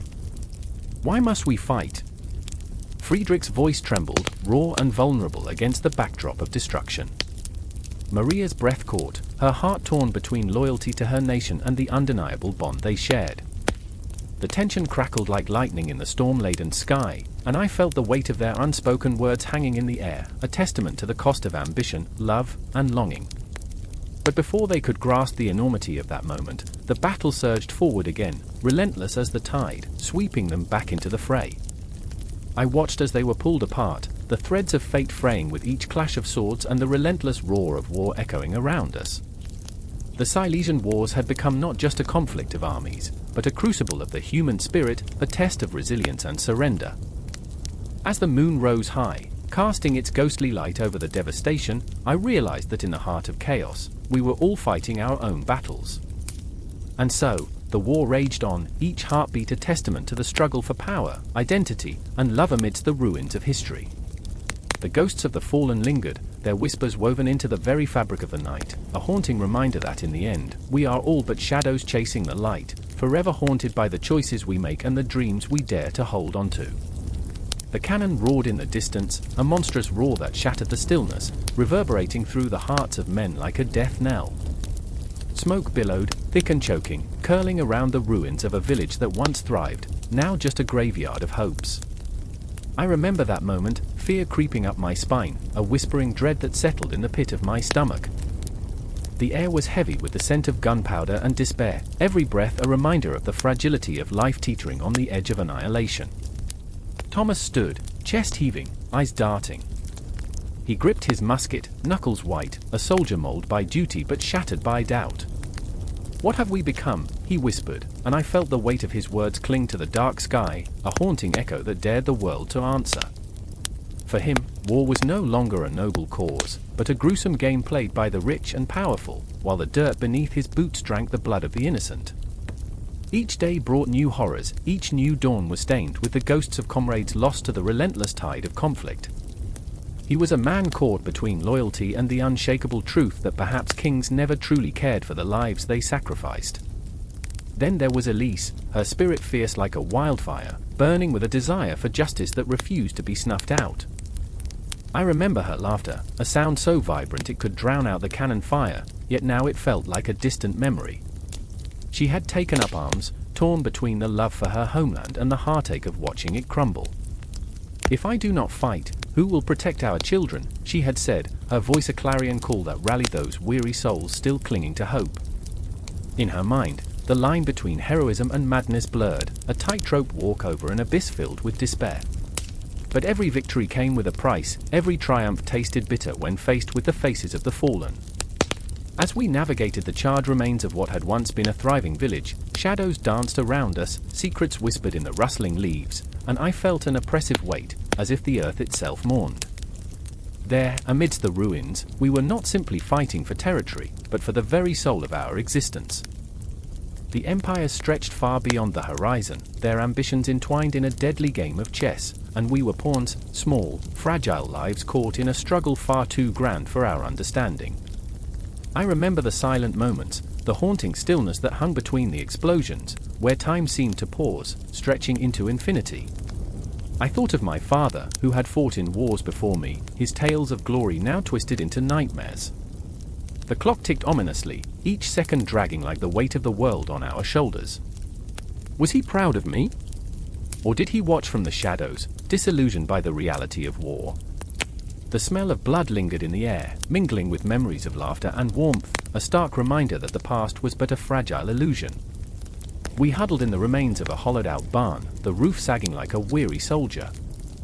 The flickering candlelight cast shadows that danced like ghosts on the walls, and for a fleeting moment, laughter erupted, a desperate attempt to cling to humanity amidst the chaos. "You know," Elise said, feigning a serious expression, "if we survive this, maybe we should start a new profession. How about bakers? Bread lasts longer than glory, after all." We laughed, but the laughter felt hollow, a sad song played on strings of sorrow. Outside, the world burned, the earth soaked in sorrow as empires clashed, each strike of the sword a testament to our folly. I remember the moment when the silence shattered again, a distant rumble, the ground trembling beneath us. Panic washed over us like a cold wave. I could see it in Thomas's eyes, a flicker of fear that ignited into a full flame. "They're coming," he muttered, voice trembling, a reflection of the storm brewing within him. The boy who had once dreamed of glory now stood on the precipice of despair, a soldier caught in a maelstrom of confusion. In that moment, the lines blurred. The enemy was not just a faceless foe but a mirror reflecting our darkest selves. We were not fighting for empires, we were fighting for survival, for the very essence of humanity that flickered like the candlelight in our makeshift sanctuary. I could feel the pulse of the earth beneath me, the heartbeat of a world in turmoil, a reminder that every life mattered, even as they were swept up in the tides of ambition and greed. The tension coiled tighter, like a noose around our collective throats, until at last, the decision came, a reckless plan forged in desperation. We either fight or perish in the shadows, Elise declared, her voice a beacon of light cutting through the darkness. We gathered what little courage remained, the weight of our choices heavy in the air. Each heartbeat echoed with uncertainty, a drumroll leading to an unforgiving climax. And as we stepped into the fray, the world blurred around us, sound swallowed by chaos, the battlefield became our reality and our nightmare. The clash of steel, the cries of the wounded, the acrid tang of fear and adrenaline, it all became one, a cacophony of existence that surged through our veins. I remember the taste of blood, not just from the wounded, but from the raw, ragged edges of my own soul. "Stand firm!" Thomas roared, a battle cry edged with desperation, our fears melting into a singular force, a collective breath held in defiance. Time spiraled, moments stretched into eternity, and as we charged forward, I felt the weight of 1,000 lives, lives lost, lives fighting, lives yearning for peace. The 7 Years' War was no longer just a conflict, it was a testament to our humanity, a struggle that echoed through the ages, reminding us that even amid the darkest nights, a flicker of light could still guide us home.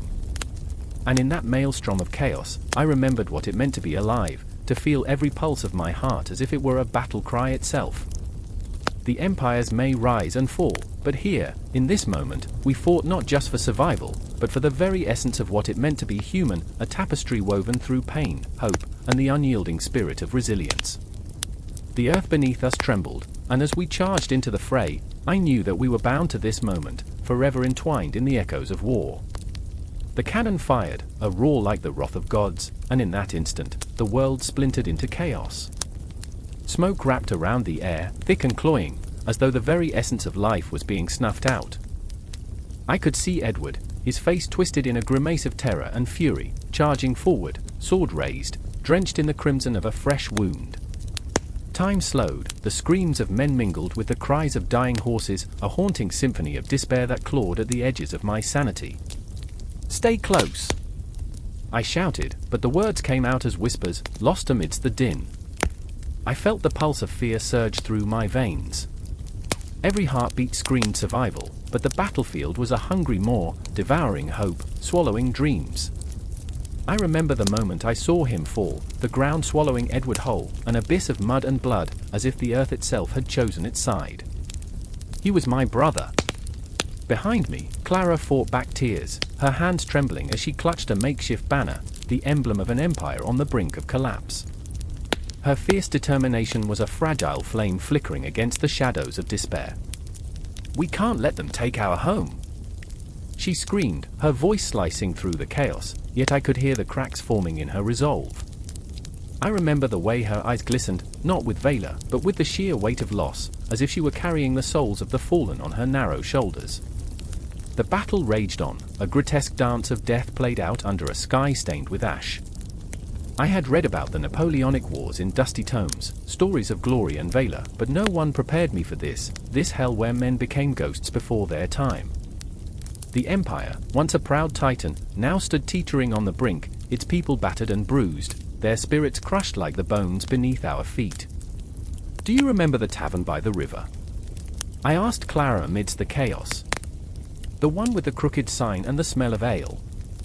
It felt absurd to cling to memories of laughter when the world around us was collapsing. But in that moment, it was a lifeline, something to anchor us against the storm. "Yes," she cried out, a spark igniting in her weary eyes. "We danced there, remember? Before the war stole everything." The thought of that tavern, warm and inviting, filled with the scent of roasted meat and the sound of joy, clashed violently with the cold sweat of fear wrapping around our hearts. There in the dim light, our laughter echoed, the carefree moments of youth now haunting reminders of what was lost. I felt a hand on my shoulder, a jolt of electricity shooting through me. It was Edward, alive! The ghost of him stood there for a fleeting heartbeat, his face a mask of blood and grit. "We can't lose," he yelled, and I saw the fire in his eyes, a desperate hope that seemed to shine against the encroaching darkness. But the ground shook violently beneath us as if the very earth had grown tired of our struggles. I remember the moment the first cannonball struck, engulfing my brother in a cacophony of death and destruction. Time fractured, memories scattering like autumn leaves before a winter storm. Clara screamed, a sound that would echo in my mind long after the smoke had cleared, a wailing siren mourning the loss of innocence. I rushed forward, the world narrowing to the singular goal of reaching him, but soldiers swarmed like ants, driven mad by the scent of blood. I stumbled, caught between shadows of men turned beasts, each face twisted in rage and fear. I remember the sweat dripping into my eyes, blurring the lines of reality, turning friend into foe, and hope into despair. "Edward!" I cried, desperation clawing at my throat. A heartbeat felt like eternity as I fought my way through the throng. The air was thick with the stench of death, a bitter reminder that every life lost was a piece of the empire crumbling into dust. I could feel the weight of history pressing down, the legacy of generations resting heavy on our shoulders. "The empire will fall," Clara whispered, her voice trembling, but her eyes, oh, those eyes, they burned with a ferocity that belied her words. "Do you feel it? The air is thick with reckoning." "Then we fight," I declared, the fire in my chest igniting once more. Edward was out there, and we could not let history rewrite our fate in blood. The ghosts of our ancestors seemed to dance on the wind, urging us to rise, to refuse the darkness that sought to claim us. As I surged forward, something shifted. A silence fell, a heavy blanket smothering the cacophony. I realized then, in the eye of the storm, that the battlefield had become a graveyard.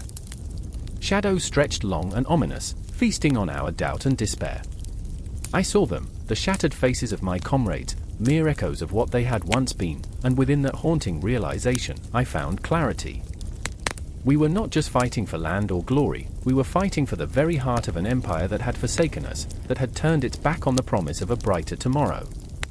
With each swing of my sword, I felt the ghosts of those who had come before, whispering tales of valiance and courage. I remembered the dreams we had, the visions of a united empire, where laughter could once again fill the taverns by the river. And so, we pressed on, into the fray, blood-soaked and weary, hearts pounding in time with the drums of war.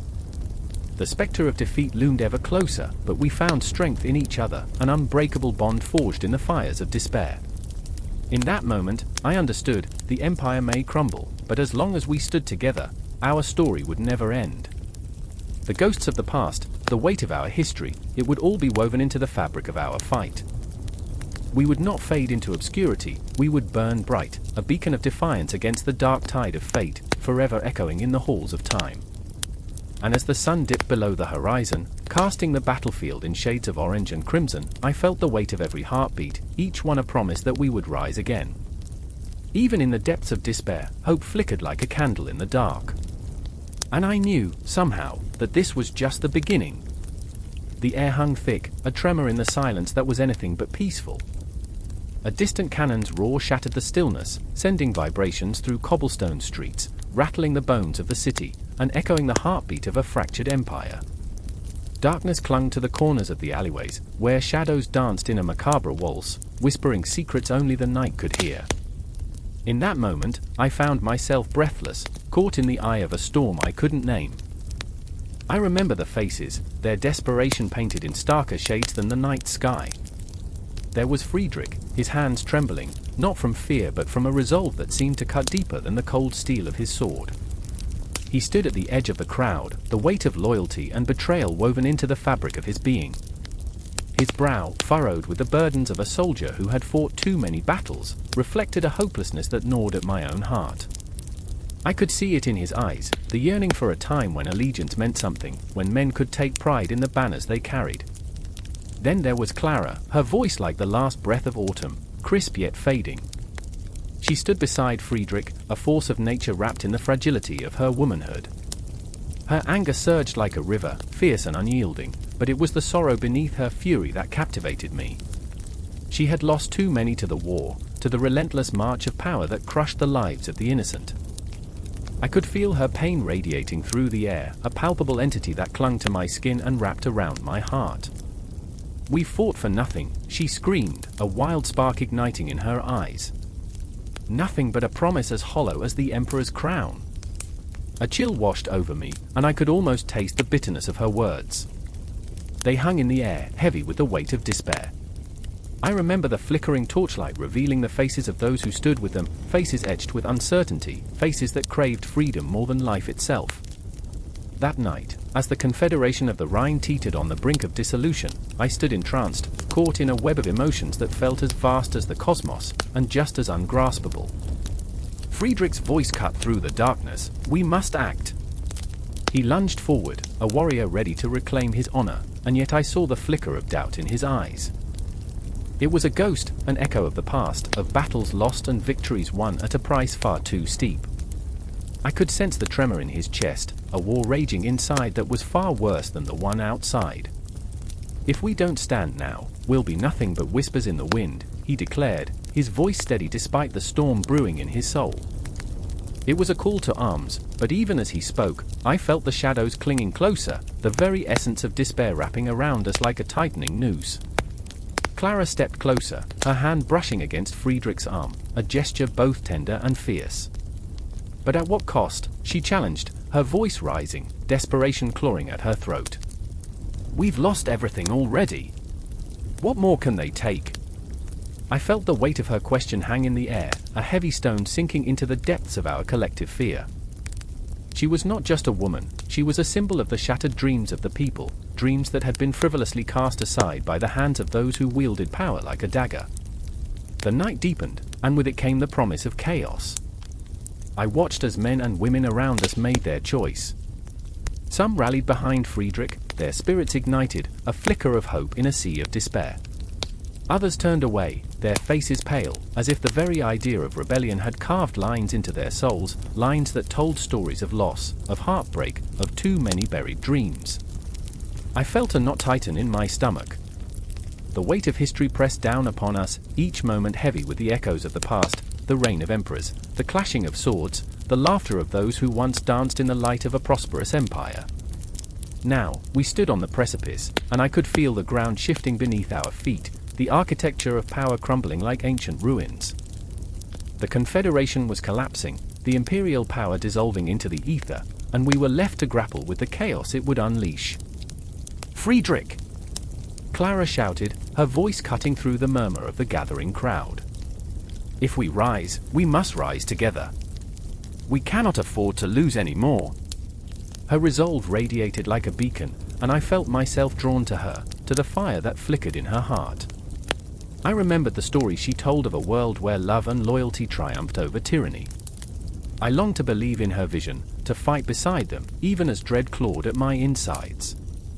Then came the moment, a clash of steel, a cacophony of battle cries, and the air filled with the stench of gunpowder.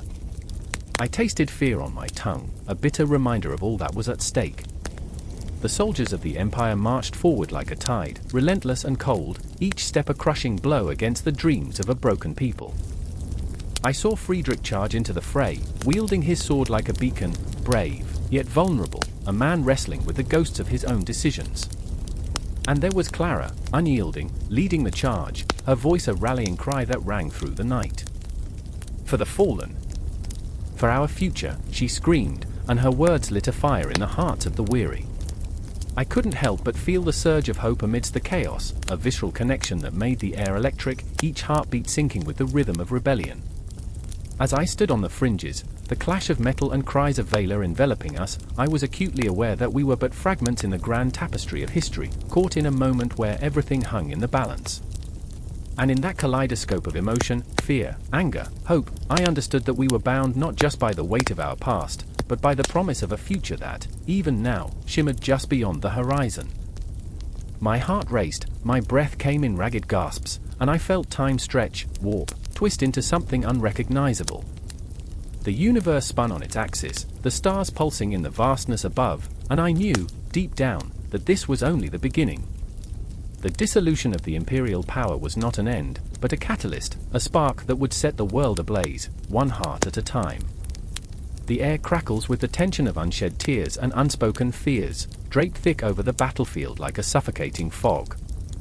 I stand amidst the chaos, the metallic tang of blood filling my nostrils, the thundering roar of cannon fire echoing in my chest. Memories of laughter and sunlight flicker in and out of focus, ghosts of a life that feels a world away. I remember, I whisper to myself, as if the words could shield me from the horrors unfolding around me. I remember the warmth of summer days, and the way the sun would set like a fireball on the horizon. Yet now, all that warmth has been snuffed out, replaced by the cold, hard grip of war. Soldiers, once vibrant with dreams and aspirations, fall like autumn leaves, each life extinguished too soon. Among them, I see a familiar face, Julian, my brother, his eyes wide with fear, the vibrant blue now dulled to a stormy grey. He clutches his sword, knuckles white, as though it could protect him from the encroaching darkness. "Stay with me, Julian!" I scream, but the roar of the battlefield swallows my voice, a cruel reminder of our fragility. In the distance, the enemy advances, their banners snapping in the wind, crimson and black like the blood they'll spill. I can feel the ground tremble beneath me, a pulse of dread matching the rhythm of my heart. I steal a glance at Juliet, the warrior woman who fought her way into my heart, her fierce determination an anchor amid the chaos. She stands poised, a lioness ready to pounce, but in her eyes I see the flicker of doubt. "We can't let them take our lands," she breathes, voice steady though her hands tremble slightly. "We fight for our people. For our families." The weight of responsibility presses down on me, a suffocating blanket of fear. I want to reassure her, to tell her we will prevail, but the truth is a heavy stone lodged in my throat. I remember, I murmur again, the words tasting bitter now. I remember the day we swore to defend this land, to shield it from tyranny. But what good are oaths when the very fabric of our world unravels before our eyes? As the enemy draws nearer, I feel the ghostly embrace of time slipping through my fingers. The ticking of the clock in my mind echoes ominously, a reminder that every second could be my last. "Fear is a shadow," Juliet had once told me, her voice low and grave. "You can't let it consume you." But standing here, weapon in hand, I wonder if I'm the one being consumed. I see shadows lurking behind every tree, every fallen soldier, waiting to swallow us whole. Julian charges forward, a reckless abandon that sends a thrill of panic through me. "No!" I shout, but the word is lost in the cacophony of war. The ground beneath my feet shifts with uncertainty, and I'm left with a choice, to follow him into that abyss or let him face it alone. I remember our childhood, I think, flashes of joy piercing the dread, a time when we could climb trees without fear of falling, when the biggest danger was a scraped knee. With a roar that echoes my own heart, I surge forward, a tidal wave of adrenaline flooding my veins. I'm fighting not just for survival but for every fleeting memory, every heartbeat that matters. I sprint, dodging the chaos, my breath ragged, an animal caught in a snare. The world blurs, sounds melding into a symphony of terror, the cries of the wounded mixing with the roar of cannon fire. Each step feels heavier, my soul weighed down by the knowledge that I may not see tomorrow. The clash of steel against steel rings out, a symphony of destruction, and I find myself standing side by side with Juliet. Her fierce determination rekindles a flicker of hope in my chest. We stand together, she shouts, her voice a lighthouse in a storm. "For our people. For our future." I nod, feeling the bond of shared purpose tighten around us like a chain forged in fire. But the enemy is relentless, a tide that threatens to drown us both. I can see Julian fighting, a desperate dance with death, his movements sharp and frenzied. Each swing of his sword is a prayer. I remember how we swore to protect each other, I murmur, willing the memory to become a shield, a weapon stronger than steel. The clash of weapons resonates through my bones, a chilling reminder that every life lost sends ripples through time. With each breath, I feel the weight of despair creeping closer, like a fog that envelops all hope. A flash of silver catches my eye, and I turn just in time to see Julian fall, his body crumpling to the ground like a discarded puppet. "No! Julian!" The scream tears from my throat, raw and primal, a sound that echoes the breaking of my very soul. Time slows, and I'm suspended in disbelief, rage boiling within me like a storm unleashed. Juliet's hand tightens around mine, a lifeline in a sea of chaos. "We can't give up," she shouts over the din, but the world around me blurs, darkening at the edges. The memory of laughter is swallowed by grief. "I remember," I whisper, "but what of tomorrow?" I can feel the darkness rising, an insidious tide threatening to drown us all. I fight against it, but every swing of my sword feels like fighting against fate. The ghosts of the fallen whisper in the wind, their cries a haunting melody. I'm lost in this dance of death, spiraling deeper into despair, yet somehow, the fire in my heart refuses to be snuffed out. Together? I cry, the word a desperate plea, and as Juliet and I charge forward, I just know, that we must defy the shadows that threaten to consume us. This war may tear us apart, but as long as we fight, there is a flicker of hope, a heartbeat that reverberates against the darkness. And in that heartbeat, I find strength. We fight for more than ourselves, I think, as the battle rages on, we fight to remember. But the tide is unrelenting, and as the sun begins to slip below the horizon, painting the sky in shades of crimson and gold, I feel the inevitable closing in. There is no conclusion here, only the relentless push of time, the echo of the battlefield, and the haunting realization that our fight is far from over. The night was thick with a silence that felt almost alive, wrapping around the grand halls of the Congress of Vienna like a ghost. Whispers of power swirled in the air, mingling with the scent of polished wood and cold stone. The echoes of footsteps faded into a haunting melody, a prelude to the chaos that lay just beneath the surface. Tonight, the fates of nations were being forged, or shattered. I remember standing there, my heart racing, my pulse a frantic drum, as the chandeliers flickered like stars caught in a tempest. The room was alive with tension, I could sense it in the way the delegates shifted, their faces masks of resolve and fear, their eyes darting like caged birds. Among them was Prince Metternich, a man whose very presence commanded shadows. He spoke, and his voice was smooth as silk, but beneath that veneer lay a tempest of ambition. His ambition was voracious, gnawing at the edges of his sanity. I could almost hear the gears of his mind grinding, plotting, reshaping, as he sought to piece together a Europe torn apart by war. Across the room, a young diplomat named Talleyrand lingered, his limp a stark reminder of what was lost in the fires of revolution. To him, the world was a chessboard, each piece a mere pawn in a grander scheme.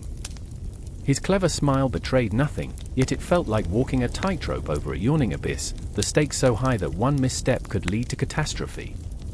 Beneath his cool exterior was a tempest of regret, a life lived in the margins, always watching, never fully participating. I remember the haunted look in his eyes, a man who had danced with ghosts too many times. Suddenly, the doors burst open, slamming against the walls like thunderclaps. The atmosphere shifted, electric and charged. It was the Russian Tsar, Alexander, a towering figure clad in imperial splendor, an embodiment of authority and vulnerability. He entered like a storm, his presence demanding attention, yet his heart was a fragile bird, flapping widely within the gilded cage of his crown. He sought to unify, to mend, but I could see it, the cracks forming, the fractures in his resolve. His gaze swept over the room, searching for allies in the chaos. Yet, in his soul, there lay a flicker of doubt. Could he truly hold together a continent rife with discord? I remember the moment when Metternich and Alexander's eyes locked, a clash of titans, each trying to dominate the other without uttering a word. It was a battle of wills, a silent war, and I stood witness, caught in a web spun from ambition and fear. The clock on the wall ticked loudly, each second echoing like a heartbeat, a reminder that time was fleeting and the world was watching. What would they decide? What lives would be altered by their choices? I felt the weight of history pressing down on my shoulders, an unbearable burden as I moved through the sea of delegates.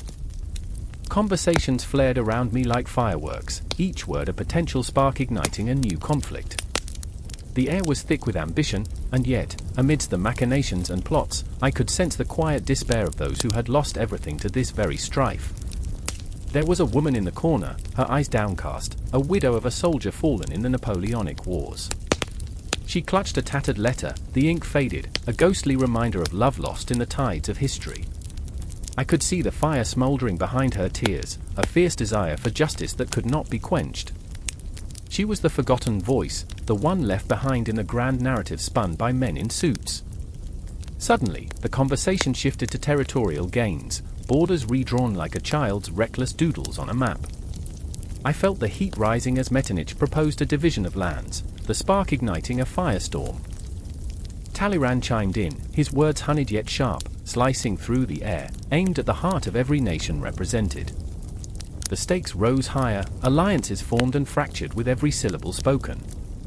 I watched as old grudges resurfaced, ancient wounds reopened, and the pulse of anger began to thrum beneath the polished surface of diplomacy.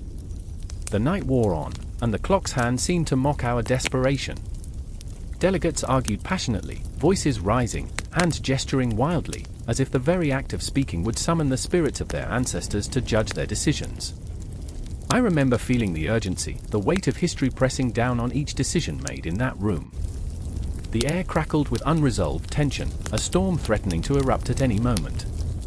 Then came the moment that made my heart race, the confrontation. Alexander, unable to bear the weight of Meterniture's cold pragmatism, stood suddenly, his voice rising above the clamor. You would tear apart the very fabric of our nations for the sake of power. His voice was a raw and unfiltered, crashing against the walls like a wave against a cliff. It was a moment suspended in time, where every breath felt like a gasp, and every heart held its rhythm in suspense. Meterniture's eyes narrowed, a predator sizing up his prey. And you would have us cower in fear of what could be. This is not the time for sentiment, Tsar. This is the time for strength. The tension between them grew palpable, like a taut string ready to snap. I felt my skin prickle, the dread curling in my stomach. But it was the widow's anguished whisper that cut through the din, a plea for peace, a voice that soared above the cacophony of ambition. Please, not again. Her vulnerability, raw and exposed, pierced the hearts of those within earshot. In that haunting moment, I understood, this Congress was more than just a meeting of powerful men, it was a crossroads for humanity itself. The decisions made here would echo through time, leaving scars or healing wounds. I remember the shadows that danced on the walls, flickering like the uncertain future that lay ahead. As the night deepened, the struggles intensified. Words became weapons, and promises hung like fragile ornaments on a gnarled tree, each one threatening to shatter with the slightest breath. The clock ticked on relentlessly, a reminder that history waits for no one, that time is both a friend and a foe. And as I stood, heart racing, breath caught in my throat, I realized this was not just a congress, this was the very essence of humanity, the clashing of ideals, the yearning for connection, the heartbreak of loss, and the fragile hope for reconciliation. In the shadows, a new map of Europe was waiting to be drawn, waiting for hands stained with the blood of dreams and despair. The night was thick with unspoken promises, and as each moment unfurled, the world became acutely aware, the echoes of the past were entwined with the footsteps of a future yet to be written. The Congress of Vienna was not just a meeting, it was a battlefield, a theater of dreams and nightmares intermingling, a stage where every whisper, every heartbeat, mattered. And as the clock struck midnight, the world held its breath, suspended in a liminal space where the past and future collided, and the fate of nations trembled on the cusp of a new dawn. The moon hung low over the cobbled streets of Paris, casting a silvery sheen over the faces of the gathered mob, a sea of restless souls thrumming with an electric tension. Torches flickered like the heartbeat of the city, illuminating eyes glazed with both rage and hope. I could taste the sharp iron tang of blood in the air, a promise of the violence that lay coiled just beneath the surface. Before me stood Emily, her chestnut hair wild about her face, a fierce spark igniting her blue eyes. "This is our moment," she shouted, her voice rising above the clamor, igniting a collective roar of affirmation. But beneath that fierce facade, in the dark corners of her heart, doubt twisted like a serpent. Was this truly freedom, or merely a dance with chaos? The very streets that had birthed revolutions now echoed with distant screams of the past, ghosts of the fallen whispering warnings in her ears. I remember the way she gripped my arm, her fingers trembling, the warmth of her skin contrasting with the chill of the night. "What if we fail, Luke?" The question hung between us, an unspoken fear wrapping itself around her words. I wanted to tell her that failure was not an option, that the revolution was our birthright. I wanted to pull her into my arms and promise that we would carve our names into the annals of history, but instead, I merely squeezed her hand, grounding us both in that moment. I was a flawed monument to idealism, a man built of dreams and dust, ready to topple under the weight of my own convictions. And yet, here I was, poised on the edge, teetering between the promise of liberty and the abyss of despair. Night after night, I had watched the city awaken from its slumber, a phoenix rising from ashes long since cold. But my heart was heavy, burdened by my brother Jean's absence. He had marched into the fray, a soldier of freedom, and now the silence of his absence was an unbearable weight. I remember the last time I saw him, his laughter echoing like a distant bell, his dreams spilling forth like secrets in the wind. "We'll change the world, Luke," he had said, eyes bright with possibility. But that world had become a battlefield, and I was left to navigate the ruins of our shared dreams alone. The crowd surged forward, a relentless tide, a cacophony of fervor and desperation. Emily became a part of that wave, her spirit a beacon lighting the way. I watched as she stood atop an overturned cart, her silhouette framed against the moonlit sky, a warrior of the people, igniting fires of hope in the hearts of those around her. "Down with the tyrants," she cried, her voice slicing through the smoke and shadows, each word a dagger aimed at the heart of oppression. But the city was a beast with many heads, and I could feel the tremor of its anger rising. The air thickened with the scent of gunpowder, a harbinger of violence. I remember the moment it shifted, the moment our hopes collided with the unyielding wall of power. The crack of a musket echoed, sharp and cruel, as though the very fabric of our dreams was being torn asunder. Emily fell, her body crumpling like a withered flower, and I felt the world tilt, the ground beneath my feet cracking wide open. Screams erupted, a primal chorus of grief and rage, and I was swept up in the tide, but my heart was anchored to the place where my sister had stood, to the vision that had become a nightmare. Time distorted, moments stretched and splintered like glass, each shard reflecting her face, her passion, her unwavering belief that we could seize the future. I could feel the pulse of the city, an agitated heart beating in sync with the collective despair. In that swirling chaos, I spotted a figure in the shadows, Jean. Time had aged him, the weight of the world was etched into his face, but the fire still burned in his eyes. "Luke," he shouted, his voice a lifeline amid the storm. "We must rally. Rise up." But how could I rise when my heart lay shattered on the ground? How could I speak of unity when the very foundation of my world was crumbling? It was then that I understood the essence of our battle. This was not just a fight for a nation, it was a confrontation with our deepest fears, our darkest shadows. The ghosts of our ancestors whispered through the city, urging us to remember, to reclaim our power from the clutches of despair. I remembered the tales of old, the heroes who had risen against the darkness. The sky was bleeding colors as dawn broke, and for a heartbeat, it felt like we could reclaim the light. I looked at Emily, at Jean, at the faces of the fallen, and I felt the weight of their dreams resting upon my shoulders. Each heartbeat echoed the call for justice, for love that was raw and untamed.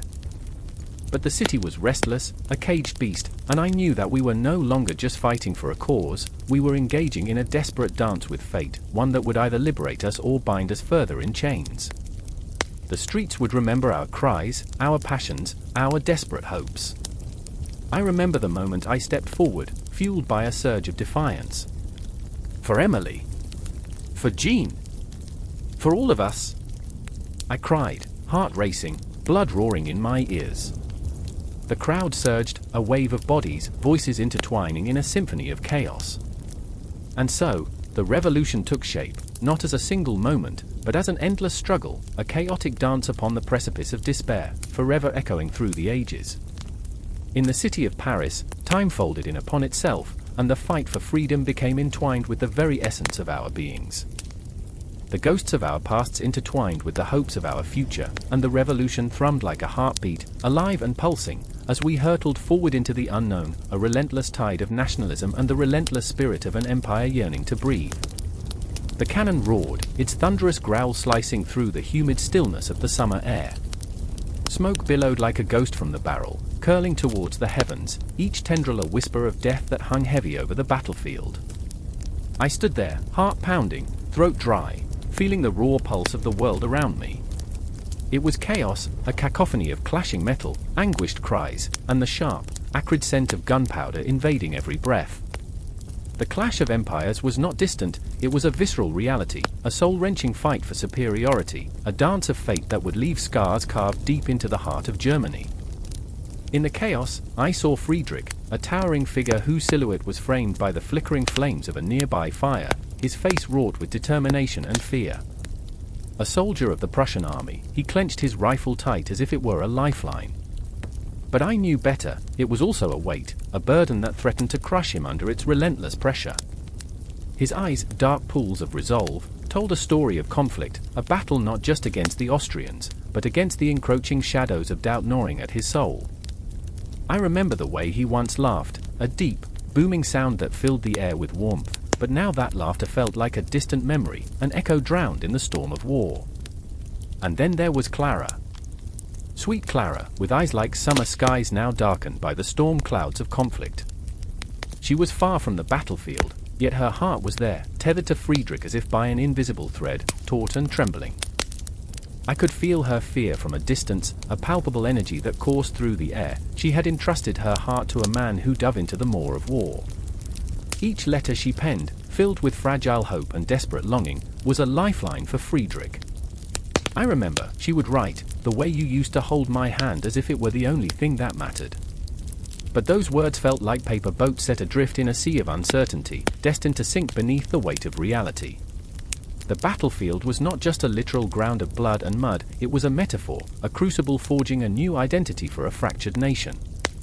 As the Prussians advanced, I caught fleeting glimpses of soldiers, young faces etched with fear, bravery, and the reckless abandon of youth. They were brothers and strangers, swept up in the momentum of war, their lives intertwined in a tragic play, each moment unfurling like a fragile flower only to be crushed beneath the boot of fate. The clouds of unity loomed like a storm, and each shot fired seemed to echo a question: what would emerge from this chaos? Would it be unity or division? In the distance, I heard the resonant cry of a commander, his voice cracking through the smoke, rallying his men with promises of glory. But glory felt hollow amidst the chaos, it was a mirage glimmering just beyond reach. I could see Friedrich, spurred on by that yearning, the call of a man destined to carve his name into history's unforgiving ledger. But what price would he pay? The whispers of doubt clawed at him, shadows that lingered long after the sun dipped below the horizon. Would he return to Clara with glory, or would he vanish into the ether, a nameless ghost on a blood-soaked field? And Clara, dear Clara, waited for him, her heart split open like a ripe fruit, exposed and vulnerable. She would sit by the window, tracing the stars, imagining his familiar face, the way he would brush a strand of hair behind her ear, his laughter ringing like a bell. But as the days turned into weeks, silence draped over her like a shroud. Each tick of the clock was a reminder that time was slipping away, and with it, her hope. I remember the way she clutched the letters, her fingers trembling as if each word could summon him back to her, each line a desperate prayer to the cosmos that spun indifferent above. The war dragged on, a relentless beast, devouring lives and dreams with equal ferocity. I could feel the tension build like a storm on the horizon, ready to unleash its chaos.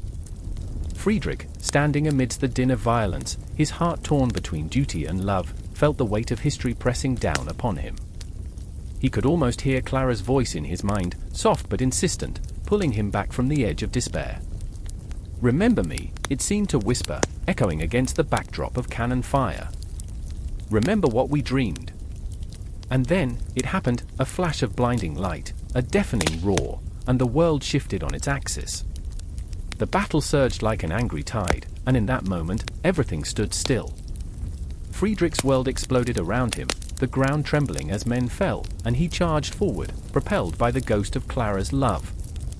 He fought not just for territory, for pride, but for the very essence of what it meant to be a part of something greater, a unified Germany, rising from the ashes of division. The cries of the wounded pierced through the haze, each sound a reminder of the cost of dreams. As the dust settled, the echoes of battle faded, leaving a chilling silence, broken only by the soft weeping of the earth. Victory was declared, yet the air tasted bitter. I remember, vividly, the burnt remnants of valor and sacrifice that lingered like a specter on the battlefield. Unity was not a birthright, it was a fragile tapestry woven from the threads of loss and hope, a delicate balance that threatened to unravel at any moment. Friedrich stood amidst the remnants of destruction, his heart heavy, his spirit both triumphant and shattered. He had faced the tempest and emerged, but at what cost? Time marched on, relentless and indifferent, swallowing the dreams of many, yet somewhere in the depths of that darkness, there glimmered a flicker of hope. For Clara, as she gazed at the night sky, knew that love endured beyond the battlefield, an unquenchable fire lighting the way for those brave enough to seek unity, even when it felt like grasping at shadows.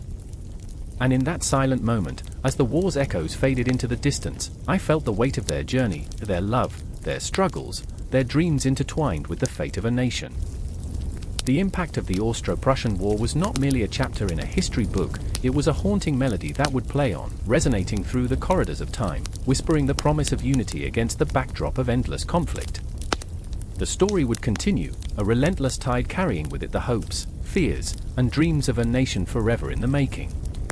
The air crackled with the electric tension of a storm about to break, the scent of gunpowder mingling with the distant cries of men, echoes of a world unraveling. I stood on the outskirts of a war-torn village, my heart pounding like a drum, each beat a reminder that we were on the precipice of chaos. I could taste the fear, a metallic tang in the back of my throat, as shadows danced in the flickering light of a dying sun. The horizon was stained crimson, a harbinger of the blood that would soon spill. In the distance, I saw him, the meal, his face a mask of determination and despair. He clutched his rifle, knuckles white, as if it were a lifeline tethering him to sanity. Emil had enlisted for glory, for honor, but how naive he had been. The echoes of his laughter, once vibrant and full of life, now felt like ghosts, haunting the corners of my mind. I remembered our talks, late into the night, dreams woven beneath the starlit sky, but now those dreams were twisted, suffocated by the weight of war. Emil! I shouted, my voice barely rising above the din of the encroaching conflict. He turned, eyes wide, filled with a mixture of recognition and grief, a fleeting moment suspended in time. In those eyes, I saw the flicker of hope battling the shadows of fear, a tragic dance between life and death. Can you hear it? He asked, his voice a raspy whisper. The question hung heavy, pregnant with meaning. Can you hear the cries of the fallen? Can you hear the laughter of the children, now silenced? It was a question that dug its claws into my chest, a reminder that the world we knew was crumbling to dust. And then there was Clara, standing just behind Emil, a silhouette against the chaos, her spirit unyielding. She was a tempest, fueled by passion and unbroken resolve. But within her, a storm brewed, the turmoil of love and loss swirling like a maelstrom. Clara had loved Emil fiercely, and the thought of their future, a future now snatched away, shredded her soul. I could see it in her eyes, a desperate longing for the man she had known, the man she still loved, even as he prepared to march into the abyss. Emil, don't, she pleaded, stepping forward, her voice cracking like fragile glass. You don't have to go. There's still time. We can escape. Her words were a fragile lifeline, but the weight of duty pulled him back, a relentless gravity stronger than any bond of love. I have to, Clara, he replied, the resolve in his voice a double-edged sword. It's for us. For our future. But what future could possibly lie ahead in a world drenched in blood and tears? I saw her heart shatter with those words, each syllable a dagger digging deeper into the chasm of despair that threatened to consume us all. The sun dipped below the horizon, surrendering to the encroaching darkness, a fitting metaphor for the battles raging not just on the fields but within us. The ground trembled beneath the weight of marching soldiers, a symphony of boots echoing through the hollow chambers of my mind. I could almost hear the whispers of the past, the ghosts of ancestors long gone, their voices wrapping around me, urging me to remember the humanity beneath the uniforms, the dreams beyond the rifles. Do you remember? I asked, breaking the silence that enveloped us like a shroud. Do you remember when we thought this was just a game, a grand adventure? My words hung heavy in the air, a reminder of innocence lost, nostalgia tinged with the bitter taste of reality. Emil nodded, a flicker of a smile ghosting across his lips, but it quickly faded, replaced by the weight of what lay ahead. I remember. I remember the laughter, the warmth of the fire, the joy of simply being alive. Each word was a breath drawn from the depths of his soul, a fragile thread connecting us to the past. But the moment shattered, the night erupting in a cacophony of gunfire, the air thick with fear and desperation. The world around us transformed into a hellscape, silhouettes of men running, falling, screaming. The earth beneath us quaked with the weight of destruction, and I could feel the tremors deep within my bones, resonating with the terror that enveloped us. "Stay close!" I shouted, my voice barely cutting through the chaos as I reached for Clara's hand. Her grip was icy, trembling, yet fierce as we moved together through the maelstrom. I glanced back at Emil, who stood frozen, a statue carved from anguish, as though the world had forgotten him. Emil! His gaze was fixed on the horizon, where the shadows of death loomed larger, a spectre of inevitability. "I have to go," he murmured, the words a confession, a surrender to the call of duty that twisted like a vine around his heart, choking the life from laughter. "Don't you dare leave us!" Clara's voice cut through the chaos, sharp and raw, a desperate plea that echoed against the backdrop of gunfire. But her words were swallowed by the night, lost among the cries of the dying. And then the ground shook once more, a thunderous explosion that sent us sprawling, the world erupting into chaos. I felt the heat, the blast wave rolling over us, the smell of smoke and blood. My breath caught in my throat as screams of agony filled the air, a symphony of suffering that would haunt me forever. In that moment, time ceased to exist. I lost myself in the chaos, watching as shadows danced against the flames, the ghosts of our past flickering before my eyes. I was not just a witness, I was a participant in this tragedy, a reluctant player caught in a game far beyond my comprehension. "Hold on!" I screamed, grasping Clara's hand tighter as we stumbled through the wreckage. Every heartbeat echoed the rhythm of despair, a cruel reminder that we were losing something sacred, a piece of ourselves amidst the ruins of a world that had turned its back on us.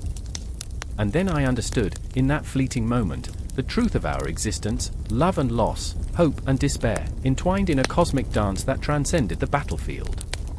But the world was unforgiving, a relentless tide that threatened to sweep us away.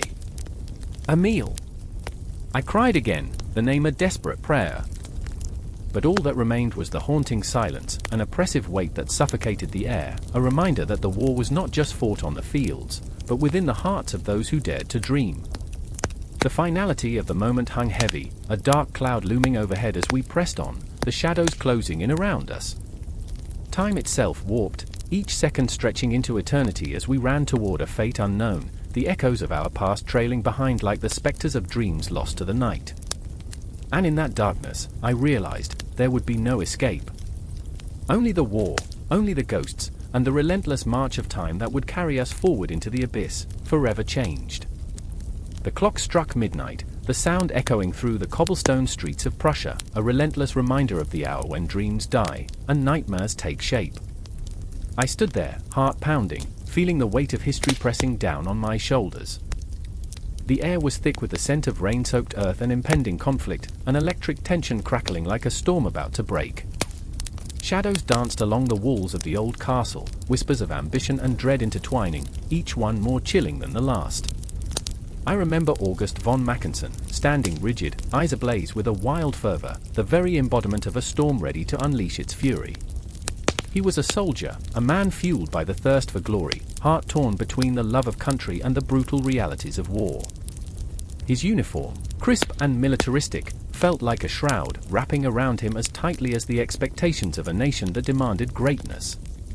In that moment, I could see the conflict within him, a tempest swirling beneath his stoic facade, a fragile balance between loyalty and the haunting spectre of guilt. Across the courtyard, Clara, a woman of fierce intellect and passionate resolve, brushed a stray lock of hair behind her ear, her gaze fixed on the horizon. She stood as a lighthouse against the darkness, a beacon of hope amidst uncertainty. But even the brightest lights cast shadows, and she felt them creeping in, the doubt, the fear of losing everything she held dear in the name of a united Germany.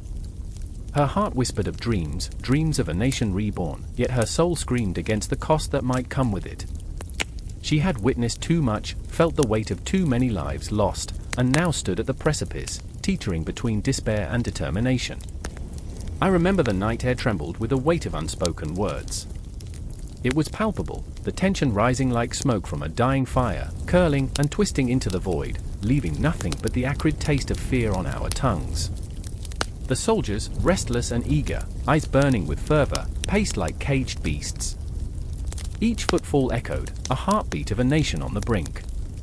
And there, amidst the storms of emotion, the clock continued its relentless ticking, a reminder that time was slipping away, a countdown to catastrophe or transformation. "Do you hear it?" August's voice cut through the din, fierce with a manic energy. "The sound of history calling us. The time for a new Germany is upon us." His passion ignited the air, setting fire to the hearts of those around him. But beneath his fervor lay a creeping shadow, the specter of what it meant to wield power, to forge a new empire from the ashes of the old. He stood, a gladiator ready to face the Colosseum of fate, but even the most fearless warrior carries the weight of their choices like a noose around their neck. Clara stepped toward him, her gaze piercing, filled with an intensity that could ignite 1,000 suns. "And at what cost, August? At what cost?" Her voice was laced with a tremor of urgency, fear shimmering just beneath the surface. She was torn, caught in the web of her ideals and the stark reality of bloodshed that waited just beyond the horizon. The air crackled with their unspoken connection, a tension that could snap at any moment. In that instant, they were not just individuals, they were representatives of a nation on the brink of transformation. I remember the silence that enveloped us as if the universe itself held its breath, an eerie calm before the storm. The stars above flickered, like the souls of those who had come before us, ghosts whispering through time, urging caution, remembrance. Each star a reminder of lives lived and lost, of dreams buried beneath the weight of ambition. And then, the stillness shattered. The distant sound of cannon fire echoed, a thunderous roar that sent a jolt through my very being. Hope and dread collided. The dream of a unified Germany was no longer an abstract wish, it was a living, breathing monster clawing its way into existence. August's eyes sparked with fierce determination, each heartbeat a drum calling him to war, while Clara's heart sank like a stone, the reality of what was to come creeping in like fog, enveloping her in despair. I remember the moments before the battle, the air thick with tension, the scent of gunpowder and fear mingling in an intoxicating mix. Soldiers readied themselves, faces hardened by resolve and fear. But I could see the flicker of doubt in their eyes, I could feel their hearts pounding against their chests, a frantic rhythm that felt all too human in the face of the impending storm. "Are you ready?" August turned to Clara, his voice a low growl, sharp with urgency. But she wouldn't meet his gaze, her heart torn between love and the weight of the world. The clock ticked on, each second stretching like an eternity, the air heavy with unspoken words. I felt it, the frailty of humanity. The fierce desire to create, to destroy, to forge a legacy that would echo through time, but how could they bear the burden of such power? In that moment, I was gripped by the enormity of history, how it was never simply a collection of dates and events, but the visceral reality of dreams and nightmares colliding. Each choice, each flicker of ambition, rippling through the fabric of time like a stone cast into still waters. I could hear the whispers of those who had come before, urging us forward, urging us to remember. And as the first light of dawn broke over the horizon, painting the sky in hues of blood red and gold, I could sense it, the pulse of a new era thrumming beneath the surface. The formation of the German Empire was not merely a political maneuver, it was a living, breathing entity, hungry for life, for blood, for everything that made us human. It was a power that would rise from the ashes, but at what cost? The answer hung heavy in the air, an unyielding question that refused to fade. The stage was set, the players in position, and the clock continued its relentless countdown. In that moment, I felt the weight of the world, and the heart of a new power beating wildly, echoing through the chambers of time, ready to spill forth into the chaos and glory of history. The question lingered, a spectre in the dawn: would we rise, or would we fall? The clock struck midnight. In the distance, the earth trembled, the air tasted of iron and smoke, a sweet, metallic aroma laced with fear. I stood in the shadows, the whispers of battle echoing like ghosts through the alleyways of a war-torn city. The moon hung low, casting a silver sheen on the ruins, illuminating the faces of the fallen, their eyes glassy and empty. I remember the moment when everything shattered, the sound of shells whistling through the night, a deafening roar that swallowed hope whole. It was there, in the darkened streets of Ypres, that Thomas, my brother, stood trembling, not from the chill, but from the weight of duty. He clutched a rifle, its cold metal pressing against his heart. "We fight for the Empire," he said, voice trembling, hand quaking. I could see the boy he used to be slipping behind those hardened eyes, the dreams of a farmer he had left behind, replaced by the specters of war. The Empire was sprawling, a monstrous entity cloaked in the shimmering fabric of glory and power. It whispered promises of honor, but spoke through the tongues of the dead. Each regiment, each battalion, was another thread woven into this tapestry of chaos. I could feel it creeping into Thomas, suffocating him. I wanted to shake him, to scream, "No! You are more than a soldier. You are my brother." But the words caught in my throat, heavy and unyielding. And then there was Clara, a nurse with hands that healed but a heart that broke under the weight of too many memories. Her laughter once echoed through the halls of our home, but here, every laugh was a ghost, lost under the cries of suffering. She moved through the makeshift hospital, her face a mask of determination and desperation. Beneath her exterior, I could see her unraveling, her spirit crushed by the unrelenting tide of wounded bodies, each one a story never to be told. "How can we save them all?" she whispered to me one night, the moonlight catching the tears in her eyes. "For each one I save, 10 more die. It's like trying to catch smoke. Every dawn stretched into a battle, every sunset into a confession." I remember the way the sun bled into the horizon, painting the sky with the colors of war, deep reds and angry oranges mingling with the ashes of the dead. Each day, I watched as Thomas marched out, the Empire's banner unfurling behind him like a cruel joke. The weight of expectation pressed down on him, a shackle that clanged with every step he took toward the front lines. For king and country, he would repeat, mantra-like, as if believing it would shield him from the nightmares that crawled beneath his skin. Clara would stand at the gates of the hospital, watching the soldiers return, some whole, others shattered. "They wear our flag like a shroud," she would say, shaking her head as she stitched a gaping wound, blood spilling like the secrets we could no longer keep. I could see the ghosts of the Empire haunting her, just as they haunted all of us.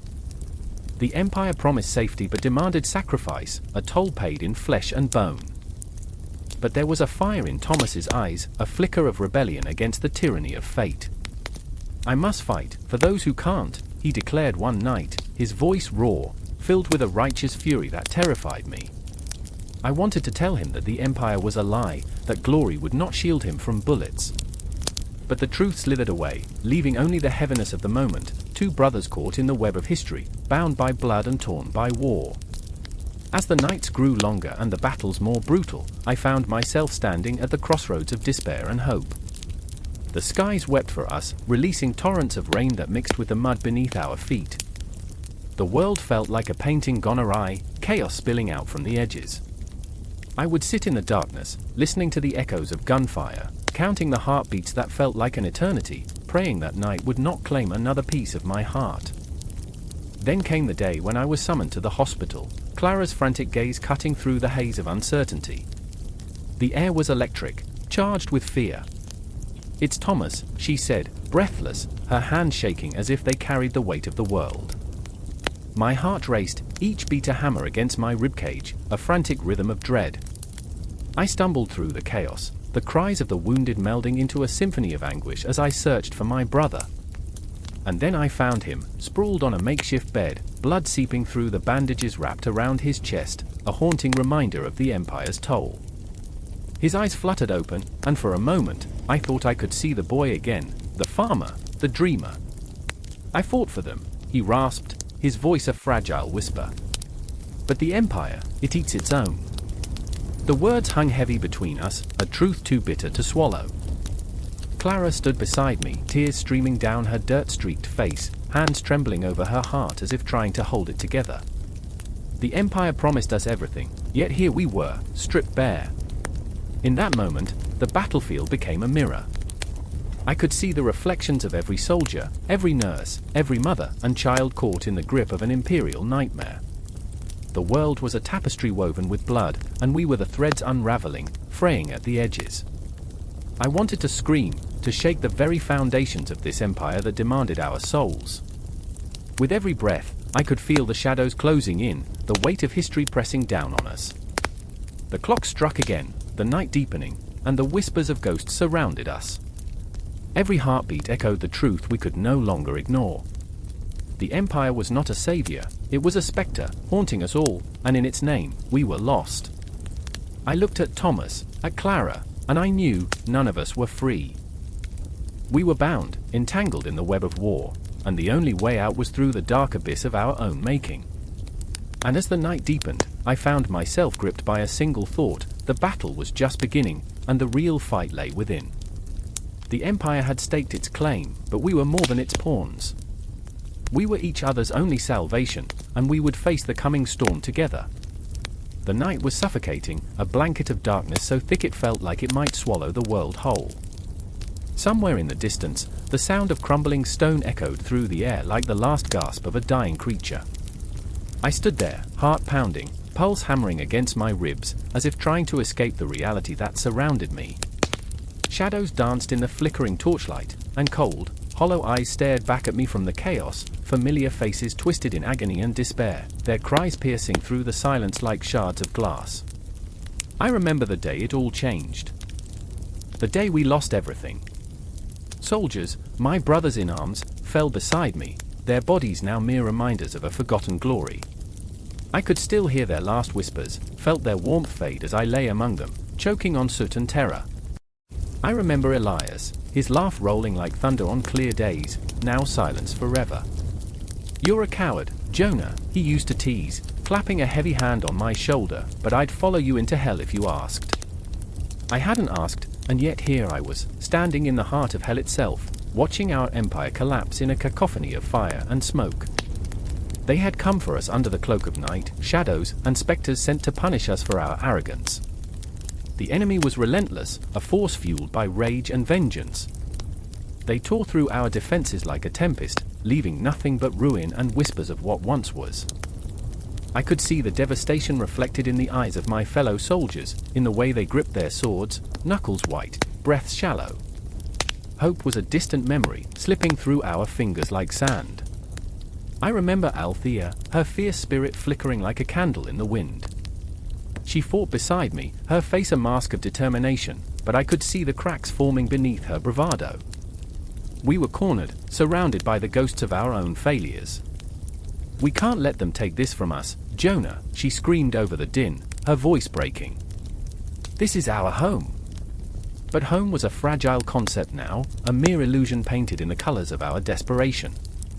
I wanted to believe her, to feel that spark ignite within me, but fear clutched at my throat, forcing the words down, stifling hope. And then it happened. The ground shook, the very foundation of our world trembling beneath the weight of despair. I watched as the walls of our citadel crumbled, as if the earth itself was rebelling against our hubris. Every stone that fell echoed the heartbeat of a dying empire, and I felt the tremors resonate deep within me.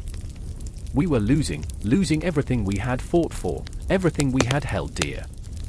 I remember the flames licking at the night sky, a fiery serpent devouring the remnants of our pride, our legacy. The acrid smell of smoke filled my lungs, and I coughed, each heave a reminder of what we had become. My hands shook as I held my sword, a weapon that felt foreign in my grip. I was no longer a soldier, I was a witness to the end of an era. "Jonah!" Althea's voice cut through the haze of chaos. I turned to her, our eyes locking in a moment suspended in time. She was a fierce warrior, yet in that instant, I saw her vulnerability, the cracks in her armor. "We can't give up." Her voice wavered, and I could see the tears glistening in her eyes, reflections of her shattered spirit. "We have to fight for them. For us." But the shadows loomed larger, a suffocating darkness that enveloped us, crushing our resolve. I felt the weight of history pressing down, the echoes of our ancestors whispering warnings of inevitable ruin. It was all slipping away, the dreams we had built on the ashes of our forefathers. I wanted to scream, to claw at the sky until it cracked open and swallowed me whole, but all I could do was stand there, paralyzed by the gravity of our defeat. In the midst of the chaos, I spotted a child, a small figure huddled against the stone wall, clutching a tattered teddy bear. Her eyes were wide, innocent, yet filled with the understanding of loss that no child should bear. "Mister, are we going to die?" she asked, her voice breaking like glass. And in that moment, I realized the weight of our choices, the cost of our pride. It wasn't just our lives at stake, it was the lives of every innocent soul that had ever called this place home. I knelt beside her, forcing a smile that felt like a mask over my despair. "No, little one," I whispered, though the tremor in my voice betrayed the lie.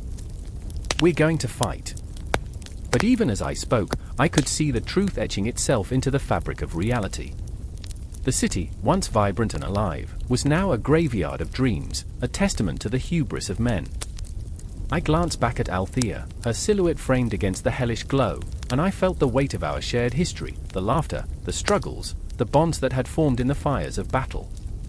And then, time warped around me, each second stretching into eternity as the enemy surged forward, a tide of vengeance and fury.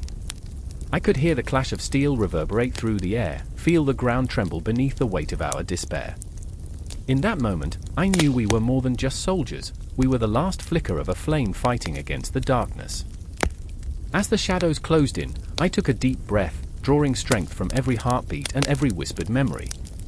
"We will not go quietly," I vowed, my voice a low growl that echoed through the chaos. And for Althea, for the child, for every life that had been touched by the light of this empire, I raised my sword high, refusing to let it die without a fight. The world around me faded into a blur, flashes of light, cries of despair, the weight of history crashing down upon us. But I did not falter. I would not let our story end here. The consequences of our defeat loomed like a specter, haunting our steps as we pushed forward, hearts pounding, ready to face the inevitable. And as the darkness enveloped us, I felt a flicker of hope ignite once more, a promise that even in the depths of despair, we would never be forgotten. This was just the beginning, the echoing note of a much larger symphony waiting to be played. I was ready to step into the void, to embrace the unknown, knowing that the echoes of our fight would resonate through time, even as the empire crumbled around us. The clock struck midnight, its sound a sharp, echoing crack in the hushed streets of Berlin. Shadows danced along the cobblestones, whispering secrets of a fractured nation. I stood in that alley, heart pounding like a war drum, as if the very air was charged with the remnants of a conflict that had left scars deeper than any battlefield wound. The night felt alive, thrumming with a visceral energy, and I could hear the distant wailing of a siren, a reminder that peace, a fragile illusion, was but a heartbeat away from chaos. Across the street, a figure emerged, hunched and cloaked in despair. It was Karl, his gaunt face illuminated by the flickering light from a nearby street lamp. I remember the day he returned from the front lines, his spirit fractured like the landscape he once called home. He had once been a soldier, resolute and proud, but the faces of fallen comrades haunted him, ghosts of memories that would not let him rest. "I can't forget," he'd whisper, eyes wild, as if the weight of those memories could crush him whole. "They're everywhere." And there was Greta, a fiery soul whose laughter once lit up the darkest corners of our lives. Now, her laughter felt like shards of glass, sharp and brittle. The Treaty of Versailles loomed over her like a dark cloud, strangling her dreams with every clause and demand.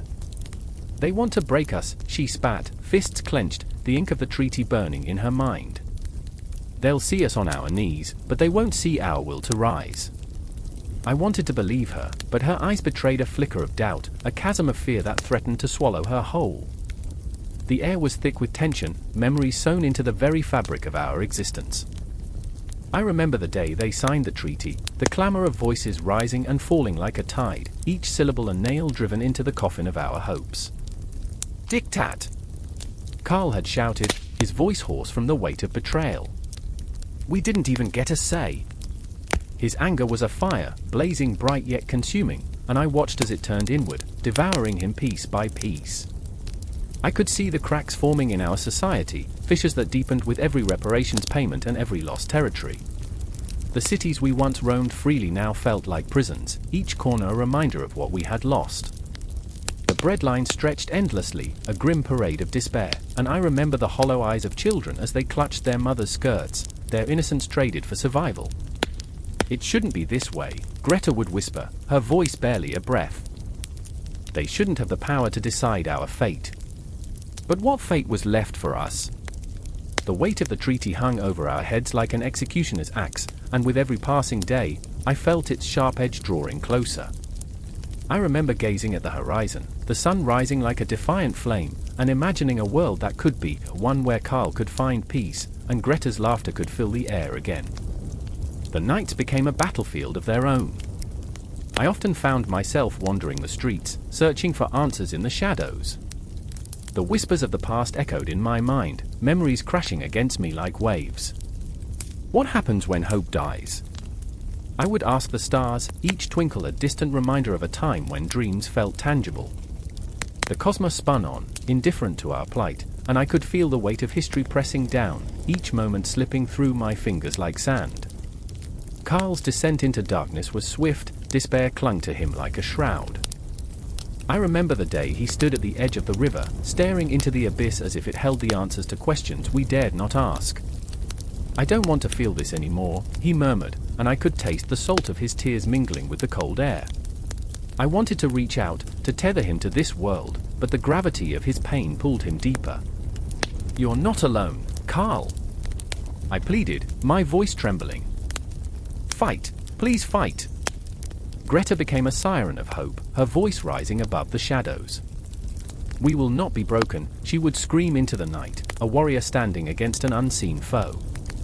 "We are more than this treaty. We are the heartbeat of a nation." Yet, even her fire began to flicker, and I saw the moments when the weight of it all pressed down, her smile wavering like a candle in a storm. The city felt restless, alive with the murmurs of rebellion. I remember the streets erupting into chaos, voices rising against oppression, each shout a defiance against the chains that bound us. They called it the stab in the back myth, and I felt it sting in every corner of our existence. "They think we're weak," Karl shouted, the fire igniting in him once more. "They think we'll fold like paper. But we will rise."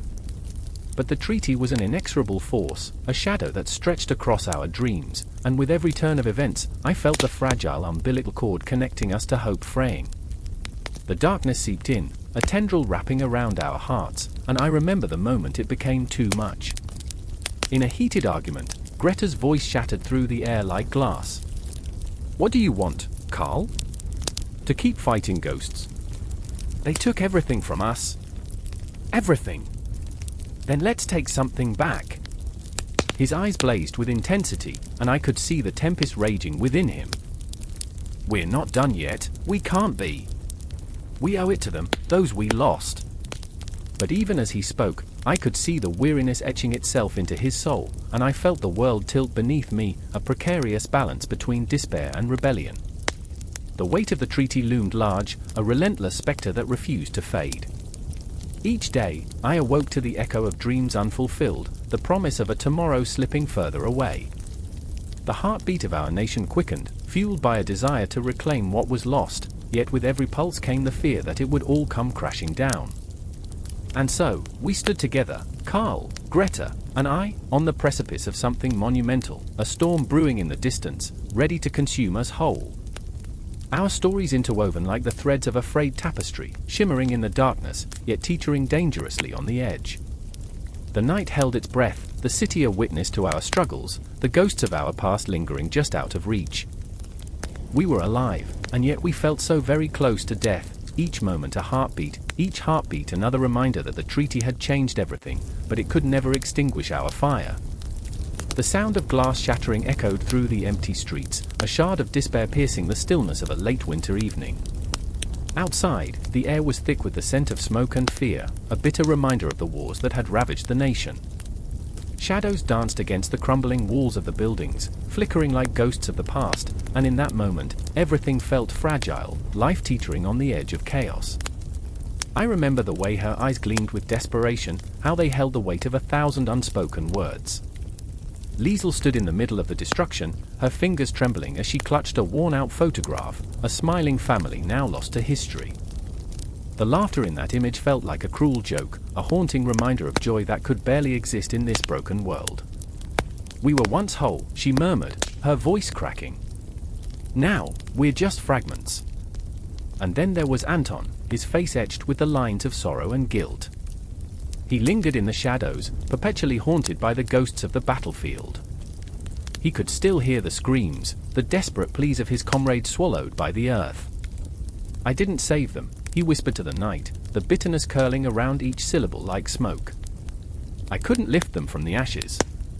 Each word was a dagger in his heart, twisting deeper with every memory, every dream that faded into the abyss of regret. As I walked alongside them, the street seemed alive, each crack in the pavement a history of dreams dashed, ambition strangled by the iron grip of war. I could feel the echoes of laughter long gone, the whispers of hope choked by despair. The city was a ghost, haunting its own inhabitants, each corner a reminder of what had been lost, of what could never be reclaimed. It was a labyrinth of memories, and we were mere shadows wandering through its corridors of pain. Do you remember the night before the war? Liesel's voice cut through the silence like a knife. We danced under the stars, as if nothing could touch us. We were invincible. Her laughter cracked against the walls, a bittersweet melody that hung in the air, taunting us. Now, look at us. We're drowning in memories while the world burns around us. Anton clenched his fists, the anger bubbling beneath the surface. What was it all for? His voice trembled, barely more than a whisper. What did we gain from this madness? We traded our souls for a cause that meant nothing. The rage simmered within him, a fire ready to ignite as we walked through the remnants of the old world. He was a soldier, once proud, now just a shell, hollowed out by the onslaught of loss. I could feel the tension building, thick and heavy, as we entered the heart of the city. The once grand buildings stood as mere specters of their former selves, their facades peeling like the memories of a dream slipping away at dawn. Each block we traversed was a testament to the cost of ambition, a painful reminder of the price paid for power. The echoes of the past reverberated in my chest, every heartbeat a reminder of the choices made, the lives lost. A street vendor, his face lined with hardship, shouted to the passing crowd, "Bread! Get your bread!" The desperation in his voice broke my heart into 1,000 pieces. How could life continue here, in the shadow of such horror? The laughter of children mingled with the cries of despair, a jarring juxtaposition that sent chills racing down my spine. I remembered my own childhood, untouched by war, spent amidst laughter and warmth, yet now, that world seemed like another lifetime, another universe drifting further and further away.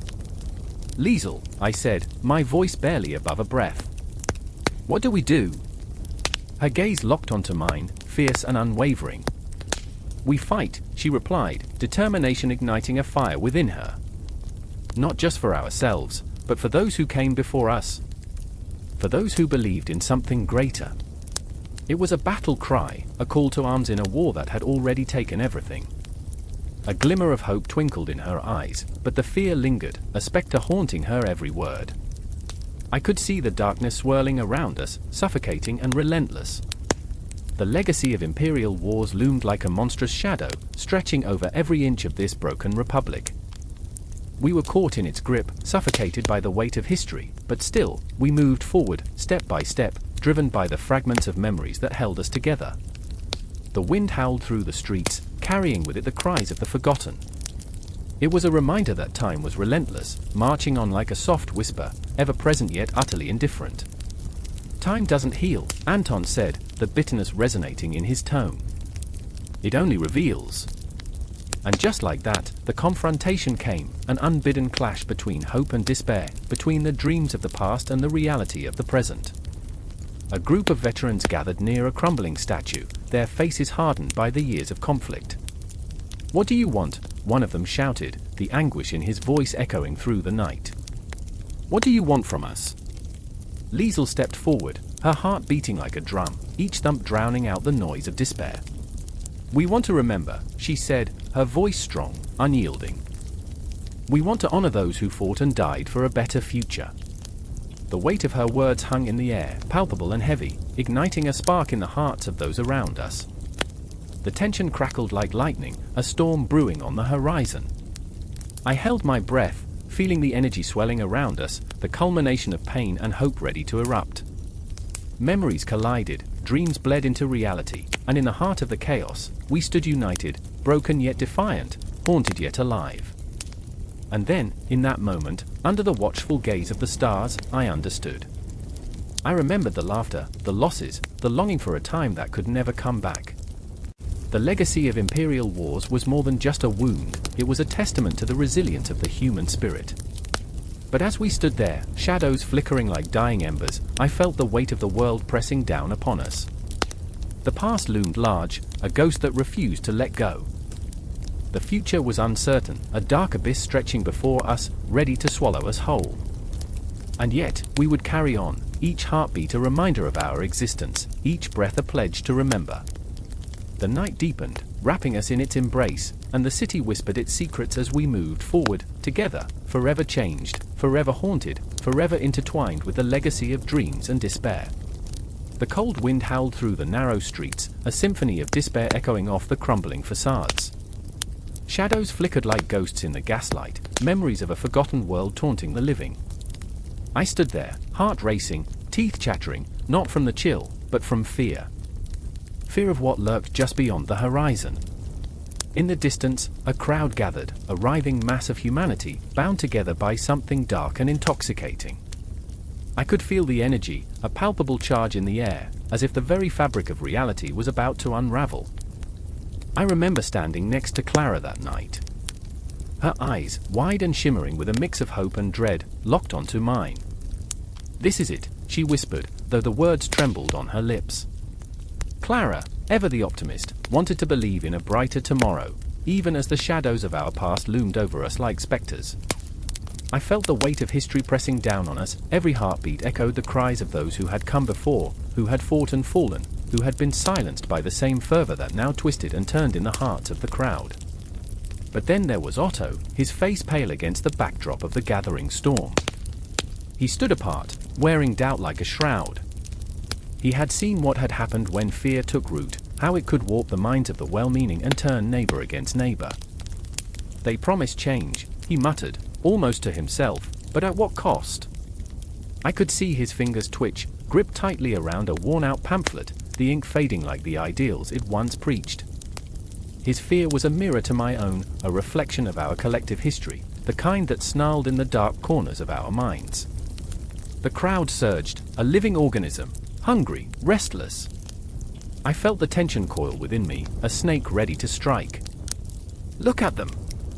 Clara gasped, her voice barely rising above the thrumming heartbeat of the masses.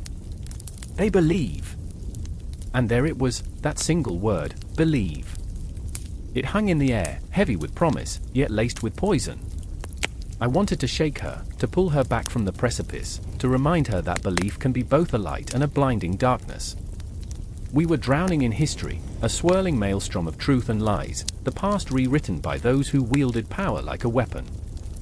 I could feel it in the marrow of my bones. The rise of National Socialism was not just a political movement, it was a distortion of reality, a careful revisioning of the truth that played out like a grotesque theater. I could almost see the marionette strings, feel the tug of unseen hands guiding us toward an abyss. What if they're wrong? Otto's voice cracked like thunder, shaking Clara from her reverie. What if they're leading us to the same end we've seen before?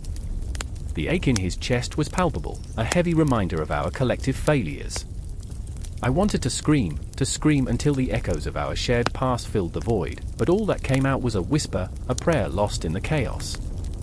As the speakers took the stage, their voices rang out, powerful, magnetic, driving the crowd into a frenzy. I watched as faces transformed, the flicker of uncertainty extinguished by the fire of zeal. Clara's hand tightened around mine, her warmth a stark contrast to the chill that seeped into my bones. "We can't turn away," she insisted, eyes burning with a fervor I once revered. But what lay beneath her enthusiasm? I saw it, a flicker of fear buried deep, an undercurrent of desperation. They were hungry for change, for a vision that promised strength, unity, a revival of a nation brought low. Yet, beneath the surface, I sensed the creeping tendrils of nationalism, feeding on the fears of the disenfranchised, manipulating history itself. "Do you hear them?" Otto moaned, his voice cracking. "They are rewriting our story, Clara. They are suffocating the truth." I wanted to comfort him, to tell him it would be okay, but deep down I felt the same despair. A slow realization crept into my mind. This was not just a moment in time, it was a tide that would swallow us whole if we let it. The crowd roared, a beast unleashed, a chant rising like smoke. Stronger together, they cried, unaware of the shadows lurking behind their words. I could see the faces, their expressions twisted between rapture and mania. Clara, caught in the momentum, appeared to drift further away from me, her ideals spiraling into something darker, something I couldn't reach. And then it happened. A single, piercing cry shattered the air, a voice of dissent rising above the cacophony. What about the truth? The sound of a single individual standing against the tide. I turned, eyes searching, but the figure was swallowed by the throng, a whisper lost in a storm. Otto's face mirrored my dread, the realization dawning that dissent was becoming a ghost in the night. I could feel Clara slip from my grasp, the crowd drawing her in like a moth to a flame, a sacrifice to the burgeoning movement. Clara! I shouted, but the din drowned me out.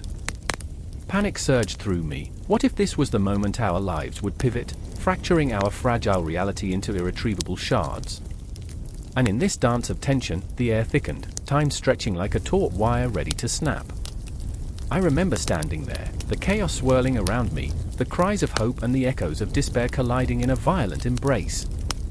I was caught between belief and fear, hope and despair, as history bore down upon us, a relentless tide threatening to consume everything in its path. The night wore on, each heartbeat a reminder of the gravity of the moment where everything would change, began. The city, once a refuge, morphed into a battleground of ideals. And as I watched Clara's silhouette slip further into the darkness, the realization settled in: we were not just spectators to history, we were the very fabric being woven into its twisted narrative. Hold on, I whispered to myself, but the words were as fragile as gossamer, swept away by the storm. The cacophony of voices filled the night, a dirge of dreams and nightmares entwined, and I was left standing at the crossroads of an uncertain future, stripped bare, heart exposed, with only the whispers of the past to guide me forward. The clock struck midnight, its relentless chime echoing through the crumbling corridors of a once magnificent castle, now cloaked in shadow and despair. A chill crept through the air, thick with the weight of forgotten dreams and unyielding history. The walls, stained with the memories of glory and betrayal, bore witness to the anguished cries of souls caught in the relentless grip of war. I stood there, heart pounding, breath shallow, as I gazed into the abyss of what once was the Holy Roman Empire, its grandeur reduced to whispers that curled through the darkness like smoke from a dying flame. "Do you hear that?" whispered Anna, her voice barely a breath, as if the sound of her words might shatter the fragile silence. She was my sister, lost, yet fiercely present, her eyes swirling with a tempest of fear and resilience. She had always been the steadfast anchor in my turbulent sea of thoughts, but now, desperation gnawed at her edges, fraying the bonds of our shared history. I hear them, the echoes of the past, calling us back to where it all began. I remembered, oh, how I remembered, our father's stories, woven with laughter and a tinge of sorrow, tales of a vast empire that stretched like shadows across Europe. A tapestry of cultures, a mosaic of faiths, each thread binding us closer to an idea that felt both monumental and absurd. They bathed once a year, I joked, trying to spark a smile on Anna's face, so romance was earthy. But the laughter that followed felt hollow, as if the ghosts of Europe's romantic past were mocking us, their laughter hollow and piercing. In that moment, we were not just siblings caught in the throes of a world at war, we were witnesses to the unraveling of a legacy. The Holy Roman Empire, an entity that had nurtured ideas and ideals, once a beacon of unity amid a cacophony of strife, now lay shattered, splintered by the encroaching darkness of a global conflict that threatened to erase not only borders but the very fabric of humanity itself. A distant rumble shook the ground beneath us. The air thickened with tension, suffocating our thoughts and filling our hearts with dread. I turned to Anna, and the fear in her eyes was a mirror to my own. "What if we can't escape?" she breathed, the words tumbling out like stones, heavy and unforgiving. "What if this is it?" I reached for her, my hand trembling, the touch a fragile bridge between despair and hope. "We will not be swallowed by ghosts," I promised, even as the weight of that promise clawed at my insides. We were tethered to life, yet surrounded by the specters of a past that refused to fade. Memories flickered like candle flames, illuminating the dark corners of our hearts, our father's laughter, the warmth of our mother's embrace, the scent of freshly baked bread wafting through sunlit kitchens. Those were the remnants of a world that felt impossibly distant, yet achingly close. As the night deepened, we ventured through the castle's labyrinthine halls. Each step echoed with a haunting rhythm, a pulse that united us with those who had walked these stones before. The weight of history clung to us like a cloak, heavy but familiar. I stopped, feeling an inexplicable urge to touch the cold stone walls. Beneath my fingers, the rough texture spoke of time, of battles fought and lost, victories celebrated and mourned. This place was a cradle of power, I murmured, and yet, all we have are shattered dreams. Anna's laughter floated in the air, but it was tinged with something darker, a brittle facade that broke under the weight of sincerity. Power? All I see is decay. Her voice trembled, and I could sense the fissures of her soul expanding under the pressure. What does it matter now? An empire built on the bones of the past, now just dust. Dust, yes. A metaphor that resonated with the very essence of our existence in these trying times. The Holy Roman Empire had once been a testament to unity, yet found itself splintered by ambitions and greed. But we were more than its remnants, we were the next chapter, struggling to pen our story amid the chaos of a world torn asunder. Suddenly, a loud crash rattled the air, a sound that pierced the veil of our silent reveries. We froze, hearts racing in sync. Anna's hand tightened around mine, and I felt the heat of her pulse, a reminder that we were alive, breathing, feeling. What was that? She whispered, but I could see the answer in her eyes, the flicker of fear that screamed louder than words. We crept toward the source, shadows clinging to us like phantoms eager to consume our light. The remnants of a grand hall opened before us, moonlight slicing through shattered windows, illuminating the dust that danced in the air like lost souls. And there, among the ruins, stood a figure, a silhouette against the backdrop of despair. It was a soldier, his uniform a stark contrast to the decay around him, a symbol of a war that had wrapped its claws around the throat of Europe. "Who goes there?" he barked, his voice gravelly, a rough edge that dripped with mistrust. I felt Anna's grip tighten, a pulse of fear that coursed through us. The soldier's eyes darted to us, and in that moment, time seemed to collapse. The echoes of history, the weight of our lineage, the haunting presence of an empire in ruins, they converged on that singular moment, each heartbeat a reminder of what was at stake. I stepped forward, drawing a breath that felt like fire in my lungs. "We are not enemies," I said, the words rushing out like a desperate plea. "We seek only to endure, to remember a world that forgot us." But outside, the night continued its relentless march. The whispers of the past faded, replaced by the thunderous approach of a storm, both literal and metaphorical. It felt as if the heavens wept for what we were losing, what we had lost.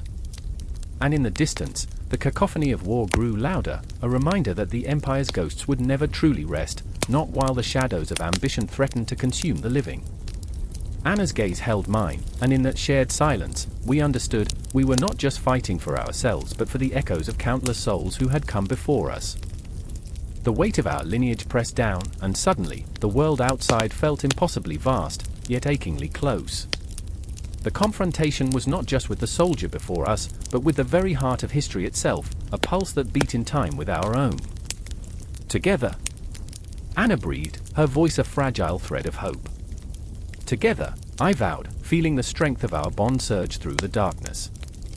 And as the storm approached, we braced ourselves against the tide of history that threatened to engulf us, ready to face whatever horrors lay ahead, two hearts intertwined in the chaos of a world on the brink of annihilation. The echoes of the past would not be silenced, but we would carve out our own destiny amid the ruins, a testament to a legacy that refused to fade.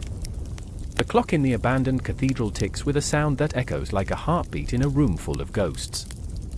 Dust dances in the faded rays of sunlight, swirling in the air thick with memories, the laughter of children long gone, the whispers of lovers, the anguished prayers of those who knelt in despair. I remember when the world trembled beneath the weight of a single gunshot, when empires crumbled like brittle leaves underfoot, and the once great Holy Roman Empire became a distant echo, a faded tapestry of dreams and nightmares. Anna stands alone among the crumbling pillars, her fingers tracing the jagged edges of history. She's lost, but she bears the scars of a soldier. Her brother, a boy with laughter like a summer breeze, was taken from her by war's cruel hand. She remembers the day they danced in the meadows, the sun painting their lives in hues of gold, and then the darkness came, creeping in like a thief. Now, she wanders through these hollow walls, searching for something that feels like home, but all she finds is shadow and silence. Across the town square, David watches her, a fragmented man piecing together a life torn asunder. He carries the weight of 100 regrets, each one a stone in his pocket, dragging him down. The war stole his youth, but it also gifted him a heart that beats with a peculiar rhythm, one that longs for connection yet fears the intimacy of proximity. He remembers the night his dreams shattered beneath the weight of a decision, a choice that sent ripples through time. His eyes, dark pools of longing, follow Anna as she moves, her sorrow a mirror to his own. The air thickens, charged with the unspoken words between them, a tension taut as a bowstring. They know the cost of love in this fractured world, where trust feels like a luxury, and hope is a dim candle flickering against the encroaching dark. Anna pauses, her breath hitching as she senses his gaze. For a moment, she wonders if he carries the same ache, the same yearning for something that feels just out of reach. I remember the stories of the Holy Roman Empire, tales of power and glory, of kings and battles, of cities that shimmered like jewels in the night. But the reality was a morass of betrayal and bloodshed, of ambition cloaked in the guise of righteousness. We're all just shadows in this grand narrative, echoes of those who came before us, living in the aftermath, struggling to find meaning in the ruins. Anna's heart races as David approaches, each step a silent apology, a plea for understanding. His eyes are stormy seas, battling against the tide of his own emotions. She knows he carries a weight, his silence speaks of battles lost and friendships severed, of lives he couldn't save. "What do you want?" she asks, the tremor in her voice betraying her vulnerability. "I want," his words hang in the air, heavy with unfulfilled intentions. "I want to remember. To feel something again." The truth resonates between them, a shared understanding forged in the fires of loss. They stand so close, their breaths mingling, yet a chasm stretches out between them, filled with unspoken fears. The world outside is a cacophony of chaos, civilians marching for a future they can scarcely envision, soldiers returning with eyes that have seen too much. But here, in this sacred space, time slows, and their own histories intertwine like ivy creeping up ancient stone. Outside, a child's laughter rings out, a haunting reminder of innocence still clinging to life in the ruins. Anna's eyes glisten with unshed tears, and she wishes for the strength to bridge the chasm. "What do you see when you look at me?" she whispers, her voice trembling. "Hope," David replies, his voice raw, stripped bare of pretense. But with shadows, always shadows. Silence swells, wrapping around them like a shroud. The city beyond, the remnants of a world torn apart, reaches out to them, each crumbling building a testament to dreams deferred. They can feel it, the pulse of history, the weight of the past pressing down on their shoulders. They are bound by it, yet yearn to break free. Anna takes a step back, a reflex born from the fear of connection. Hope feels dangerous, she admits, her heart racing in the stillness. What if it leads to more pain? David's gaze darkens, memory swirling in his mind like smoke. Pain is part of it. We can't change what's been done, but we can choose how to move forward. His words are a knife, sharp yet true, cutting through the veil of her doubts. They stand on the precipice of something profound, an emotional crescendo building between them, but the weight of their past holds them back. Time bends and warps, the clock in the cathedral ticking relentlessly, reminding them that every moment counts. Anna feels it, the urge to leap, to surrender her heart, to embrace the chaos of life and love, but fear coils around her like a serpent. "Do you think the ghosts of our past will ever truly let us go?" she asks, her voice barely above a whisper. "Maybe they're not meant to," David replies, his tone gentle yet resolute. "Maybe they're here to remind us of what we're fighting for." And in that moment, under the watchful eyes of history, a flicker of understanding passes between them, a silent acknowledgement of their shared burdens and unfulfilled dreams. The shadows dance around them, a reminder of the past, but they are no longer alone in the darkness. The world outside may still be burning, but within these walls, something fragile yet fierce begins to take root, a seed of resilience, a spark of connection. The cathedral stands as a sentinel of their struggle, an echo of the Holy Roman Empire's legacy, a haunted beauty reminding them that even in the aftermath of despair, life persists. As Anna and David stand together, the flickering candlelight casts long shadows, illuminating the raw, unvarnished truth of their existence. The clock ticks on, each second a heartbeat, each heartbeat a reminder of what remains unspoken, the promise of a tomorrow that could be. The city outside breathes, shifting and changing, but here, in this moment, they hold the weight of the universe in their hands, a fragile connection shimmering between them like a fleeting dream. The air was thick with the metallic scent of blood and the acrid stench of smoke, a pungent reminder of battles fought and lost. I stood in the crumbling shadow of a once grand castle, its stones whispering stories of both valor and despair. My heart raced as if trying to escape the echoes of a past that still clung to the present. The wind, a chilling spectre, howled through the empty halls, carrying voices of the long dead, their cries a haunting symphony of anguish that reverberated in my chest. I remember the moment when the screams pierced the air, shattering the fragile illusion of peace. The clang of steel against steel felt like a heartbeat, quickening, escalating, a prelude to chaos. There, amidst the swirling dust and shattered dreams, I saw him, Friedrich, a soldier with a heart too big for a world that demanded fortitude over tenderness. His eyes, deep pools of sorrow, reflected the weight of the sword he bore, not just as a weapon but as a burden. Each swing sent shivers down my spine, not from fear, but from the raw, unfiltered rage of a man betrayed, not only by his enemies but by the very land he fought for. Beside him stood Clara, a nurse transformed from the tender touch of healing hands to the steely resolve of a warrior's confidant, her heart a battlefield of its own. I watched as she bandaged wounds with a determination that belied her fragile frame, each knot tied with whispered prayers that seemed to hang in the heavy air. I remember, she would say, even as the groans of the dying filled the space between us, I remember the faces of those who should have lived. Her voice trembled, not with fear, but with an insatiable ache, a need to turn the tide of fate, to rewrite the tragedies that had marred her life. Time played its cruel tricks in that war-torn realm, stretching moments into eternity. I felt it in my bones, the pull of history, the weight of memories that wanted to drown us.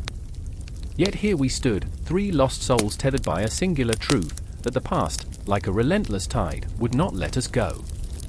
I could see it in Friedrich's clenched fists, in Clara's haunted gaze. They were warriors, yes, but also ghosts, forever shackled to the memories of wars fought over soil that had soaked up too many tears. Then there was the moment when we could no longer ignore the shadows that loomed over us. As night draped its inky cloak over the battlefield, we gathered in a flickering circle of light, the fire crackling, whispering secrets in the dark. Friedrich's voice trembled as he recounted the bloodshed, a tale wrapped in exhaustion and anger, each word a dagger aimed at the heart of the empire that had promised glory but delivered only despair. I remember, he said, the faces of the fallen, the cries of mothers who will never cradle their sons again. Clara leaned closer, her brow furrowed, as if the flickering flames could somehow illuminate the darkness in our hearts. We are not just stories, she murmured, her voice soft yet steady. We are the echoes of those who fought and died for something greater. But I could see it, the way her fingers trembled, betraying the strength she tried to project. It was all a facade, a mask we wore in the face of our fears. And in that shared silence, the truth settled like a weight upon us, heavy and unyielding. And then the earth shook beneath us, a tremor that felt as if the very ghosts of the past had risen to confront us. The shadows flickered, twisted, and morphed into forms that danced at the edges of our minds. I closed my eyes, and suddenly, I was there at the gates of history, surrounded by soldiers clad in rusted armor, their faces a blur of despair and determination. I could hear the clashing swords, the cries of the wounded, the fluttering of banners stained with the tears of the innocent. It was a vivid tapestry of chaos, woven from the threads of countless battles, each stitch a life lost, each not a memory that would haunt. I opened my eyes to find Friedrich staring into the flames, his expression a mixture of resolve and vulnerability. "What is it we're fighting for?" he asked, his voice cracking under the weight of existential dread. It was a question that hung heavy in the air, a chasm across which we could not bridge. Clara reached out, her fingers brushing against his, a silent promise of solidarity amidst the turmoil. We fight not just for victory, but for the souls we carry with us, she whispered, a flicker of hope igniting in the darkness. But hope was a fragile thing, easily snuffed out by the weight of reality. I watched as their eyes met, a connection forged in fire and blood, yet frayed by the scars of war. The tension thickened, palpable, wrapping its cold fingers around us as we prepared for what was to come. The past was not merely a series of events, it was a living entity, clawing at our consciousness, demanding to be acknowledged. I remember the night sky, vast and indifferent, watching as we confronted our demons. The stars twinkled like distant memories, mocking our pain, reminding us that time moved on while we remained trapped in a single moment of reckoning. Each heartbeat echoed like a battle drum, reverberating through the silence, urging us to speak, to act, to remember. And then it happened, the confrontation, the emotional climax that would shatter us all. Friedrich, tears streaming down his dirt-streaked face, fell to his knees. "I cannot carry this burden alone," he cried, his voice a mixture of anguish and defiance, resonating through the darkness like a battle cry. Clara, her heart torn between duty and love, knelt beside him, their hands entwined in an act of solidarity that felt like a fragile alliance against the onslaught of despair. From the shadows, the memories of wars long forgotten surged forth, a tide of ghosts bearing witness to our struggle. They surrounded us, their whispers a cacophony of heartache and hope. In that moment, I understood, we were part of something far greater than ourselves, a continuum of pain and resilience, an unbroken line stretching through time. I felt the weight of history pressing down on us, a relentless tide that would not be ignored. We were not merely standing in the ruins of the Holy Roman Empire, we were entwined in its very essence, each heartbeat echoing the legacy of those who had fought before us. Their stories were our stories, their pain a reflection of our own. And as the shadows danced around us, we vowed to carry their memories forward, to ensure that history would not fade into oblivion. The fire crackled, the shadows swayed, and I knew this was just the beginning. There would be no closure, no neatly tied endings, just a continuous flow of emotion and tension. The past, present, and future converged into a single moment, urging us to remember and to fight, not just for ourselves but for the generations yet unborn. The ghosts of the Holy Roman Empire would linger, their stories etched into our souls, forever entwined in the fabric of existence. The weight of their memories would continue to shape our lives, an eternal echo that could never be silenced. The night was an echoing silence, broken only by the soft, mournful wails of a distant wind that seemed to carry the weight of history. The moon hung like a ghostly witness above the smoldering remnants of a village, its glow casting long shadows over the charred earth. In that darkness, time felt suspended, an agonizing pause before the storm, where memories of the Holy Roman Empire's wars danced like specters, beckoning the living toward a reckoning. I remember the moment Marcus stumbled into the wreckage of what was once his home, his breath hitching in his chest. The air was thick with smoke and the metallic tang of blood, it clung to him like a second skin. He was a soldier, yes, but also a son, a brother, and the weight of loss hung over him like a shroud. His hands trembled as he sifted through the ashes, seeking something, anything, that would anchor him to a world he felt slipping away into the shadows. "Why?" he whispered into the night, his voice raw and ragged, the question hanging in the air like a noose. The silence answered him with a chilling indifference. His sister, Ilara, had been here just yesterday, her laughter bright enough to pierce the gloom of the past. Now, all that remained was the cold grasp of despair clawing at his heart.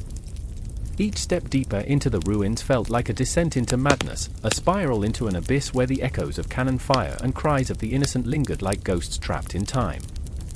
Outside, the world carried on, oblivious. The townsfolk were gathering, faces ashen, eyes darting nervously to the horizon as the shadow of war loomed closer.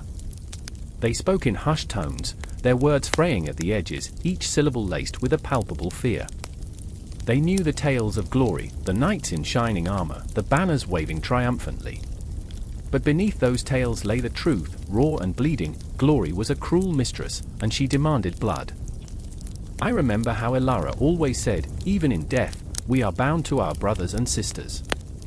She had a way of weaving hope from despair, a light in the darkest corners.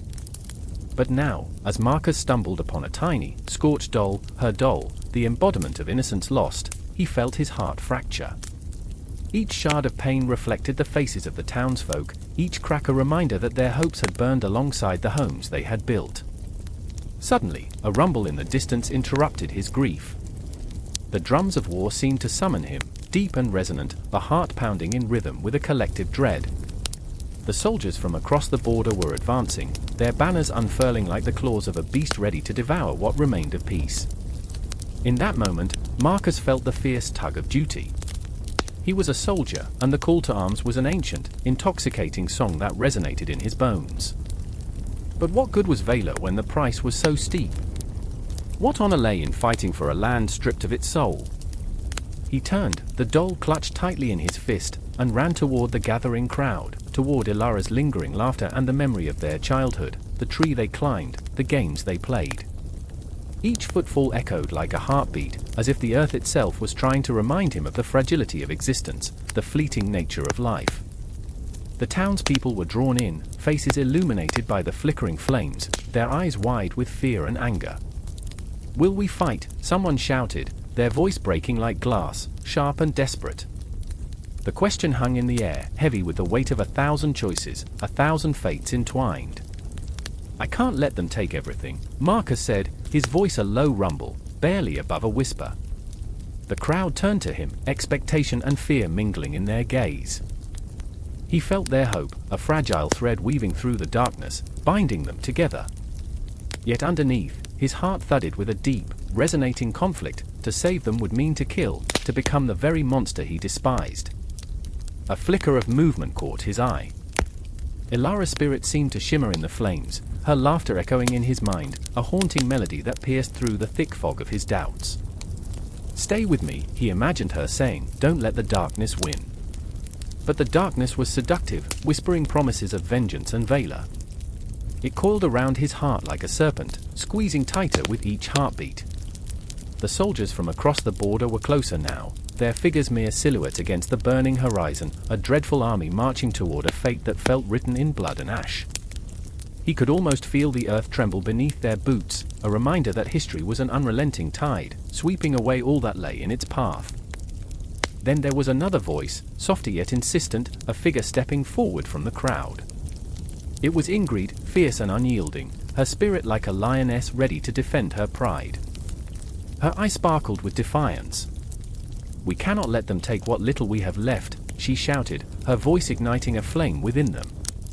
"If we stand together, we can face the storm." I remember the way the people rallied behind her words, hearts knitting together in that fragile moment of hope. They were bound not just by fear, but by the memories of love, laughter, and resilience. Yet the shadows loomed ever closer, and Marcus found himself trapped in a web of conflicting emotions. Hope and despair, duty and fear wrestled within him, pulling him toward a precipice that felt as slippery as the blood-stained earth beneath his feet. The drums grew louder, the clash of steel against steel rang in the distance, a terrifying symphony of chaos. The air was electric, charged with the promise of violence. Every heartbeat echoed the fragility of their lives, the weight of every decision pressing down like a stone in his chest. And in that moment, as the fabric of their world began to unravel, one truth shone through the darkness: war was not a moment, it was a sickness, an endless cycle that would haunt them, a ghost that would whisper in their ears long after the swords were sheathed and the dust settled. Yet as the horizon quivered with the approach of the enemy, something stirred deep within Marcus, an ember of defiance. The choice lay before him, a chasm of uncertainty. And as the shadows closed in, he clutched the dole tighter, ready to step into the storm, to face the ghosts of history that demanded their due, knowing that whatever came next was etched in the very essence of their souls. With a glance exchanged with Ingrid, a silent understanding passed between them, and he took a step forward. The time for hesitation had passed, the battle for their future had begun. Each heartbeat pulsed with the promise of an uncertain tomorrow, where echoes of the past would collide with the fervor of hope, creating a cacophony that would reverberate through the annals of time, long after the last note had faded into silence.